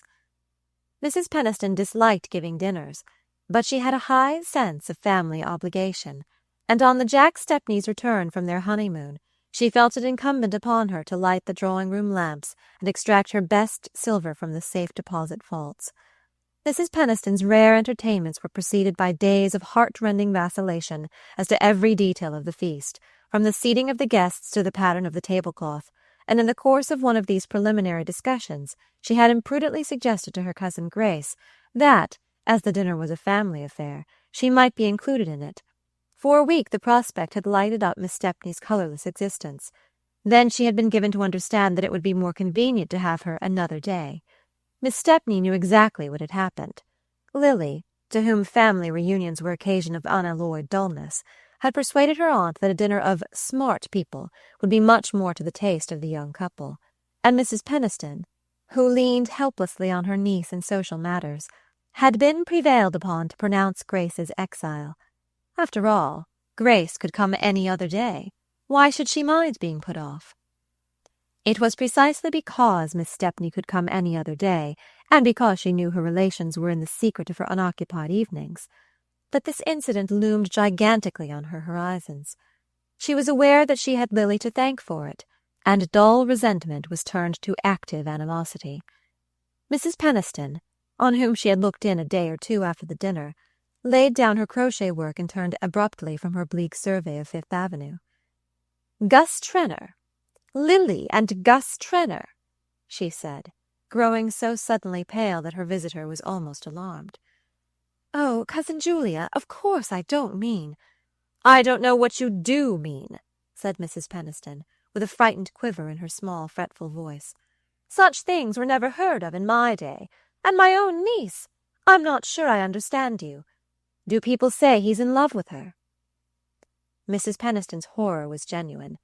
Though she boasted an unequalled familiarity with the secret chronicles of society, she had the innocence of the schoolgirl who regards wickedness as a part of history, and to whom it never occurs that the scandals she reads of in lesson hours may be repeating themselves in the next street. Mrs. Peniston had kept her imagination shrouded, like the drawing-room furniture. She knew, of course, that society was very much changed, and that many women her mother would have thought peculiar were now in a position to be critical about their visiting lists. She had discussed the perils of divorce with her rector, and had felt thankful at times that Lily was still unmarried, but the idea that any scandal could attach to a young girl's name, above all that it could be lightly coupled with that of a married man, was so new to her that she was as much aghast as if she had been accused of leaving her carpets down all summer, or of violating any of the other cardinal laws of housekeeping.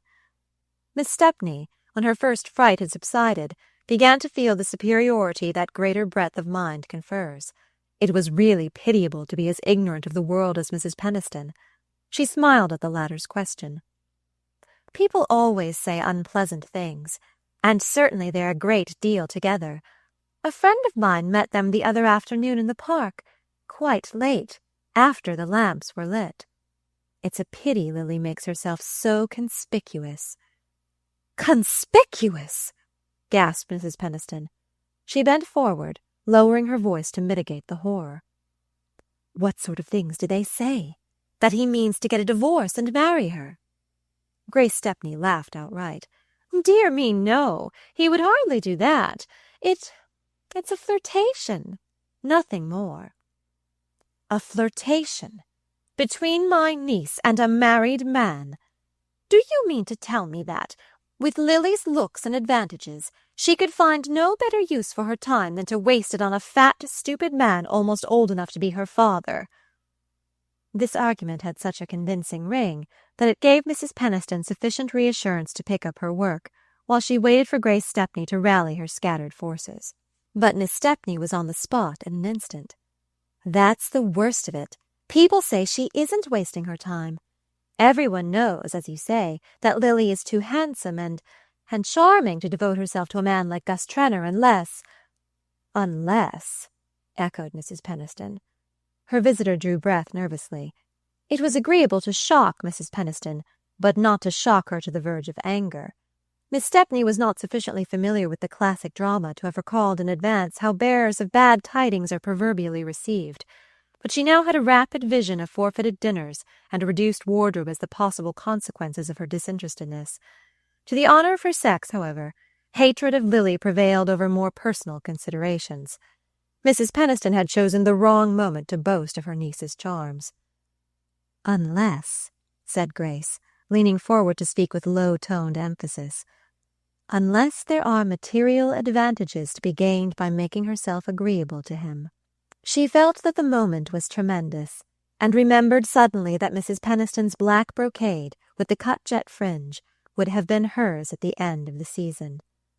Mrs. Peniston put down her work again. Another aspect of the same idea had presented itself to her, and she felt that it was beneath her dignity to have her nerves racked by a dependent relative who wore her old clothes.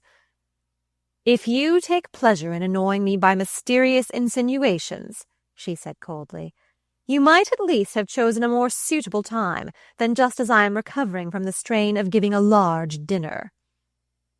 The mention of the dinner dispelled Miss Stepney's last scruples. "I don't know why I should be accused of taking pleasure in telling you about Lily. I was sure I shouldn't get any thanks for it," she returned with a flare of temper. "But I have some family feeling left, and as you are the only person who has any authority over Lily, I thought you ought to know what is being said of her." "Well," said Mrs. Peniston, "what I complain of is that you haven't told me yet what is being said." "I didn't suppose I should have to put it so plainly. People say that Gus Trenor pays her bills." "Pays her bills? Her bills?" Mrs. Peniston broke into a laugh. "I can't imagine where you can have picked up such rubbish.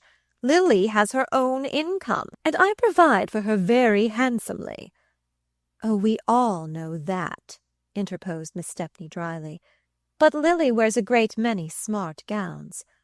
"I like her to be well-dressed. It's only suitable." "Certainly. But then there are her gambling debts besides." Miss Stepney in the beginning had not meant to bring up this point, but Mrs. Peniston had only her own incredulity to blame. She was like the stiff-necked unbelievers of Scripture, who must be annihilated to be convinced. "Gambling debts? Lily?" Mrs. Peniston's voice shook with anger and bewilderment. She wondered whether Grace Stepney had gone out of her mind. "What do you mean by her gambling debts?" "Simply that if one plays bridge for money in Lily's set, one is liable to lose a great deal, and I don't suppose Lily always wins." "Who told you that my niece played cards for money?" "Mercy, Cousin Julia, don't look at me as if I were trying to turn you against Lily. Everybody knows she is crazy about bridge. Mrs. Gryce told me herself that it was her gambling that frightened Percy Gryce. It seems he was really taken with her at first. But of course among Lily's friends it's quite the custom for girls to play for money. In fact, people are inclined to excuse her on that account." "To excuse her for what?" "For being hard up, and accepting attentions from men like Gus Trenor and George Dorset." Mrs. Peniston gave another cry. "George Dorset? Is there anyone else? I should like to know the worst, if you please." "Don't put it in that way, Cousin Julia. Lately Lily has been a good deal with the Dorsets, and he seems to admire her. But of course that's only natural. And I'm sure there is no truth in the horrid things people say. But she has been spending a great deal of money this winter. Evie Van Osburgh was at Celeste's ordering her trousseau the other day. Yes, the marriage takes place next month. And she told me that Celeste showed her the most exquisite things she was just sending home to Lily. And people say that Judy Trenor has quarrelled with her on account of Gus. But I'm sure I'm sorry I spoke. That I only meant it as a kindness." Mrs. Peniston's genuine incredulity enabled her to dismiss Miss Stepney with a disdain which boded ill for that lady's prospect of succeeding to the black brocade. But minds impenetrable to reason have generally some crack through which suspicion filters, and her visitor's insinuations did not glide off as easily as she had expected. Mrs. Peniston disliked scenes, and her determination to avoid them had always led her to hold herself aloof from the details of Lily's life. In her youth, girls had not been supposed to require close supervision. They were generally assumed to be taken up with the legitimate business of courtship and marriage, and interference in such affairs on the part of their natural guardians was considered as unwarrantable as a spectator suddenly joining in a game. There had, of course, been fast girls, even in Mrs. Peniston's early experience, but their fastness, at worst, was understood to be a mere excess of animal spirits, against which there could be no graver charge than that of being unladylike. The modern fastness appeared synonymous with immorality, and the mere idea of immorality was as offensive to Mrs. Peniston as a smell of cooking in the drawing-room. It was one of the conceptions her mind refused to admit. She had no immediate intention of repeating to Lily what she had heard, or even of trying to ascertain its truth by means of discreet interrogation. To do so might be to provoke a scene, and a scene, in the shaken state of Mrs. Peniston's nerves, with the effects of her dinner not worn off, and her mind still tremulous with new impressions, was a risk she deemed it her duty to avoid. But there remained in her thoughts a settled deposit of resentment against her niece, all the denser because it was not to be cleared by explanation or discussion. It was horrible of a young girl to let herself be talked about, however unfounded the charges against her. She must be to blame for their having been made. Mrs. Peniston felt as if there had been a contagious illness in the house, and she was doomed to sit shivering among her contaminated furniture. Chapter 12. Miss Bart had, in fact, been treading a devious way, and none of her critics could have been more alive to the fact than herself. But she had a fatalistic sense of being drawn from one wrong turning to another, without ever perceiving the right road till it was too late to take it. Lily, who considered herself above narrow prejudices, had not imagined that the fact of letting Gus Trenor make a little money for her would ever disturb her self-complacency. And the fact in itself still seemed harmless enough, only it was a fertile source of harmful complications.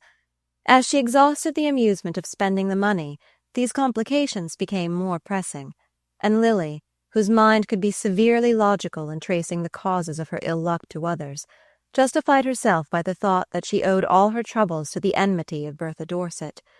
This enmity, however, had apparently expired in a renewal of friendliness between the two women. Lily's visit to the Dorsets had resulted, for both, in the discovery that they could be of use to each other, and the civilized instinct finds a subtler pleasure in making use of its antagonist than in confounding him. Mrs. Dorset was, in fact, engaged in a new sentimental experiment, of which Mrs. Fisher's late property, Ned Silverton, was the rosy victim, and at such moments, as Judy Trenor had once remarked, she felt a peculiar need of distracting her husband's attention. Dorset was as difficult to amuse as a savage, but even his self-engrossment was not proof against Lily's arts, or rather these were especially adapted to soothe an uneasy egoism.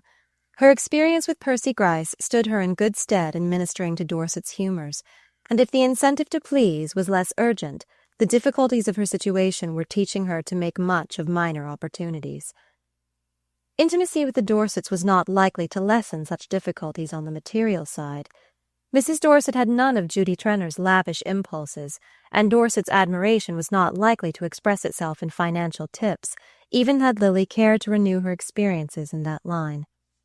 What she required for the moment of the Dorsets' friendship was simply its social sanction.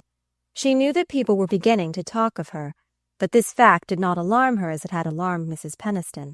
In her set such gossip was not unusual, and a handsome girl who flirted with a married man was merely assumed to be pressing to the limit of her opportunities. It was Trenor himself who frightened her. Their walk in the park had not been a success.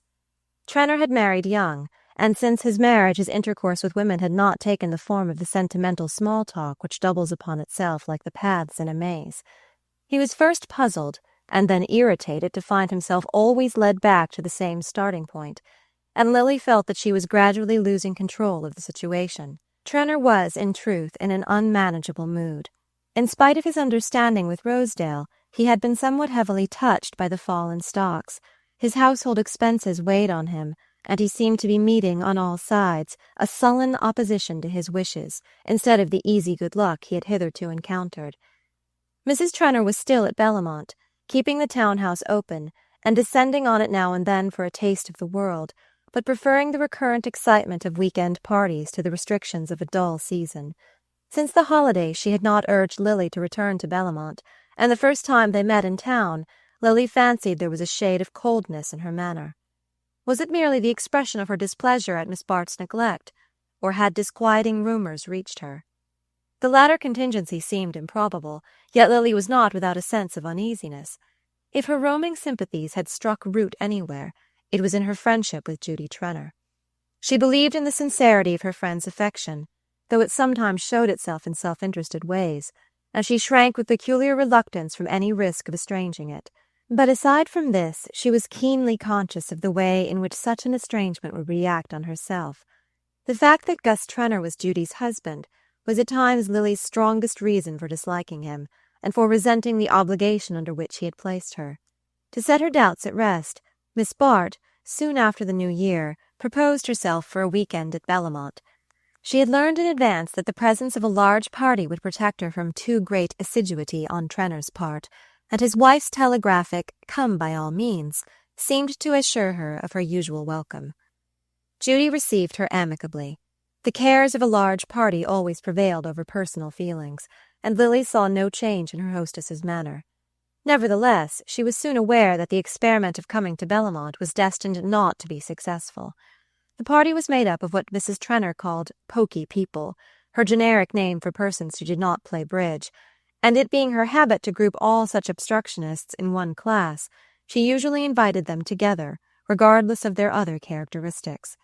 The result was apt to be an irreducible combination of persons having no other quality in common than their abstinence from bridge, and the antagonisms developed in a group lacking the one taste which might have amalgamated them were in this case aggravated by bad weather and by the ill-concealed boredom of their host and hostess. In such emergencies, Judy would usually have turned to Lily to fuse the discordant elements, and Miss Bart, assuming that such a service was expected of her, threw herself into it with her accustomed zeal. But at the outset she perceived a subtle resistance to her efforts. If Mrs. Trenor's manner toward her was unchanged, there was certainly a faint coldness in that of the other ladies. An occasional caustic allusion to "your friends, the Wellington Brys," or to "the little Jew who has bought the Griner house. Someone told us you knew him, Miss Bart," showed Lily that she was in disfavour with that portion of society which, while contributing least to its amusement, has assumed the right to decide what forms that amusement shall take. The indication was a slight one, and a year ago Lily would have smiled at it, trusting to the charm of her personality to dispel any prejudice against her. But now she had grown more sensitive to criticism and less confident in her power of disarming it. She knew, moreover, that if the ladies at Bellamont permitted themselves to criticize her friends openly, it was a proof that they were not afraid of subjecting her to the same treatment behind her back. The nervous dread lest anything in Trenor's manner should seem to justify their disapproval made her seek every pretext for avoiding him, and she left Bellamont conscious of having failed in every purpose which had taken her there. In town she returned to preoccupations which, for the moment, had the happy effect of banishing troublesome thoughts. The Welly Brys, after much debate and anxious counsel with their newly acquired friends, had decided on the bold move of giving a general entertainment. To attack society collectively, when one's means of approach are limited to a few acquaintances, is like advancing into a strange country with an insufficient number of scouts. But such rash tactics have sometimes led to brilliant victories, and the Brys had determined to put their fate to the touch. Mrs. Fisher, to whom they had entrusted the conduct of the affair, had decided that tableaux vivants and expensive music were the two baits most likely to attract the desired prey, and after prolonged negotiations, and the kind of wire-pulling in which she was known to excel, she had induced a dozen fashionable women to exhibit themselves in a series of pictures which, by a farther miracle of persuasion, the distinguished portrait painter, Paul Morpeth, had been prevailed upon to organize. Lily was in her element on such occasions. Under Morpeth's guidance, her vivid plastic sense, hitherto nurtured on no higher food than dressmaking and upholstery, found eager expression in the disposal of draperies, the study of attitudes, the shifting of lights and shadows.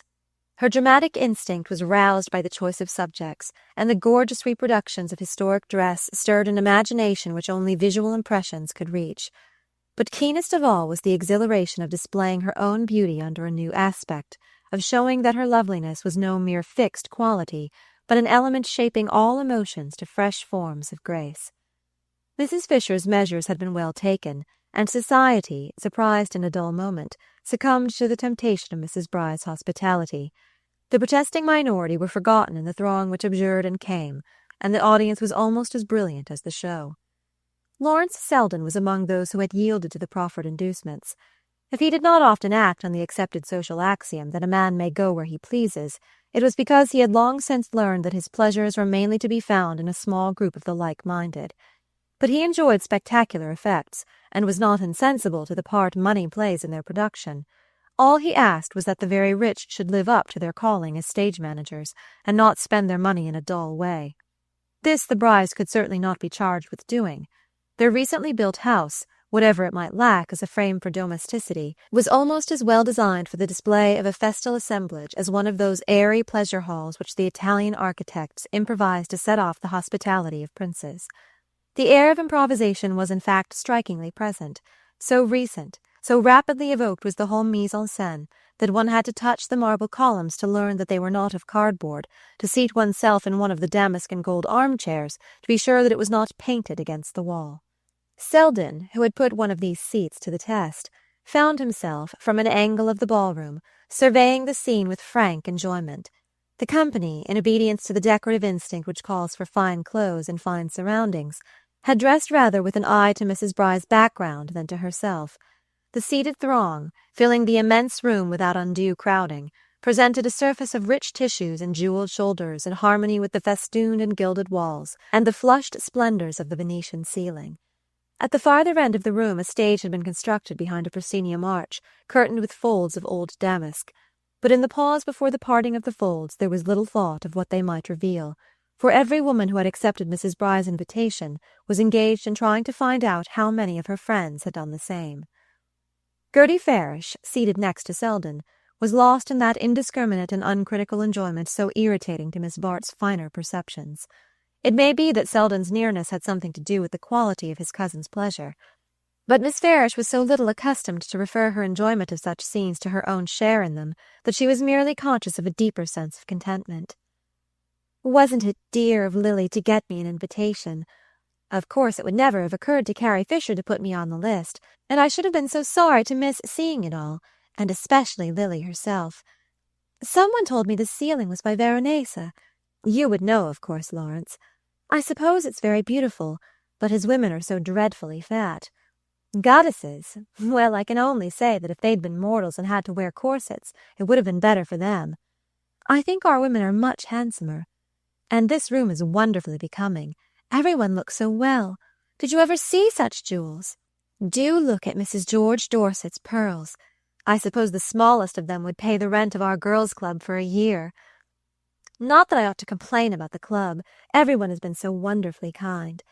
Did I tell you that Lily had given us $300? Wasn't it splendid of her?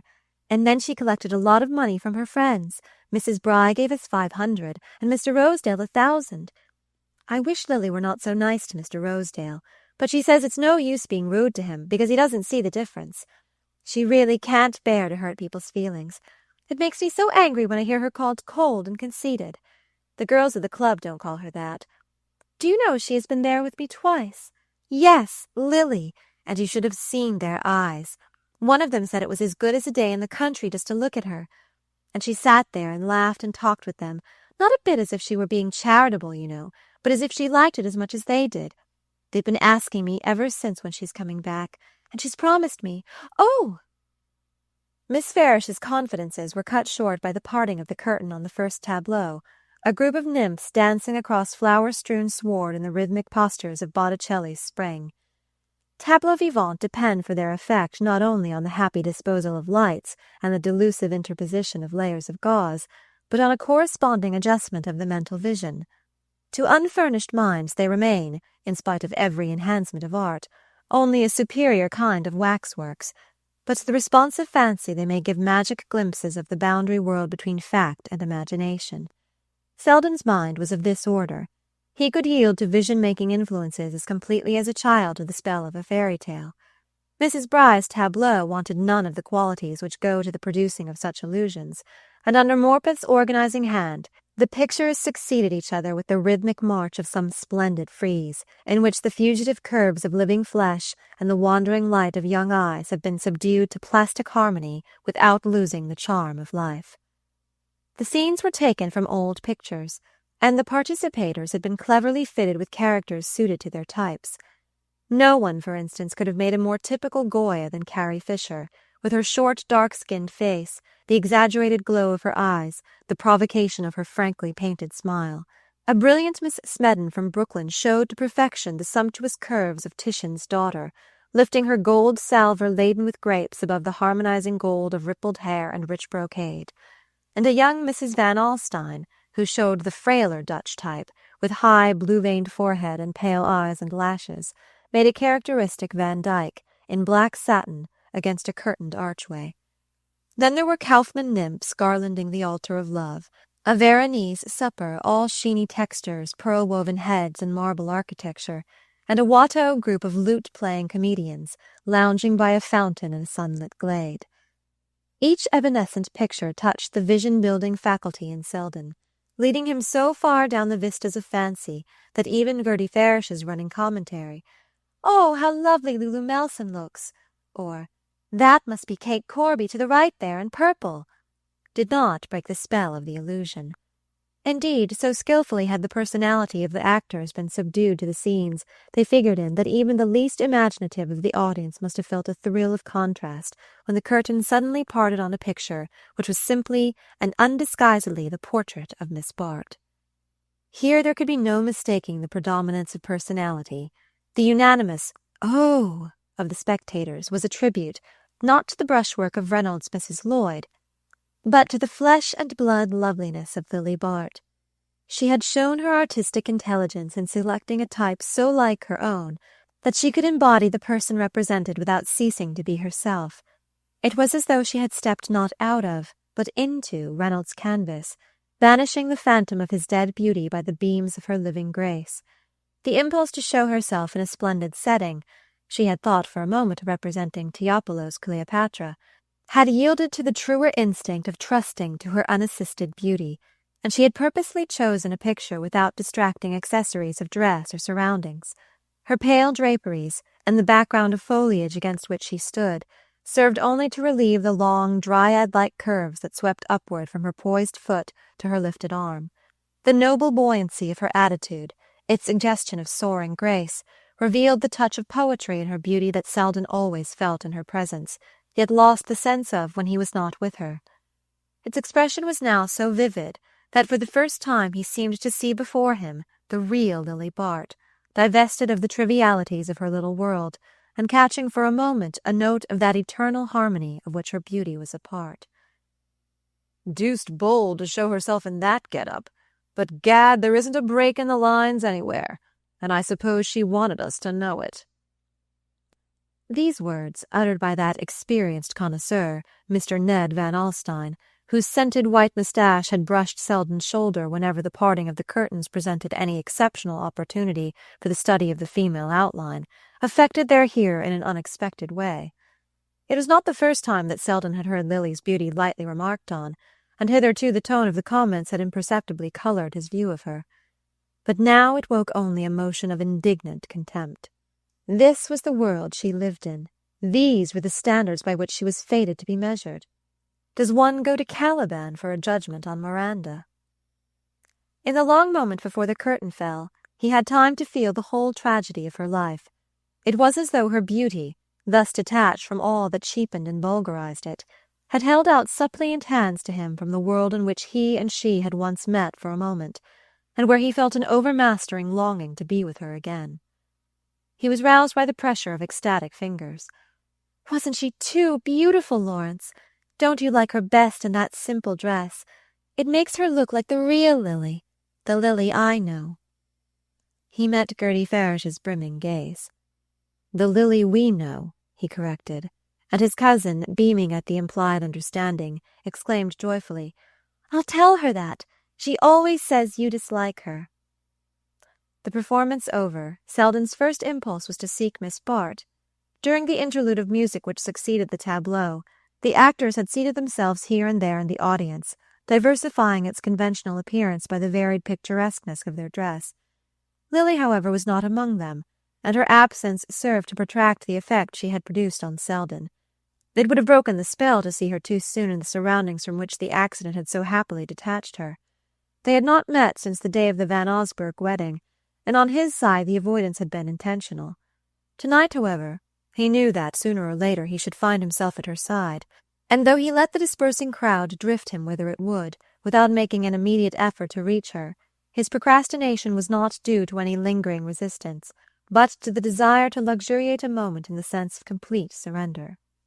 Lily had not an instant's doubt as to the meaning of the murmur greeting her appearance. No other tableau had been received with that precise note of approval. It had obviously been called forth by herself, and not by the picture she impersonated. She had feared at the last moment that she was risking too much in dispensing with the advantages of a more sumptuous setting, and the completeness of her triumph gave her an intoxicating sense of recovered power. Not caring to diminish the impression she had produced, she held herself aloof from the audience till the moment of dispersal before supper, and thus had a second opportunity of showing herself to advantage, as the throng poured slowly into the empty drawing-room where she was standing. She was soon the centre of a group which increased and renewed itself as the circulation became general, and the individual comments on her success were a delightful prolongation of the collective applause. At such moments she lost something of her natural fastidiousness, and cared less for the quality of the admiration received than for its quantity. Differences of personality were merged in a warm atmosphere of praise, in which her beauty expanded like a flower in sunlight, and if Selden had approached a moment or two sooner, he would have seen her turning on Ned Van Alstyne and George Dorset the look he had dreamed of capturing for himself. Fortune willed, however, that the hurried approach of Mrs. Fisher, as whose aide-de-camp Van Alstyne was acting, should break up the group before Selden reached the threshold of the room. One or two of the men wandered off in search of their partners for supper, and the others, noticing Selden's approach, gave way to him in accordance with the tacit freemasonry of the ballroom. Lily was therefore standing alone when he reached her, and finding the expected look in her eye, he had the satisfaction of supposing he had kindled it. The look did indeed deepen as it rested on him, for even in that moment of self-intoxication, Lily felt the quicker beat of life that his nearness always produced. She read, too, in his answering gaze the delicious confirmation of her triumph, and for the moment it seemed to her that it was for him only she cared to be beautiful. Selden had given her his arm without speaking. She took it in silence, and they moved away, not toward the supper-room, but against the tide which was setting thither. The faces about her flowed by like the streaming images of sleep. She hardly noticed where Selden was leading her, till they passed through a glass doorway at the end of the long suite of rooms, and stood suddenly in the fragrant hush of a garden. Gravel grated beneath their feet, and about them was the transparent dimness of a midsummer night. Hanging lights made emerald caverns in the depths of foliage, and whitened the spray of a fountain falling among lilies. The magic place was deserted. There was no sound but the splash of the water on the lily pads, and a distant drift of music that might have been blown across a sleeping lake. Selden and Lily stood still, accepting the unreality of the scene as a part of their own dreamlike sensations. It would not have surprised them to feel a summer breeze on their faces, or to see the lights among the boughs reduplicated in the arch of a starry sky. The strange solitude about them was no stranger than the sweetness of being alone in it together. At length Lily withdrew her hand, and moved away a step, so that her white-robed slimness was outlined against the dusk of the branches. Selden followed her, and still without speaking they seated themselves on a bench beside the fountain. Suddenly she raised her eyes with the beseeching earnestness of a child. "You never speak to me. You think hard things of me," she murmured. "I think of you at any rate, God knows," he said. "Then why do we never see each other? Why can't we be friends?" "You promised once to help me," she continued in the same tone, as though the words were drawn from her unwillingly. "The only way I can help you is by loving you," Selden said in a low voice. She made no reply, but her face turned to him with the soft motion of a flower. His own met it slowly, and their lips touched. She drew back and rose from her seat. Selden rose too, and they stood facing each other. Suddenly she caught his hand and pressed it a moment against her cheek. "Ah, love me, but don't tell me so," she sighed with her eyes in his, and before he could speak she had turned and slipped through the arch of boughs, disappearing in the brightness of the room beyond. Selden stood where she had left him. He knew too well the transiency of exquisite moments to attempt to follow her, but presently he re-entered the house and made his way through the deserted rooms to the door. A few sumptuously cloaked ladies were already gathered in the marble vestibule, and in the coat-room he found Van Alstyne and Gus Trenor. The former, at Selden's approach, paused in the careful selection of a cigar from one of the silver boxes invitingly set out near the door. "Hello, Selden, going too? You're an Epicurean like myself, I see. You don't want to see all those goddesses gobbling terrapin. Gad, what a show of good-looking women. But not one of 'em could touch that little cousin of mine. Talk of jewels. What's a woman want with jewels when she's got herself to show? The trouble is that all these fall balls they wear cover up their figures when they've got 'em. I never knew till tonight what an outline Lily has." "It's not her fault if everybody don't know it now," growled Trenor, flushed with the struggle of getting into his fur-lined coat. "Damned bad taste, I call it. No cigar for me. You can't tell what you're smoking in one of these new houses. Likely as not the chef buys the cigars. Stay for supper? Not if I know it. When people crowd their rooms so that you can't get near anyone you want to speak to, I'd as soon sup in the elevated at the rush hour. My wife was dead right to stay away. She says life's too short to spend it in breaking in new people." Chapter 13. Lily woke from happy dreams to find 2 notes at her bedside. One was from Mrs. Trenor, who announced that she was coming to town that afternoon for a flying visit, and hoped Miss Bart would be able to dine with her. The other was from Selden. He wrote briefly that an important case called him to Albany, whence he would be unable to return till the evening, and asked Lily to let him know at what hour on the following day she would see him. Lily, leaning back among her pillows, gazed musingly at his letter. The scene in the Bry's conservatory had been like a part of her dreams. She had not expected to wake to such evidence of its reality. Her first movement was one of annoyance. This unforeseen act of Selden's added another complication to life. It was so unlike him to yield to such an irrational impulse. Did he really mean to ask her to marry him? She had at once shown him the impossibility of such a hope, and his subsequent behavior seemed to prove that he had accepted the situation with a reasonableness somewhat mortifying to her vanity. It was all the more agreeable to find that this reasonableness was maintained only at the cost of not seeing her. But, though nothing in life was as sweet as the sense of her power over him, she saw the danger of allowing the episode of the previous night to have a sequel. Since she could not marry him, it would be kinder to him, as well as easier for herself, to write a line amicably evading his request to see her. He was not the man to mistake such a hint, and when next they met it would be on their usual friendly footing. Lily sprang out of bed and went straight to her desk. She wanted to write at once, while she could trust to the strength of her resolve. She was still languid from her brief sleep and the exhilaration of the evening, and the sight of Selden's writing brought back the culminating moment of her triumph, the moment when she had read in his eyes that no philosophy was proof against her power. It would be pleasant to have that sensation again. No one else could give it to her in its fullness, and she could not bear to mar her mood of luxurious retrospection by an act of definite refusal. She took up her pen and wrote hastily, "Tomorrow at 4." Murmuring to herself as she slipped the sheet into its envelope, "I can easily put him off when tomorrow comes." Judy Trenor's summons was very welcome to Lily.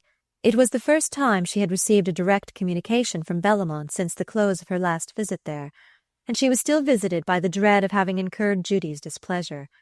But this characteristic command seemed to re-establish their former relations, and Lily smiled at the thought that her friend had probably summoned her in order to hear about the bride's entertainment. Mrs. Tranter had absented herself from the feast, perhaps for the reason so frankly enunciated by her husband, perhaps because, as Mrs. Fisher somewhat differently put it, she couldn't bear new people when she hadn't discovered them herself. At any rate, though she remained haughtily at Bellamont, Lily suspected in her a devouring eagerness to hear of what she had missed, and to learn exactly in what measure Mrs. Wellington Bry had surpassed all previous competitors for social recognition. Lily was quite ready to gratify this curiosity, but it happened that she was dining out. She determined, however, to see Mrs. Tranter for a few moments, and ringing for her maid, she dispatched a telegram to say that she would be with her friend that evening at 10. She was dining with Mrs. Fisher, who had gathered at an informal feast a few of the performers of the previous evening. There was to be plantation music in the studio after dinner, for Mrs. Fisher, despairing of the Republic, had taken up modelling, and annexed to her small crowded house a spacious apartment, which, whatever its uses in her hours of plastic inspiration, served at other times for the exercise of an indefatigable hospitality. Lily was reluctant to leave, for the dinner was amusing, and she would have liked to lounge over a cigarette and hear a few songs, but she could not break her engagement with Judy, and shortly after 10 she asked her hostess to ring for a hansom, and drove up Fifth Avenue to the Trenners'. She waited long enough on the doorstep to wonder that Judy's presence in town was not signalized by a greater promptness in admitting her, and her surprise was increased when, instead of the expected footman, pushing his shoulders into a tardy coat, a shabby caretaking person in calico led her into the shrouded hall. Trenner, however, appeared at once on the threshold of the drawing-room, welcoming her with unusual volubility, while he relieved her of her cloak and drew her into the room. "Come along to the den. It's the only comfortable place in the house. Doesn't this room look as if it was waiting for the body to be brought down? Can't see why Judy keeps the house wrapped up in this awful slippery white stuff. It's enough to give a fellow pneumonia to walk through these rooms on a cold day. You look a little pinched yourself, by the way. It's rather a sharp night out. I noticed it walking up from the club. Come along and I'll give you a nip of brandy, and you can toast yourself over the fire and try some of my new Egyptians. That little Turkish chap at the embassy put me on to a brand that I want you to try, and if you like 'em, I'll get out a lot for you. They don't have 'em here yet, but I'll cable." He led her through the house to the large room at the back, where Mrs. Trenner usually sat, and where, even in her absence, there was an air of occupancy. Here, as usual, were flowers, newspapers, a littered writing-table, and a general aspect of lamp-lit familiarity, so that it was a surprise not to see Judy's energetic figure start up from the armchair near the fire. It was apparently Trenner himself who had been occupying the seat in question, for it was overhung by a cloud of cigar smoke, and near it stood one of those intricate folding tables which British ingenuity has devised to facilitate the circulation of tobacco and spirits. The sight of such appliances in a drawing-room was not unusual in Lily's set, where smoking and drinking were unrestricted by considerations of time and place, and her first movement was to help herself to one of the cigarettes recommended by Trenner, while she checked his loquacity by asking, with a surprised glance, "Where's Judy?" Trenner, a little heated by his unusual flow of words, and perhaps by prolonged propinquity with the decanters, was bending over the ladder to decipher their silver labels. "Here now, Lily, just a drop of cognac and a little fizzy water. You do look pinched, you know. I swear the end of your nose is red. I'll take another glass to keep you company. Judy? Why, you see, Judy's got a devil of a headache, quite knocked out with it, poor thing. She asked me to explain, make it all right, you know. Do come up to the fire, though. You look dead beat, really. Now do let me make you comfortable, there's a good girl." He had taken her hand, half banteringly, and was drawing her toward a low seat by the hearth, but she stopped and freed herself quietly. "Do you mean that Judy's not well enough to see me? Doesn't she want me to go upstairs?" Trenner drained the glass he had filled for himself, and paused to set it down before he answered. "Why, no, the fact is she's not up to seeing anybody. It came on suddenly, you know, and she asked me to tell you how awfully sorry she was. If she'd known where you were dining, she'd have sent you word." "She did know where I was dining. I mentioned it in my telegram. But it doesn't matter, of course. I suppose if she's so poorly she won't go back to Bellamont in the morning, and I can come and see her then. Yes, exactly. That's capital. I'll tell her you'll pop in tomorrow morning. And now do sit down a minute, there's a dear, and let's have a nice quiet jaw together. You won't take a drop just for sociability? Tell me what you think of that cigarette. Why you don't like it? What are you chucking it away for? I am chucking it away because I must go, if you'll have the goodness to call a cab for me, Lily returned with a smile. She did not like Trenner's unusual excitability, with its too evident explanation, and the thought of being alone with him, with her friend out of reach upstairs, at the other end of the great empty house, did not conduce to a desire to prolong their tete-a-tete. But Trenner, with a promptness which did not escape her, had moved between herself and the door. Why must you go, I should like to know? If Judy'd been here, you'd have sat up gossiping till all hours, and you can't even give me 5 minutes. It's always the same story. Last night I couldn't get near you. I went to that damned vulgar party just to see you, and there was everybody talking about you, and asking me if I'd ever seen anything so stunning, and when I tried to come up and say a word, you never took any notice, but just went on laughing and joking with a lot of asses who only wanted to be able to swagger about afterward and look knowing when you were mentioned. He paused, flushed by his diatribe, and fixing on her a look in which resentment was the ingredient she least disliked.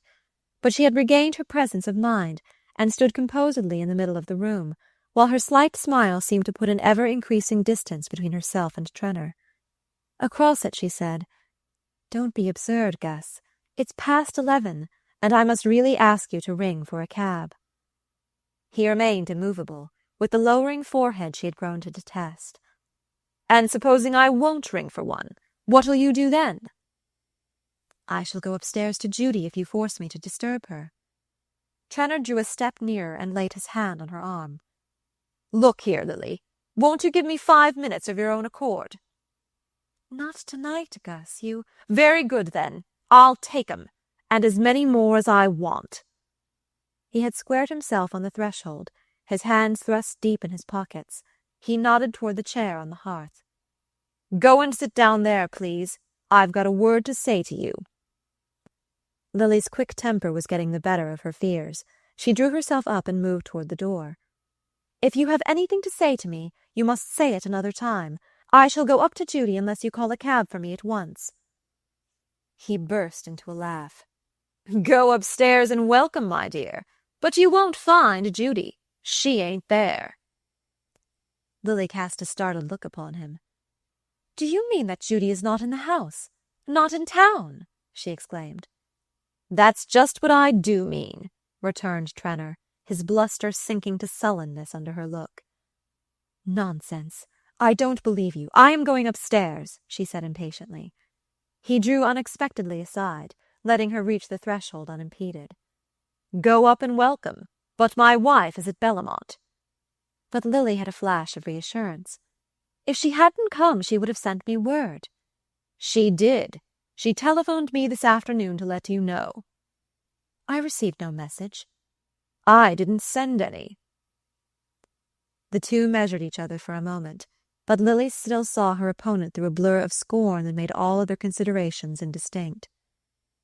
"I can't imagine your object in playing such a stupid trick on me, but if you have fully gratified your peculiar sense of humour, I must again ask you to send for a cab." It was the wrong note, and she knew it as she spoke. To be stung by irony, it is not necessary to understand it, and the angry streaks on Trenner's face might have been raised by an actual lash. "Look here, Lily, don't take that high and mighty tone with me." He had again moved toward the door, and in her instinctive shrinking from him, she let him regain command of the threshold. "I did play a trick on you. I own up to it. But if you think I'm ashamed, you're mistaken. Lord knows I've been patient enough. I've hung round and looked like an ass. And all the while you were letting a lot of other fellows make up to you, letting 'em make fun of me, I dare say. I'm not sharp and can't dress my friends up to look funny as you do, but I can tell when it's being done to me. I can tell fast enough when I've made a fool of." "Ah, I shouldn't have thought that," flashed from Lily, but her laugh dropped to silence under his look. "No, You wouldn't have thought it, but you'll know better now. That's what you're here for tonight. I've been waiting for a quiet time to talk things over, and now I've got it, I mean to make you hear me out." His first rush of inarticulate resentment had been followed by a steadiness and concentration of tone more disconcerting to Lily than the excitement preceding it. For a moment her presence of mind forsook her. She had more than once been in situations where a quick swordplay of wit had been needful to cover her retreat, but her frightened heart-throbs told her that here such skill would not avail. To gain time, she repeated, "I don't understand what you want." Trenor had pushed a chair between herself and the door. He threw himself in it and leaned back, looking up at her. "I'll tell you what I want. I want to know just where you and I stand. Hang it, the man who pays for the dinner is generally allowed to have a seat at table." She flamed with anger and abasement, and the sickening need of having to conciliate where she longed to humble. "I don't know what you mean, but you must see, Gus, that I can't stay here talking to you at this hour." "Gad, you go to men's houses fast enough in broad daylight. Strikes me you're not always so deuced careful of appearances." The brutality of the thrust gave her the sense of dizziness that follows on a physical blow. Rosedale had spoken then. This was the way men talked of her. She felt suddenly weak and defenseless. There was a throb of self-pity in her throat. But all the while another self was sharpening her to vigilance, whispering the terrified warning that every word and gesture must be measured. "If you have brought me here to say insulting things," she began. Trenor laughed. "Don't talk stage rot. I don't want to insult you. But a man's got his feelings, and you've played with mine too long.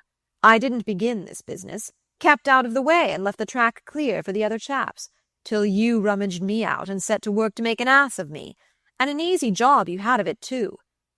That's the trouble.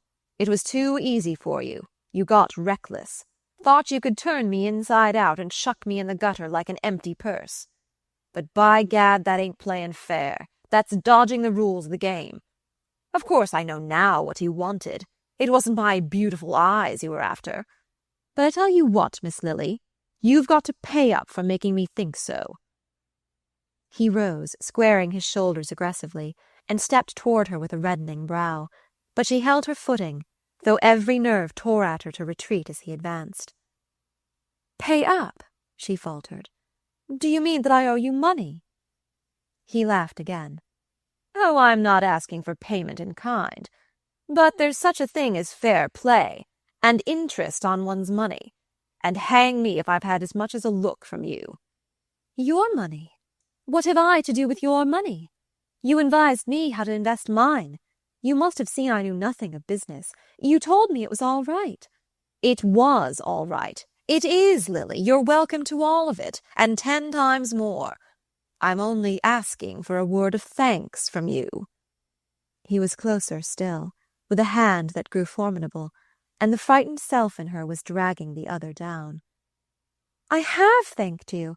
I've shown I was grateful. What more have you done than any friend might do, or anyone except from a friend?" Trenor caught her up with a sneer. "I don't doubt you've accepted as much before, and chucked the other chaps as you'd like to chuck me. I don't care how you settled your score with them. If you fooled 'em, I'm that much to the good. Don't stare at me like that. I know I'm not talking the way a man is supposed to talk to a girl, but hang it, if you don't like it, you can stop me quick enough. You know I'm mad about you. Damn the money, there's plenty more of it, if that bothers you.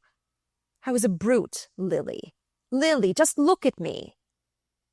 Over and over her the sea of humiliation broke, wave crashing on wave, so close that the moral shame was one with the physical dread.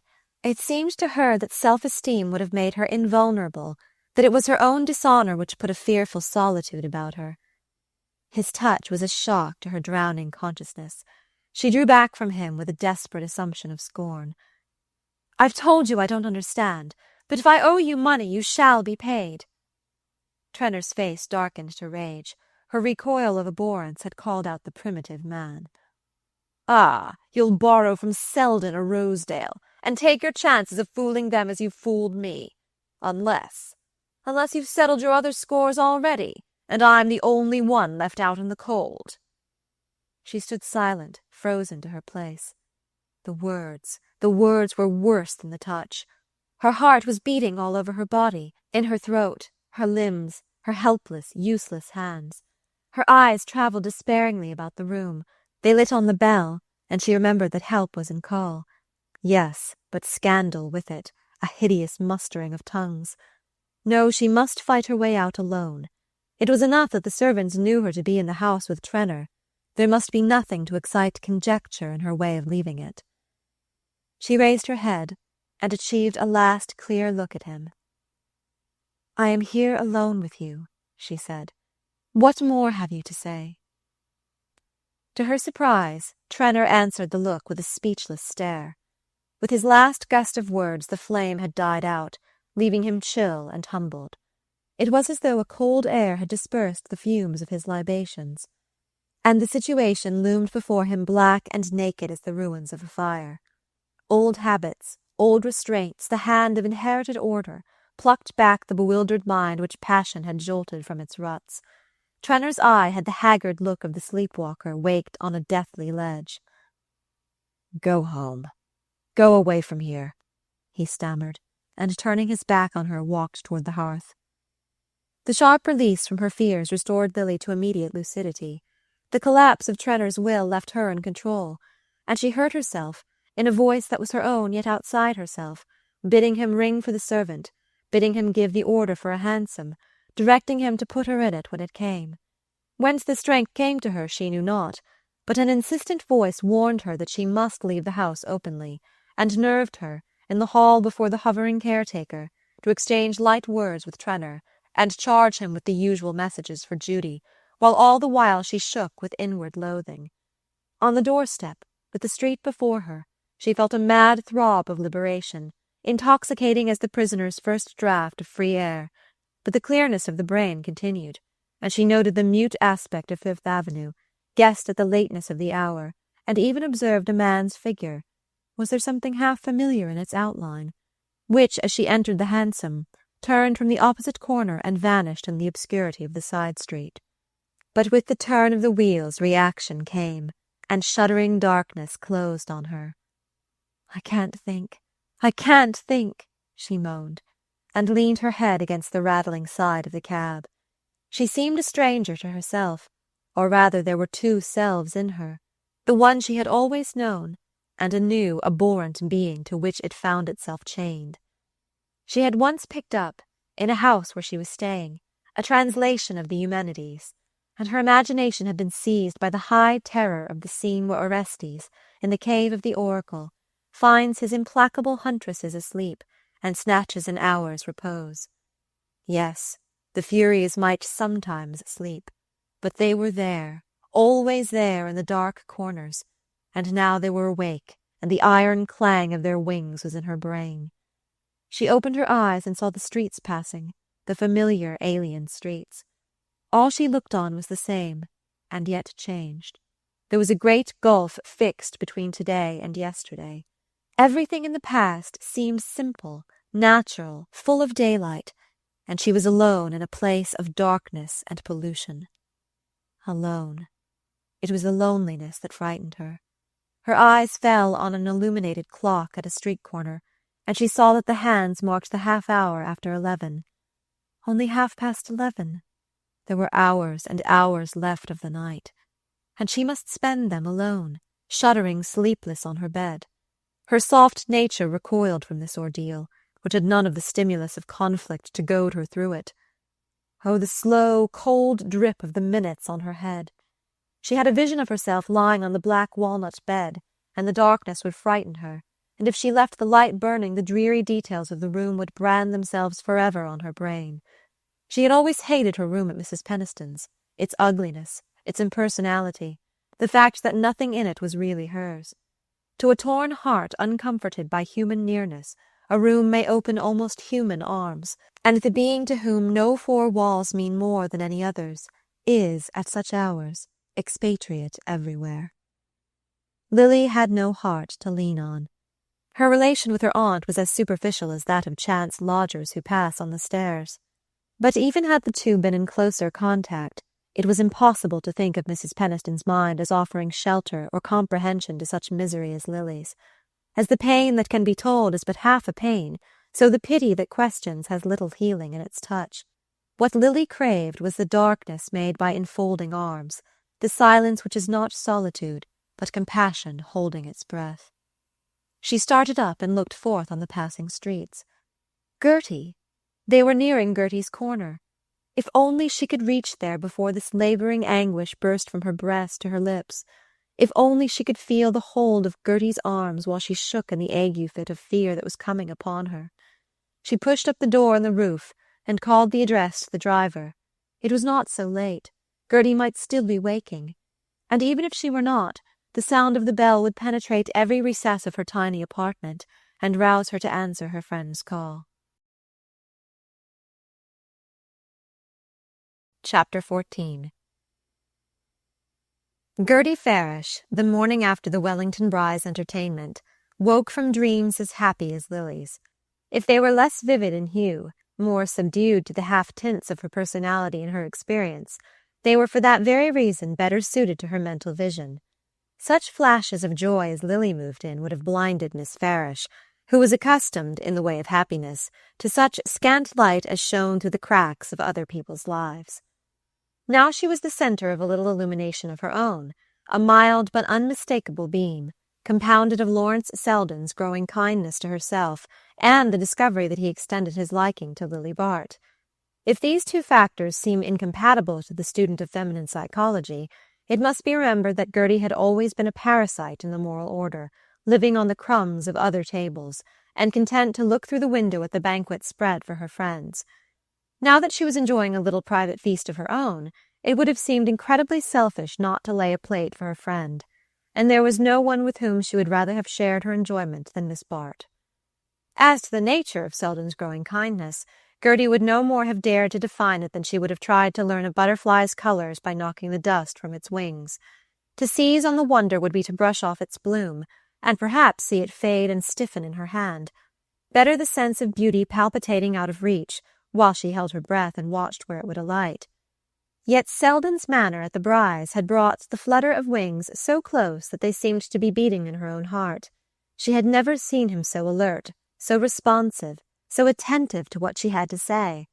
His habitual manner had an absent-minded kindliness which she accepted and was grateful for, as the liveliest sentiment her presence was likely to inspire.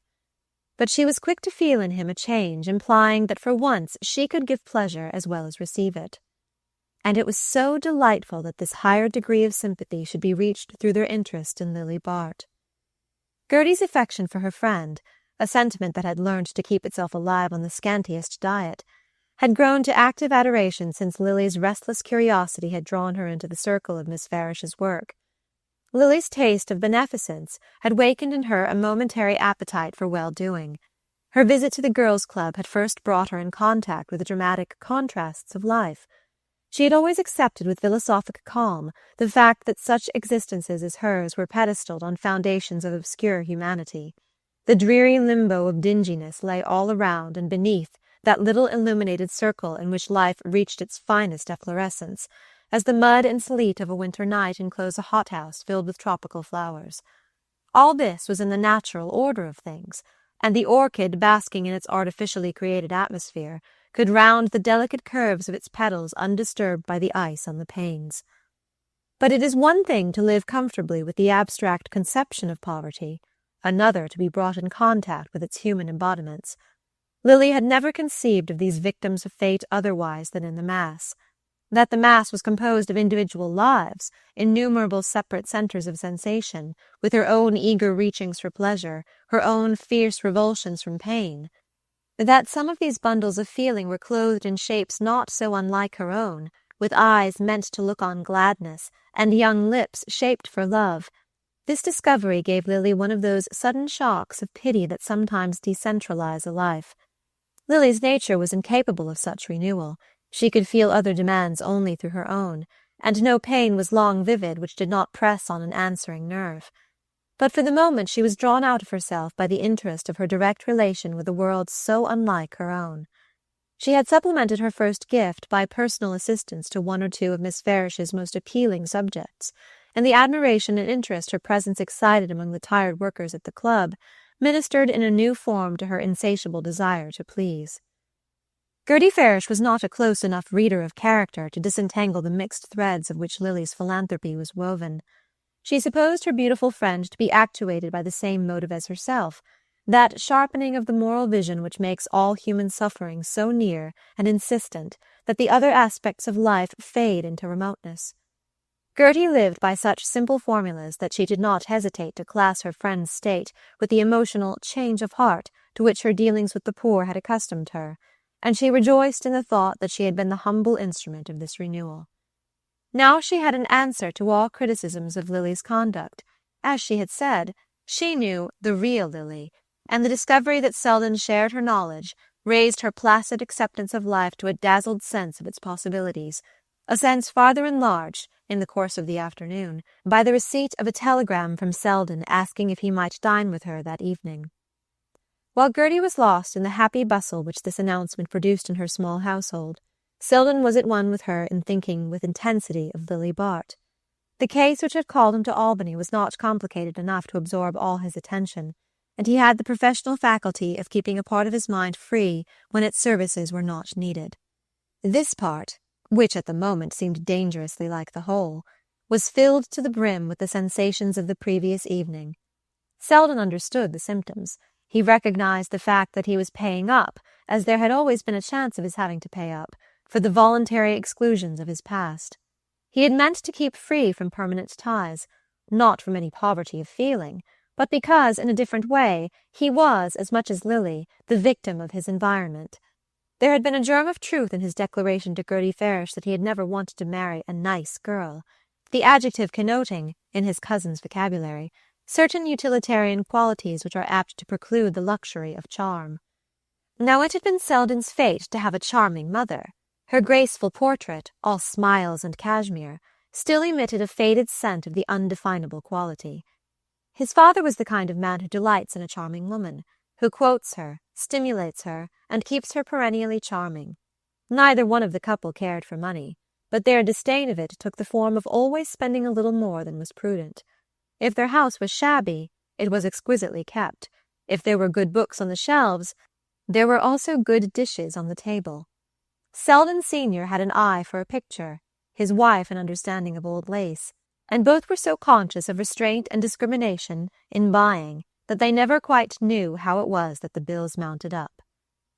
Though many of Selden's friends would have called his parents poor, he had grown up in an atmosphere where restricted means were felt only as a check on aimless profusion, where the few possessions were so good that their rarity gave them a merited relief, and abstinence was combined with elegance in a way exemplified by Mrs. Selden's knack of wearing her old velvet as if it were new.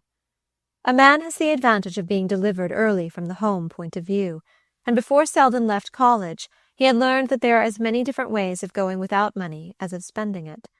Unfortunately, he found no way as agreeable as that practiced at home, and his views of womankind in especial were tinged by the remembrance of the one woman who had given him his sense of values.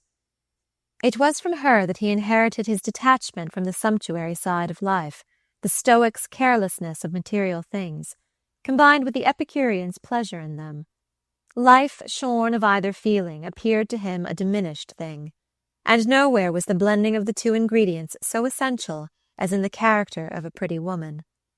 It had always seemed to Selden that experience offered a great deal besides the sentimental adventure, yet he could vividly conceive of a love which should broaden and deepen till it became the central fact of life. What he could not accept, in his own case, was the makeshift alternative of a relation that should be less than this, that should leave some portions of his nature unsatisfied, while it put an undue strain on others. He would not, in other words, yield to the growth of an affection which might appeal to pity, yet leave the understanding untouched. Sympathy should no more delude him than a trick of the eyes, the grace of helplessness than a curve of the cheek. But now, that little but passed like a sponge over all his vows. His reasoned-out resistances seemed for the moment so much less important than the question as to when Lily would receive his note. He yielded himself to the charm of trivial preoccupations, wondering at what hour her reply would be sent, with what words it would begin. As to its import, he had no doubt. He was as sure of her surrender as of his own. And so he had leisure to muse on all its exquisite details, as a hard worker, on a holiday morning, might lie still and watch the beam of light travel gradually across his room. But if the new light dazzled, it did not blind him. He could still discern the outline of facts, though his own relation to them had changed. He was no less conscious than before of what was said of Lily Bart, but he could separate the woman he knew from the vulgar estimate of her. His mind turned to Gertie Farish's words, and the wisdom of the world seemed a groping thing beside the insight of innocence. Blessed are the pure in heart, for they shall see God, even the hidden God in their neighbour's breast. Selden was in the state of impassioned self-absorption that the first surrender to love produces.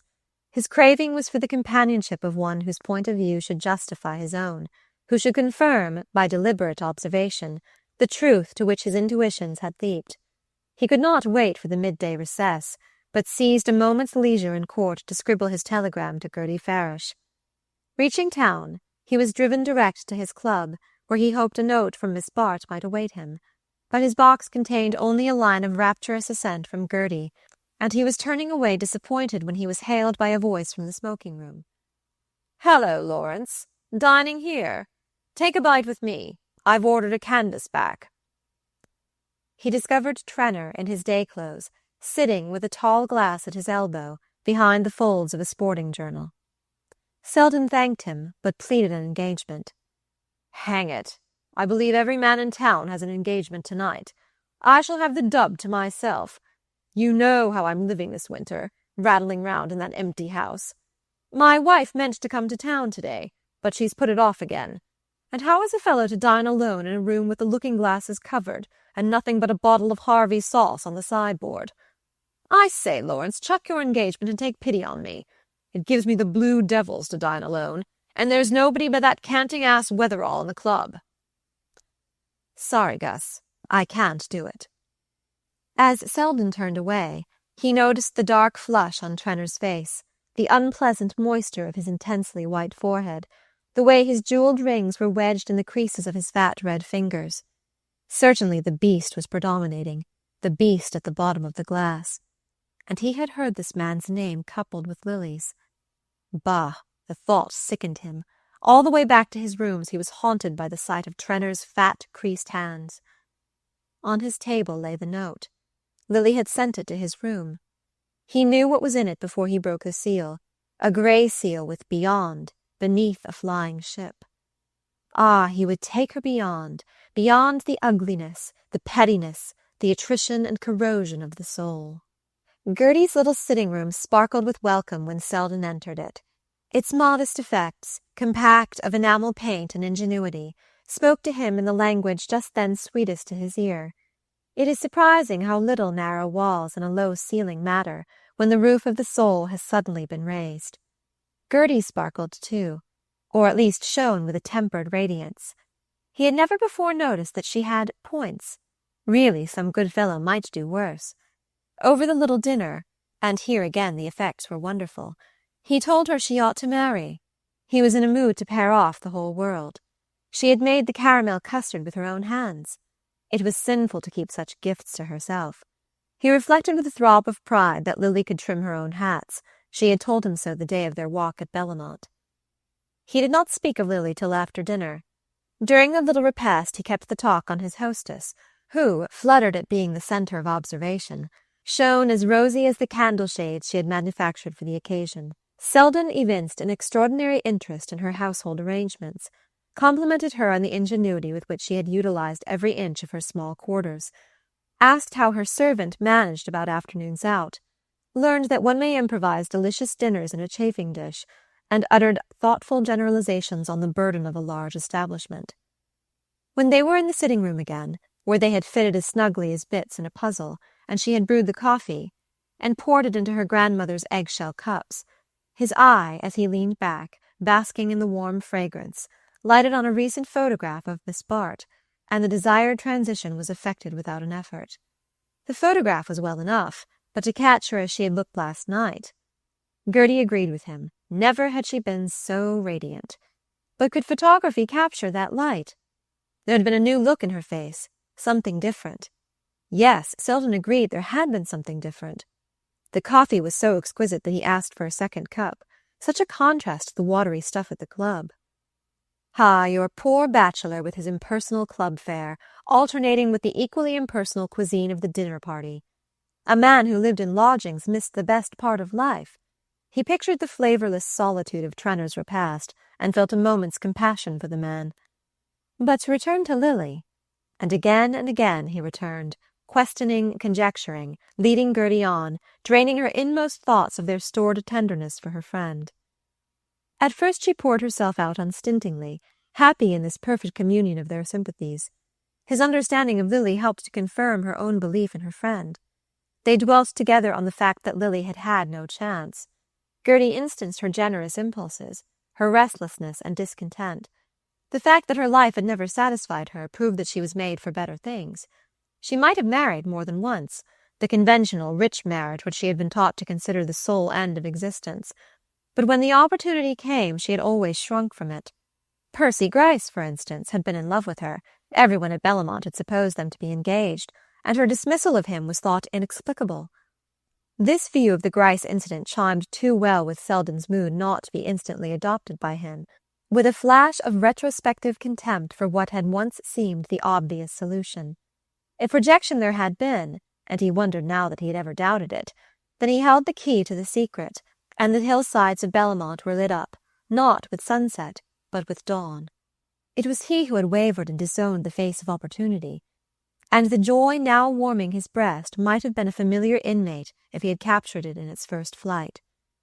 It was at this point, perhaps, that a joy just trying its wings in Gertie's heart dropped to earth and lay still. She sat facing Selden, repeating mechanically, "No, she has never been understood," and all the while she herself seemed to be sitting in the centre of a great glare of comprehension. The little confidential room, where a moment ago their thoughts had touched elbows like their chairs, grew to unfriendly vastness, separating her from Selden by all the length of her new vision of the future, and that future stretched out interminably, with her lonely figure toiling down it, a mere speck on the solitude. "She is herself with few people only, and you are one of them," she heard Selden saying. And again, "Be good to her, Gertie, won't you?" And, "She has it in her to become whatever she is believed to be. You'll help her by believing the best of her." The words beat on Gertie's brain like the sound of a language which has seemed familiar at a distance, but on approaching is found to be unintelligible. He had come to talk to her of Lily. That was all. There had been a third at the feast she had spread for him, and that third had taken her own place. She tried to follow what he was saying, to cling to her own part in the talk, but it was all as meaningless as the boom of waves in a drowning head, and she felt, as the drowning may feel, that to sink would be nothing beside the pain of struggling to keep up. Selden rose, and she drew a deep breath, feeling that soon she could yield to the blessed waves. "Mrs. Fisher's? You say she was dining there? There is music afterward. I believe I had a card from her." He glanced at the foolish pink-faced clock that was drumming out this hideous hour. 10:15. I might look in there now. The Fisher evenings are amusing. I haven't kept you up too late, Gertie. You look tired. I've rambled on and bored you." And in the unwonted overflow of his feelings, he left a cousinly kiss upon her cheek. At Mrs. Fisher's, through the cigar smoke of the studio, a dozen voices greeted Selden. A song was pending as he entered, and he dropped into a seat near his hostess, his eyes roaming in search of Miss Bart. But she was not there, and the discovery gave him a pang out of all proportion to its seriousness, since the note in his breast pocket assured him that at 4 the next day they would meet. To his impatience it seemed immeasurably long to wait, and half ashamed of the impulse, he leaned to Mrs. Fisher to ask, as the music ceased, if Miss Bart had not dined with her. "Lily? She's just gone. She had to run off, I forget where. Wasn't she wonderful last night?" "Who's that? Lily?" asked Jack Stepney from the depths of a neighbouring armchair. "Really, you know, I'm no prude, but when it comes to a girl standing there as if she was up at auction, I thought seriously of speaking to Cousin Julia." "You didn't know Jack had become our social censor," Mrs. Fisher said to Selden with a laugh, and Stepney spluttered amid the general derision. "But she's a cousin, hang it, and when a man's married, town talk was full of her this morning." "Yes, lively reading that was," said Mr. Ned Van Alstyne, stroking his moustache to hide the smile behind it. "By the dirty sheet? No, of course not. Some fellow showed it to me. But I'd heard the stories before.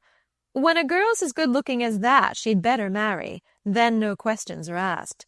In our imperfectly organized society, there is no provision as yet for the young woman who claims the privileges of marriage without assuming its obligations." "Well, I understand Lily is about to assume them in the shape of Mr. Rosedale," Mrs. Fisher said with a laugh. "Rosedale? Good heavens!" exclaimed Van Alstyne, dropping his eyeglass. "Stepney, that's your fault for foisting the brute on us." "Oh, confound it, you know, we don't marry Rosedale in our family," Stepney languidly protested. But his wife, who sat in oppressive bridal finery at the other side of the room, quelled him with the judicial reflection. "In Lily's circumstances, it's a mistake to have too high a standard." "I hear even Rosedale has been scared by the talk lately," Mrs. Fisher rejoined. "But the sight of her last night sent him off his head. What do you think he said to me after her tableau? 'My God, Mrs. Fisher, if I could get Paul Morpeth to paint her like that, the picture'd appreciate 100% in 10 years. "By Jove! But isn't she about somewhere?" exclaimed Van Alstyne, restoring his glass with an uneasy glance. "No. She ran off while you were all mixing the punch downstairs. Where was she going, by the way? What's on tonight? I hadn't heard of anything." "Oh, not a party, I think," said an inexperienced young Farish who had arrived late. "I put her in her cab as I was coming in, and she gave the driver the Trenners' address." "The Trenners!" exclaimed Mrs. Jack Stepney. "Why, the house is closed. Judy telephoned me from Bellamont this evening." "Did she? That's queer. I'm sure I'm not mistaken. Well, come now, Trenner's there anyhow. Oh, well. The fact is, I've no head for numbers," he broke off, admonished by the nudge of an adjoining foot and the smile that circled the room. In its unpleasant light, Selden had risen and was shaking hands with his hostess. The air of the place stifled him, and he wondered why he had stayed in it so long. On the doorstep he stood still, remembering a phrase of Lily's. "It seems to me you spend a good deal of time in the element you disapprove of." Well, what had brought him there but the quest of her? It was her element, not his. But he would lift her out of it, take her beyond. That beyond on her letter was like a cry for rescue. He knew that Perseus's task is not done when he has loosed Andromeda's chains, for her limbs are numb with bondage, and she cannot rise and walk, but clings to him with dragging arms as he beats back to land with his burden. Well, he had strength for both. It was her weakness which had put the strength in him. It was not, alas, a clean rush of waves they had to win through, but a clogging morass of old associations and habits, and for the moment its vapors were in his throat. But he would see clearer, breathe freer in her presence. She was at once the dead weight at his breast and the spar which should float them to safety. He smiled at the whirl of metaphor with which he was trying to build up a defense against the influences of the last hour. It was pitiable that he, who knew the mixed motives on which social judgments depend, should still feel himself so swayed by them. How could he lift Lily to a freer vision of life, if his own view of her was to be colored by any mind in which he saw her reflected? The moral oppression had produced a physical craving for air, and he strode on, opening his lungs to the reverberating coldness of the night. At the corner of Fifth Avenue, Van Alstyne hailed him with an offer of company. "Walking? A good thing to blow the smoke out of one's head. Now that women have taken to tobacco, we live in a bath of nicotine. It would be a curious thing to study the effect of cigarettes on the relation of the sexes. Smoke is almost as great a solvent as divorce. Both tend to obscure the moral issue." Nothing could have been less consonant with Selden's mood than Van Alstyne's after-dinner aphorisms, but as long as the latter confined himself to generalities, his listeners' nerves were in control. Happily, Van Alstyne prided himself on his summing up of social aspects, and with Selden for audience was eager to show the sureness of his touch. Mrs. Fisher lived in an East Side street near the park, and as the two men walked down Fifth Avenue, The new architectural developments of that versatile thoroughfare invited Van Alstyne's comment. "That Greiner house, now, a typical rung in the social ladder. The man who built it came from a milieu where all the dishes are put on the table at once. His facade is a complete architectural meal. If he had omitted a style, his friends might have thought the money had given out. Not a bad purchase for Rosedale, though. Attracts attention, and awes the Western sightseer. By and by he'll get out of that phase, and want something that the crowd will pass and the few pause before, especially if he marries my clever cousin." Selden dashed in with the query, "And the Wellington prize? Rather clever of its kind, don't you think?" They were just beneath the wide white facade, with its rich restraint of line, which suggested the clever corseting of a redundant figure. "That's the next stage, the desire to imply that one has been to Europe, and has a standard. I'm sure Mrs. Bry thinks her house a copy of the Trianon. In America, every marble house with gilt furniture is thought to be a copy of the Trianon. What a clever chap that architect is, though, how he takes his client's measure. He has put the whole of Mrs. Bry in his use of the composite order. Now, for the Trenners, you remember, he chose the Corinthian, exuberant, but based on the best precedent. The Trenner house is one of his best things. Doesn't look like a banqueting hall turned inside out. I hear Mrs. Trenner wants to build out a new ballroom, and that divergence from Gus on that point keeps her at Bellamont. The dimensions of the Bry's ballroom must rankle. You may be sure she knows him as well as if she'd been there last night with a yard measure. Who said she was in town, by the way? That fairish boy? She isn't, I know.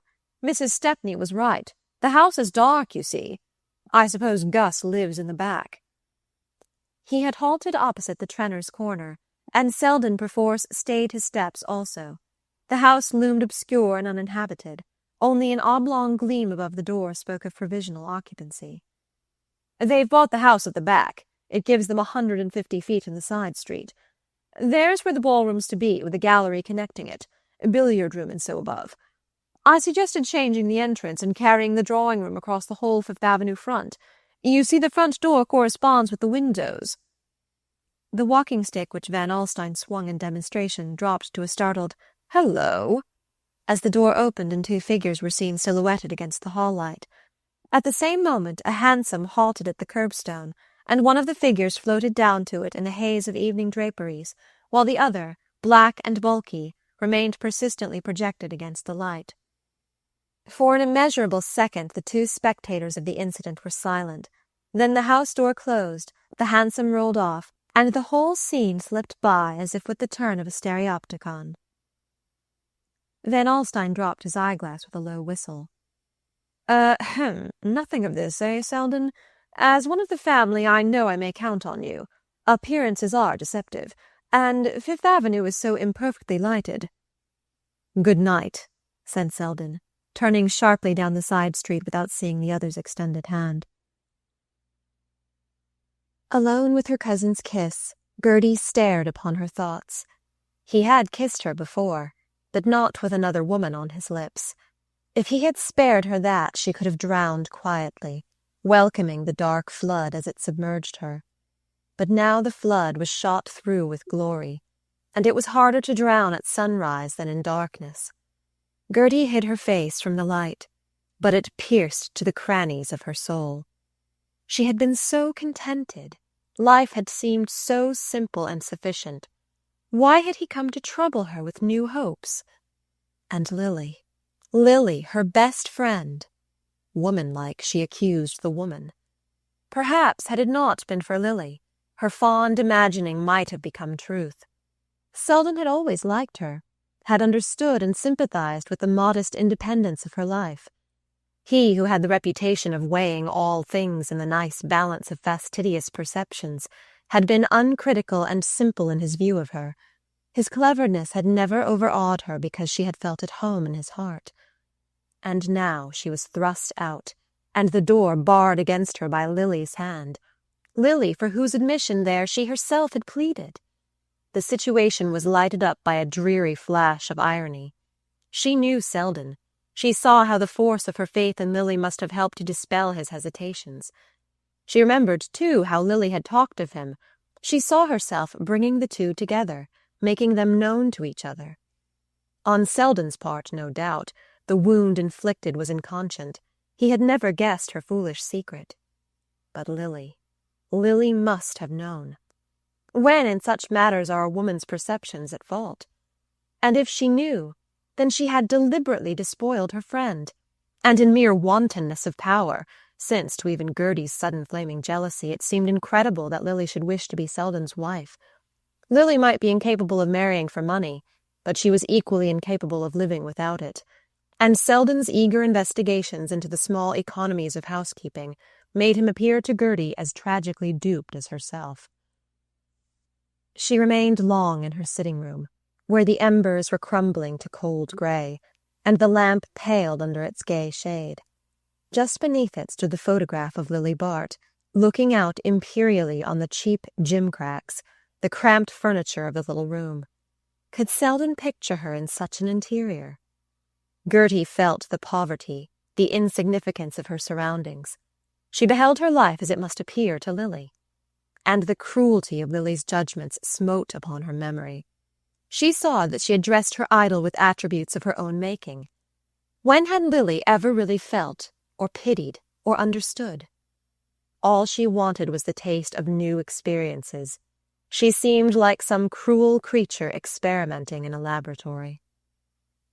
The pink-faced clock drummed out another hour, and Gertie rose with a start.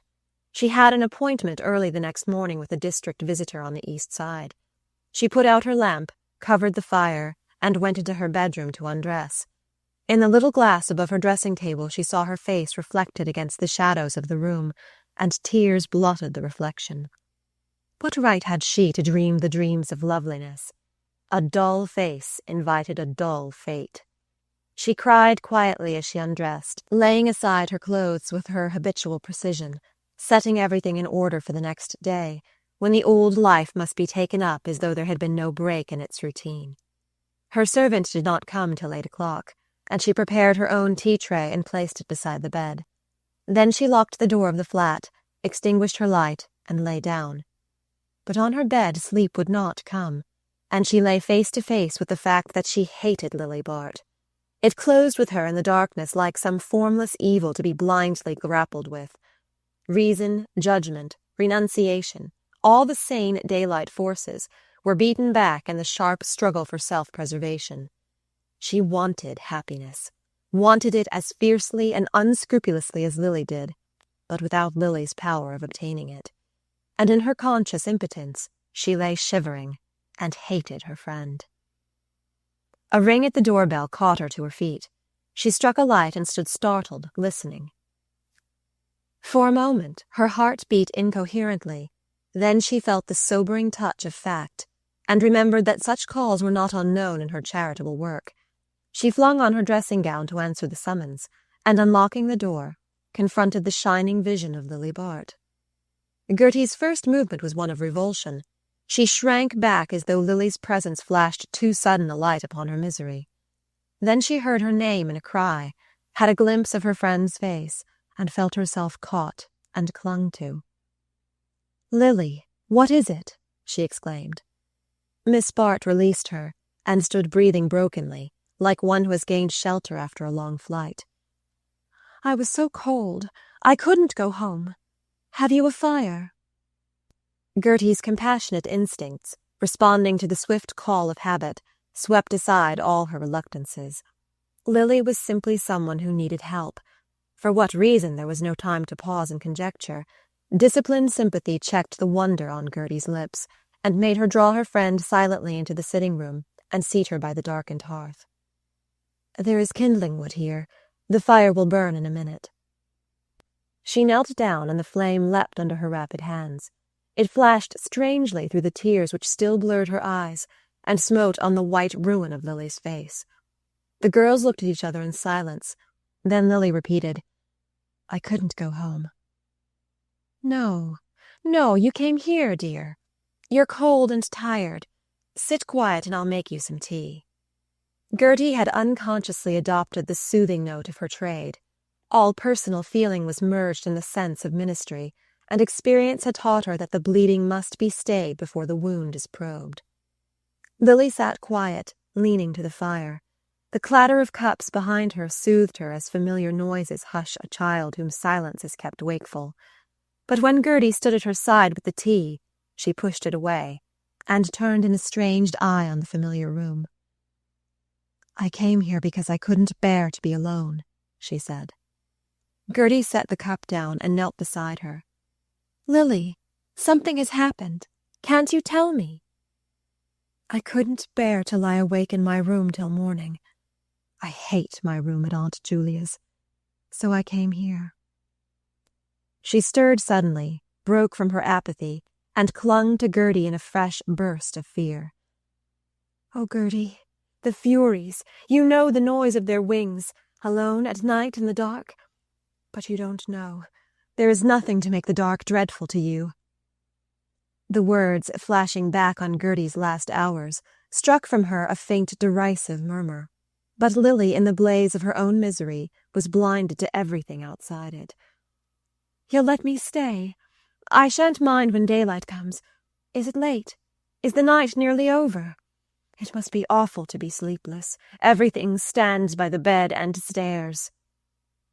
Miss Farish caught her straying hands. "Lily, look at me. Something has happened. An accident. You have been frightened. What has frightened you? Tell me, if you can, a word or two so that I can help you." Lily shook her head. "I am not frightened. That's not the word. Can you imagine looking into your glass some morning and seeing a disfigurement, some hideous change that has come to you while you slept? Well, I seem to myself like that. I can't bear to see myself in my own thoughts. I hate ugliness, you know. I've always turned from it. But I can't explain to you. You wouldn't understand." She lifted her head and her eyes fell on the clock. "How long the night is. And I know I shan't sleep tomorrow. Someone told me my father used to lie sleepless and think of horrors. And he was not wicked, only unfortunate. And I see now how he must have suffered, lying alone with his thoughts. But I am a bad girl. All my thoughts are bad. I have always had bad people about me. Is that any excuse? I thought I could manage my own life. I was proud. But now I'm on their level." Sobs shook her, and she bowed to them like a tree in a dry storm. Gertie knelt beside her, waiting, with the patience born of experience, till this gust of misery should loosen fresh speech. She had first imagined some physical shock, some peril of the crowded streets, since Lily was presumably on her way home from Carrie Fisher's. But now she saw that other nerve centers were smitten, and her mind trembled back from conjecture. Lily's sobs ceased, and she lifted her head. "There are bad girls in your slums. Tell me, do they ever pick themselves up? Ever forget, and feel as they did before?"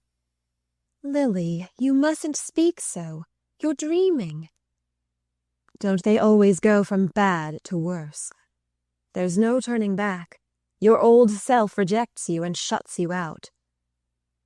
She rose, stretching her arms as if in utter physical weariness. "Go to bed, dear. You work hard and get up early. I'll watch here by the fire, and you'll leave the light and your door open. All I want is to feel that you are near me." She laid both hands on Gertie's shoulders, with a smile that was like sunrise on a sea strewn with wreckage. "I can't leave you, Lily. Come and lie on my bed. Your hands are frozen. You must undress and be made warm." Gertie paused with sudden compunction. "But, Mrs. Penniston, it's past midnight. What will she think?" "She goes to bed. I have a latchkey. It doesn't matter. I can't go back there." "There's no need to. You shall stay here. But you must tell me where you have been. Listen, Lily, it will help you to speak." She regained Miss Bart's hands and pressed them against her. "Try to tell me. It will clear your poor head.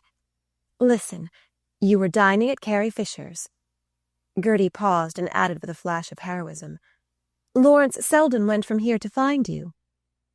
At the word, Lily's face melted from locked anguish to the open misery of a child. Her lips trembled and her gaze widened with tears. "He went to find me, And I missed him. Oh, Gertie, he tried to help me. He told me, he warned me long ago, he foresaw that I should grow hateful to myself. The name, as Gertie saw with a clutch at the heart, had loosened the springs of self-pity in her friend's dry breast. And tear by tear, Lily poured out the measure of her anguish. She had dropped sideways in Gertie's big armchair, her head buried where lately Selden's had leaned, in a beauty of abandonment that drove home to Gertie's aching senses the inevitableness of her own defeat. Ah, it needed no deliberate purpose on Lily's part to rob her of her dream. To look on that prone loveliness was to see in it a natural force, to recognize that love and power belong to such as Lily, as renunciation and service are the lot of those they despoil. But if Selden's infatuation seemed a fatal necessity, the effect that his name produced shook Gertie's steadfastness with a last pang. Men pass through such superhuman loves and outlive them. They are the probation subduing the heart to human joys. How gladly Gertie would have welcomed the ministry of healing, how willingly have soothed the sufferer back to tolerance of life. But Lily's self-betrayal took this last hope from her.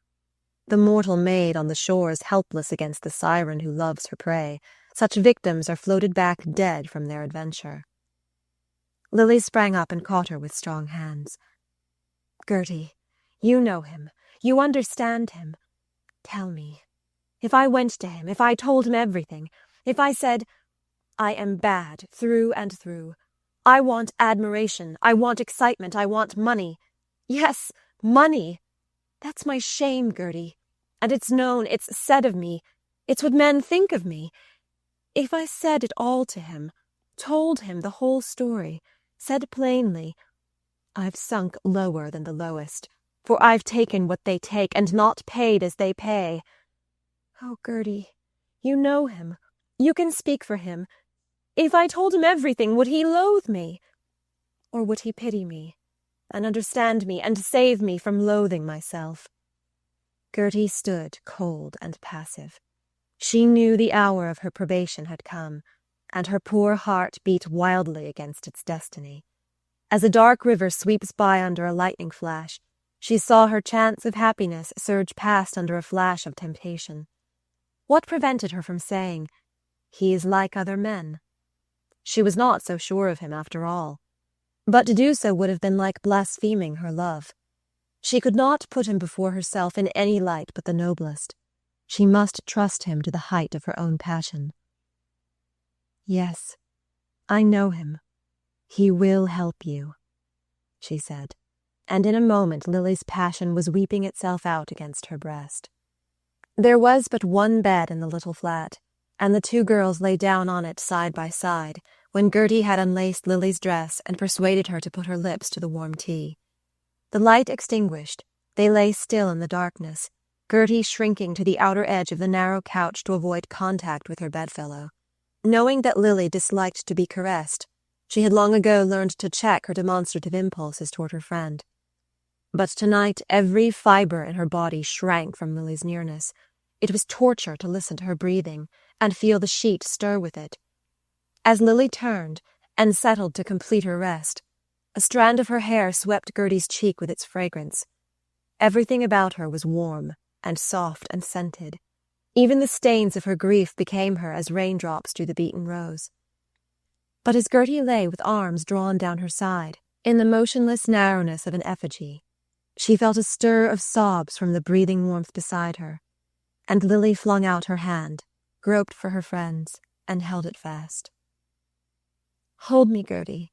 Hold me, or I shall think of things," she moaned.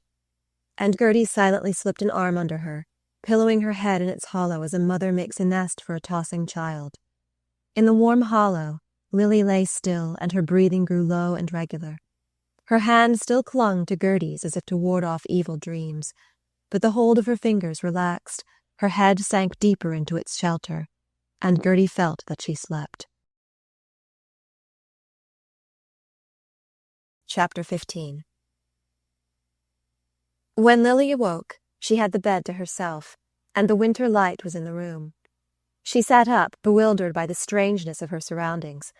Then memory returned, and she looked about her with a shiver. In the cold slant of light reflected from the back wall of a neighboring building, she saw her evening dress and opera cloak lying in a tawdry heap on a chair. Finery laid off is as unappetizing as the remains of a feast, and it occurred to Lily that, at home, her maid's vigilance had always spared her the sight of such incongruities. Her body ached with fatigue, and with the constriction of her attitude in Gertie's bed. All through her troubled sleep she had been conscious of having no space to toss in, and the long effort to remain motionless made her feel as if she had spent her night in a train. This sense of physical discomfort was the first to assert itself. Then she perceived beneath it a corresponding mental prostration, a languor of horror more insufferable than the first rush of her disgust. The thought of having to wake every morning with this weight on her breast roused her tired mind to fresh effort. She must find some way out of the slough into which she had stumbled. It was not so much compunction as the dread of her morning thoughts that pressed on her the need of action.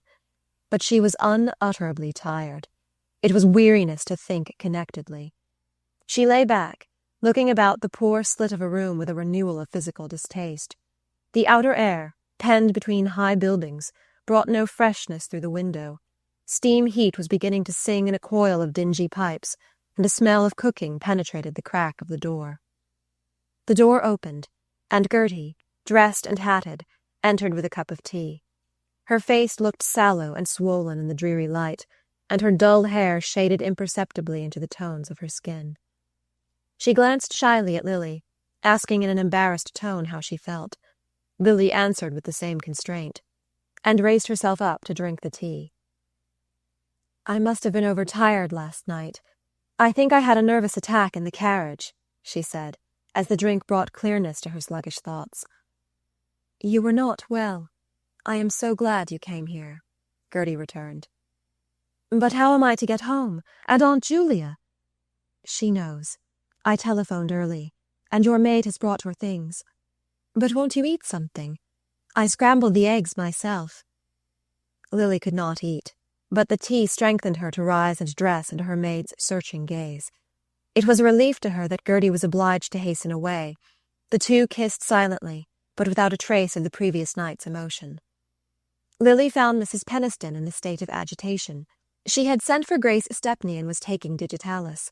Lily breasted the storm of enquiries as best as she could, explaining that she had an attack of faintness on her way back from Carrie Fisher's, that fearing she would not have strength to reach home, she had gone to Miss Farish's instead, but that a quiet night had restored her, and that she had no need of a doctor. This was a relief to Mrs. Peniston, who could give herself up to her own symptoms, and Lily was advised to go and lie down, her aunt's panacea for all physical and moral disorders. In the solitude of her room, she was brought back to a sharp contemplation of facts. Her daylight view of them necessarily differed from the cloudy vision of the night. The winged furies were now prowling gossips who dropped in on each other for tea. But her fears seemed the uglier, thus shorn of their vagueness. And besides, she had to act, not rave. For the first time she forced herself to reckon up the exact amount of her debt to Trenor. And the result of this hateful computation was the discovery that she had, in all, received $9,000 from him. The flimsy pretext on which it had been given and received shriveled up in the blaze of her shame. She knew that not a penny of it was her own, and that to restore her self-respect, she must at once repay the whole amount. The inability thus to solace her outraged feelings gave her a paralyzing sense of insignificance.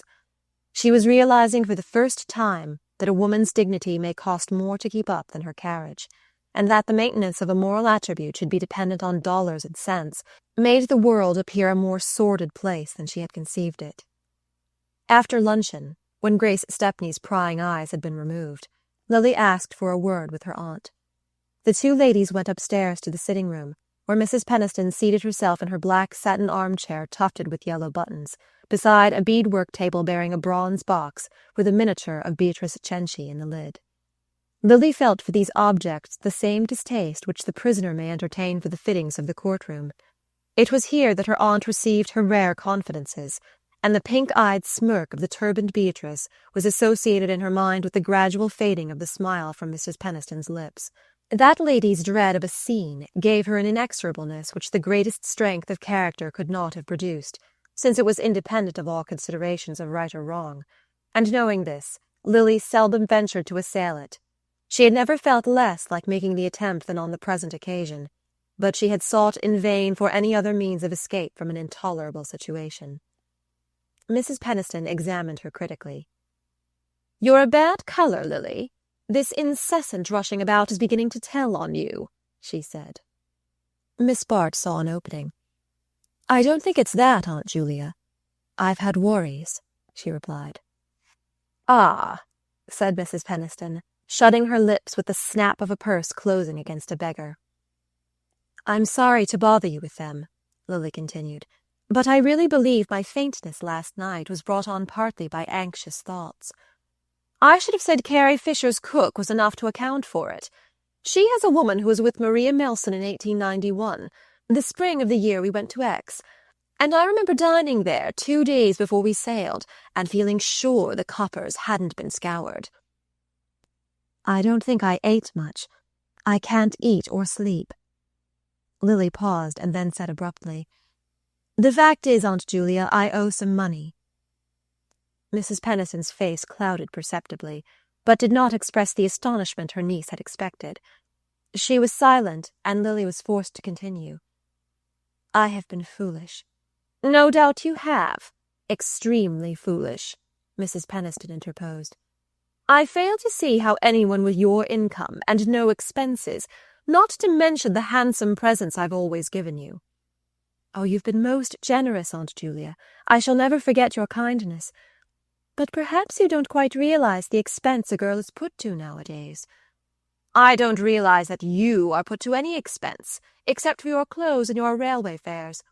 I expect you to be handsomely dressed, but I paid Celeste's bill for you last October." Lily hesitated.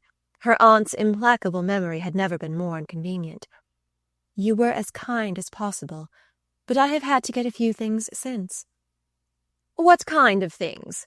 Clothes? How much have you spent? Let me see the bill. I dare say the woman is swindling you." "Oh, no, I think not.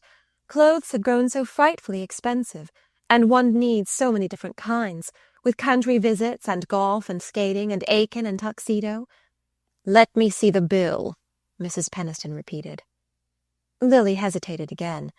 In the first place, Madame Celeste had not yet sent in her amount, and secondly, the amount it represented was only a fraction of the sum that Lily needed. "She hasn't sent in the bill for my winter things, but I know it's large, and there are 1 or 2 other things. I've been careless and imprudent. I'm frightened to think of what I owe." She raised the troubled loveliness of her face to Mrs. Peniston, vainly hoping that a sight so moving to the other sex might not be without effect upon her own. But the effect produced was that of making Mrs. Peniston shrink back apprehensively. "Really, Lily, you are old enough to manage your own affairs, and after frightening me to death by your performance of last night, you might at least choose a better time to worry me with such matters." Mrs. Peniston glanced at the clock, and swallowed a tablet of digitalis. "If you owe Celeste another 1,000, she may send me her account," she added, as though to end the discussion at any cost. "I am very sorry, Aunt Julia. I hate to trouble you at such a time, but I have really no choice. I ought to have spoken sooner. I owe a great deal more than $1,000. "A great deal more? Do you owe 2? She must have robbed you." "I told you it was not only Celeste. There are other bills, more pressing, that must be settled." "What on earth have you been buying? Jewelry? You must have gone off your head," said Mrs. Peniston with asperity. "But if you have run into debt, you must suffer the consequences, and put aside your monthly income till your bills are paid. If you stay quietly here until next spring, instead of racing about all over the country, you will have no expenses at all, and surely in 4 or 5 months you can settle the rest of your bills if I pay the dressmaker now." Lily was again silent.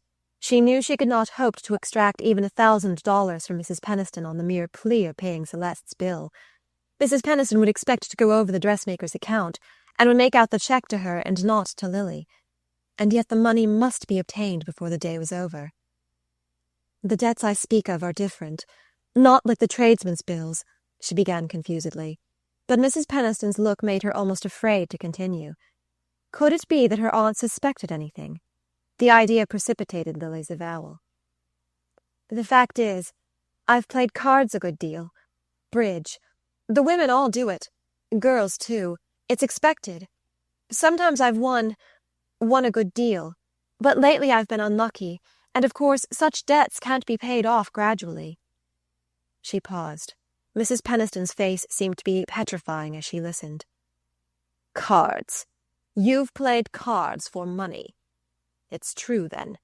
When I was told so, I wouldn't believe it. I won't ask if the other horrors I was told were true, too. I've heard enough for the state of my nerves. When I think of the example you've had in this house. But I suppose it's your foreign upbringing. No one knew where your mother picked up her friends. And her Sundays were a scandal, that I know." Mrs. Peniston wheeled round suddenly. "You play cards on Sunday?" Lily flushed with the recollection of certain rainy Sundays at Bellamont and with the Dorsets. "You're hard on me, Aunt Julia. I have never really cared for cards, but a girl hates to be thought priggish and superior, and one drifts into doing what the others do. I've had a dreadful lesson, and if you'll help me out this time, I promise you—" Mrs. Peniston raised her hand warningly.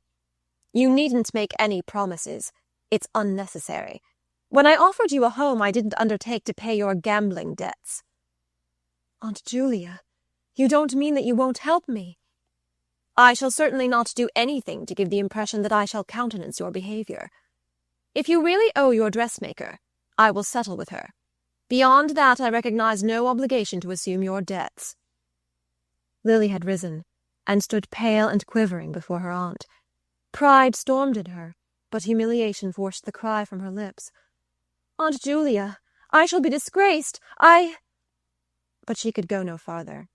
If her aunt turned such a stony ear to the fiction of the gambling debts, in what spirit would she receive the terrible avowal of the truth? "I consider that you are disgraced, Lily. Disgraced by your conduct far more than by its results. You say your friends have persuaded you to play cards with them.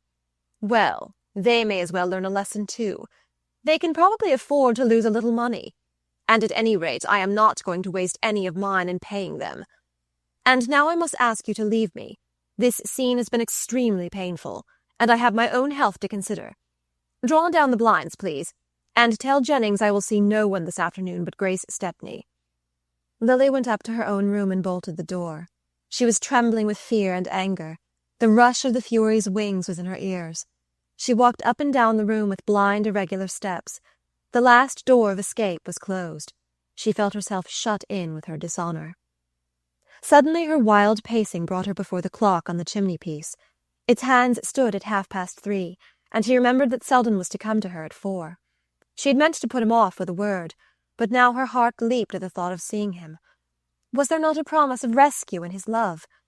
As she had lain at Gertie's side the night before, she had thought of his coming, and of the sweetness of weeping out her pain upon his breast. Of course she had meant to clear herself of its consequences before she met him.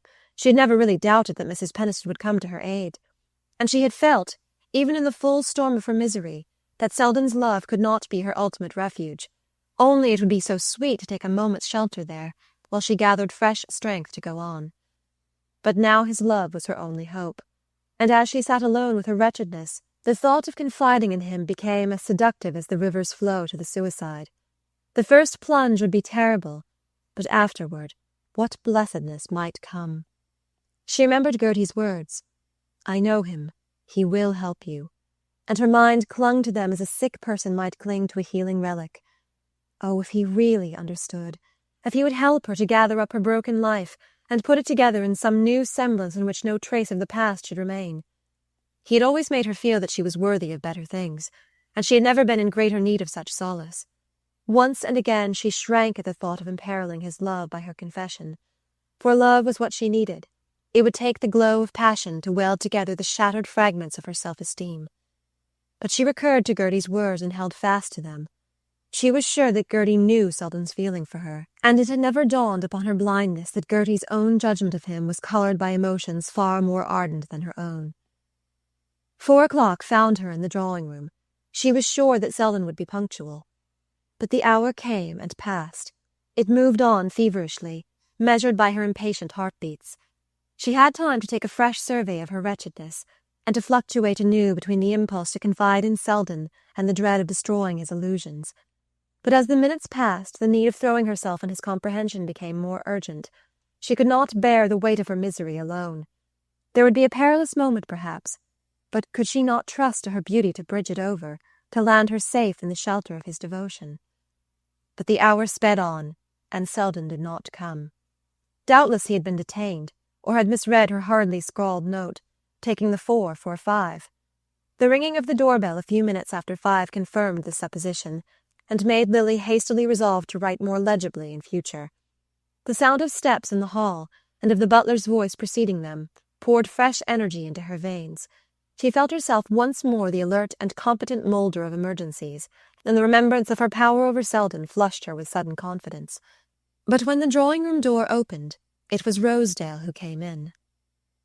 The reaction caused her a sharp pang, but after a passing movement of irritation at the clumsiness of fate, and at her own carelessness in not denying the door to all but Selden, she controlled herself and greeted Rosedale amicably.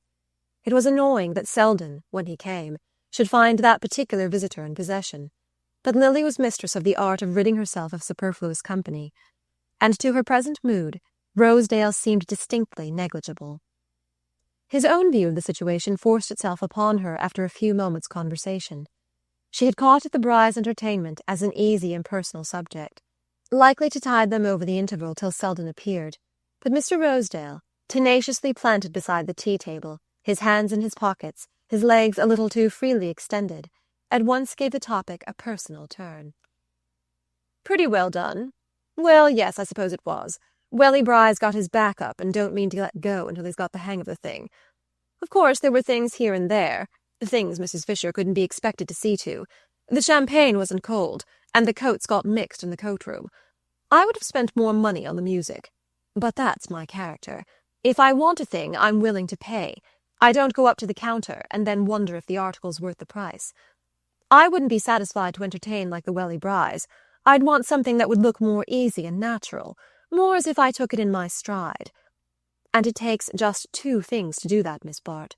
Money, and the right woman to spend it." He paused, and examined her attentively while she affected to rearrange the teacups. "I've got the money," he continued, clearing his throat, "and what I want is the woman, and I mean to have her, too." He leaned forward a little, resting his hands on the head of his walking-stick. He had seen men of Ned Van Alstyne's type bring their hats and sticks into a drawing-room, and he thought it added a touch of elegant familiarity to their appearance. Lily was silent, smiling faintly, with her eyes absently resting on his face.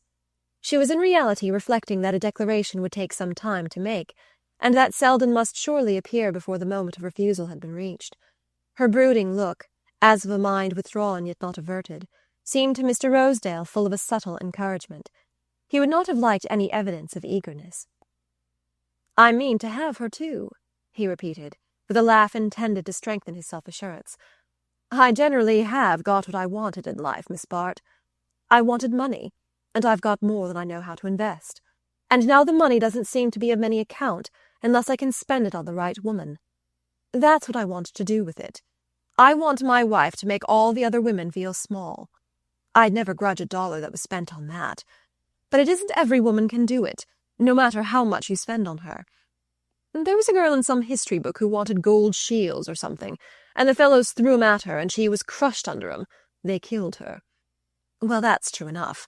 Some women looked buried under their jewelry. What I want is a woman who'll hold her head higher the more diamonds I put on it.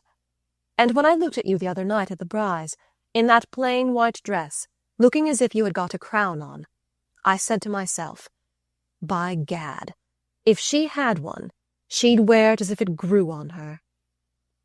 Still Lily did not speak, and he continued, warming with his theme. "Tell you what it is, though, that kind of woman costs more than all the rest of 'em put together. If a woman's going to ignore her pearls, they want to be better than anyone else's. And so it is with everything else. You know what I mean. You know it's only the showy things that are cheap. Well, I should want my wife to be able to take the earth for granted if she wanted to. I know there's one thing vulgar about money, and that's the thinking about it, and my wife would never have to demean herself in that way. He paused, and then added with an unfortunate lapse to the earlier manner, "I guess you know the lady I've got in view, Miss Bart." Lily raised her head, brightening a little under the challenge. Even through the dark tumult of her thoughts, the clink of Mr. Rosedale's millions had a faintly seductive note. Oh, for enough of them to cancel her one miserable debt! But the man behind them grew increasingly repugnant in the light of Selden's expected coming. The contrast was too grotesque. She could scarcely suppress the smile it provoked. She decided that directness would be best. "If you mean me, Mr. Rosedale, I am very grateful, very much flattered. But I don't know what I have ever done to make you think. Oh, if you mean you're not dead in love with me, I've got sense enough left to see that. And I ain't talking to you as if you were. I presume I know the kind of talk that's expected under those circumstances. I'm confoundedly gone on you. That's about the size of it. And I'm just giving you a plain business statement of the consequences. You're not very fond of me. Yet. But you're fond of luxury and style and amusement, and of not having to worry about cash. You like to have a good time, and not have to settle for it. And what I propose to do is to provide for the good time and do the settling." He paused, and she returned with a chilling smile. "You are mistaken in one point, Mr. Rosedale. Whatever I enjoy, I am prepared to settle for." She spoke with the intention of making him see that, if his words implied a tentative allusion to her private affairs, she was prepared to meet and repudiate it. But if he recognized her meaning, it failed to abash him, and he went on in the same tone. "I didn't mean to give offense. Excuse me if I've spoken too plainly. But why aren't you straight with me? Why do you put up that kind of bluff? You know there have been times when you were bothered, damn bothered. And as a girl gets older and things keep moving along, why, before she knows it, the things she wants are liable to move past her and not come back. I don't say it's anywhere near that with you yet. But you've had a taste of bothers that a girl like yourself ought never to have known about. And what I'm offering you is the chance to turn your back on them once and for all." The color burned in Lily's face as he ended. There was no mistaking the point he meant to make, and to permit it to pass unheeded was a fatal concession of weakness, while to resent it too openly was to risk offending him at a perilous moment.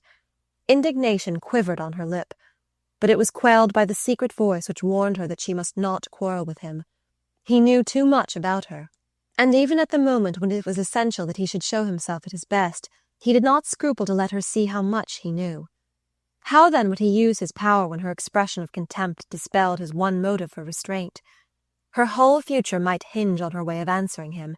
She had to stop and consider that, in the stress of her other anxieties, as a breathless fugitive may have to pause at the crossroads and try to decide coolly which turn to take. "You are quite right, Mr. Rosedale. I have had bothers, and I am grateful to you for wanting to relieve me of them. It is not always easy to be quite independent and self-respecting when one is poor and lives among rich people. I have been careless about money, and have worried about my bills. But I should be selfish and ungrateful if I made that a reason for accepting all you offer, with no better return to make than the desire to be free from my anxieties. You must give me time to think of your kindness, and of what I could give you in return for it." She held out her hand with a charming gesture in which dismissal was shorn of its rigor. Its hint of future leniency made Rosedale rise in obedience to it, a little flushed with his unhoped-for success, and disciplined by the tradition of his blood to accept what was conceded, without undue haste to press for more. Something in his prompt acquiescence frightened her. She felt behind it the stored force of a patience that might subdue the strongest will. But at least they had parted amicably, and he was out of the house without meeting Selden. Selden, whose continued absence now smote her with a new alarm. Rosedale had remained over an hour, and she understood that it was now too late to hope for Selden. He would write explaining his absence, of course. There would be a note from him by the late post, but her confession would have to be postponed, and the chill of the delay settled heavily on her fagged spirit. It lay heavier when the postman's last ring brought no note for her, and she had to go upstairs to a lonely night, a night as grim and sleepless as her tortured fancy had pictured it to Gertie. She had never learned to live with her own thoughts, and to be confronted with them through such hours of lucid misery made the confused wretchedness of her previous vigils seem easily bearable. Daylight disbanded the phantom crew, and made it clear to her that she would hear from Selden before noon. But the day passed without his writing or coming. Lily remained at home, lunching and dining alone with her aunt, who complained of flutterings of the heart and talked icily on general topics. Mrs. Peniston went to bed early, and when she had gone, Lily sat down and wrote a note to Selden. She was about to ring for a messenger to dispatch it, when her eye fell on a paragraph from the evening paper which lay at her elbow. Mr. Lawrence Selden was among the passengers sailing this afternoon for Havana and the West Indies on the windward liner Antilles. She laid down the paper and sat motionless, staring at her note. She understood now that he was never coming, that he had gone away because he was afraid that he might come. She rose, and walking across the floor stood gazing at herself for a long time in the brightly lit mirror above the mantelpiece. The lines in her face came out terribly. She looked old. And when a girl looks old to herself, how does she look to other people? She moved away, and began to wander aimlessly about the room, fitting her steps with mechanical precision between the monstrous roses of Mrs. Peniston's Axminster. Suddenly she noticed that the pen with which she had written to Selden still rested against the uncovered inkstand. She seated herself again, and taking out an envelope, addressed it rapidly to Rosedale. Then she laid out a sheet of paper, and sat over it with suspended pen.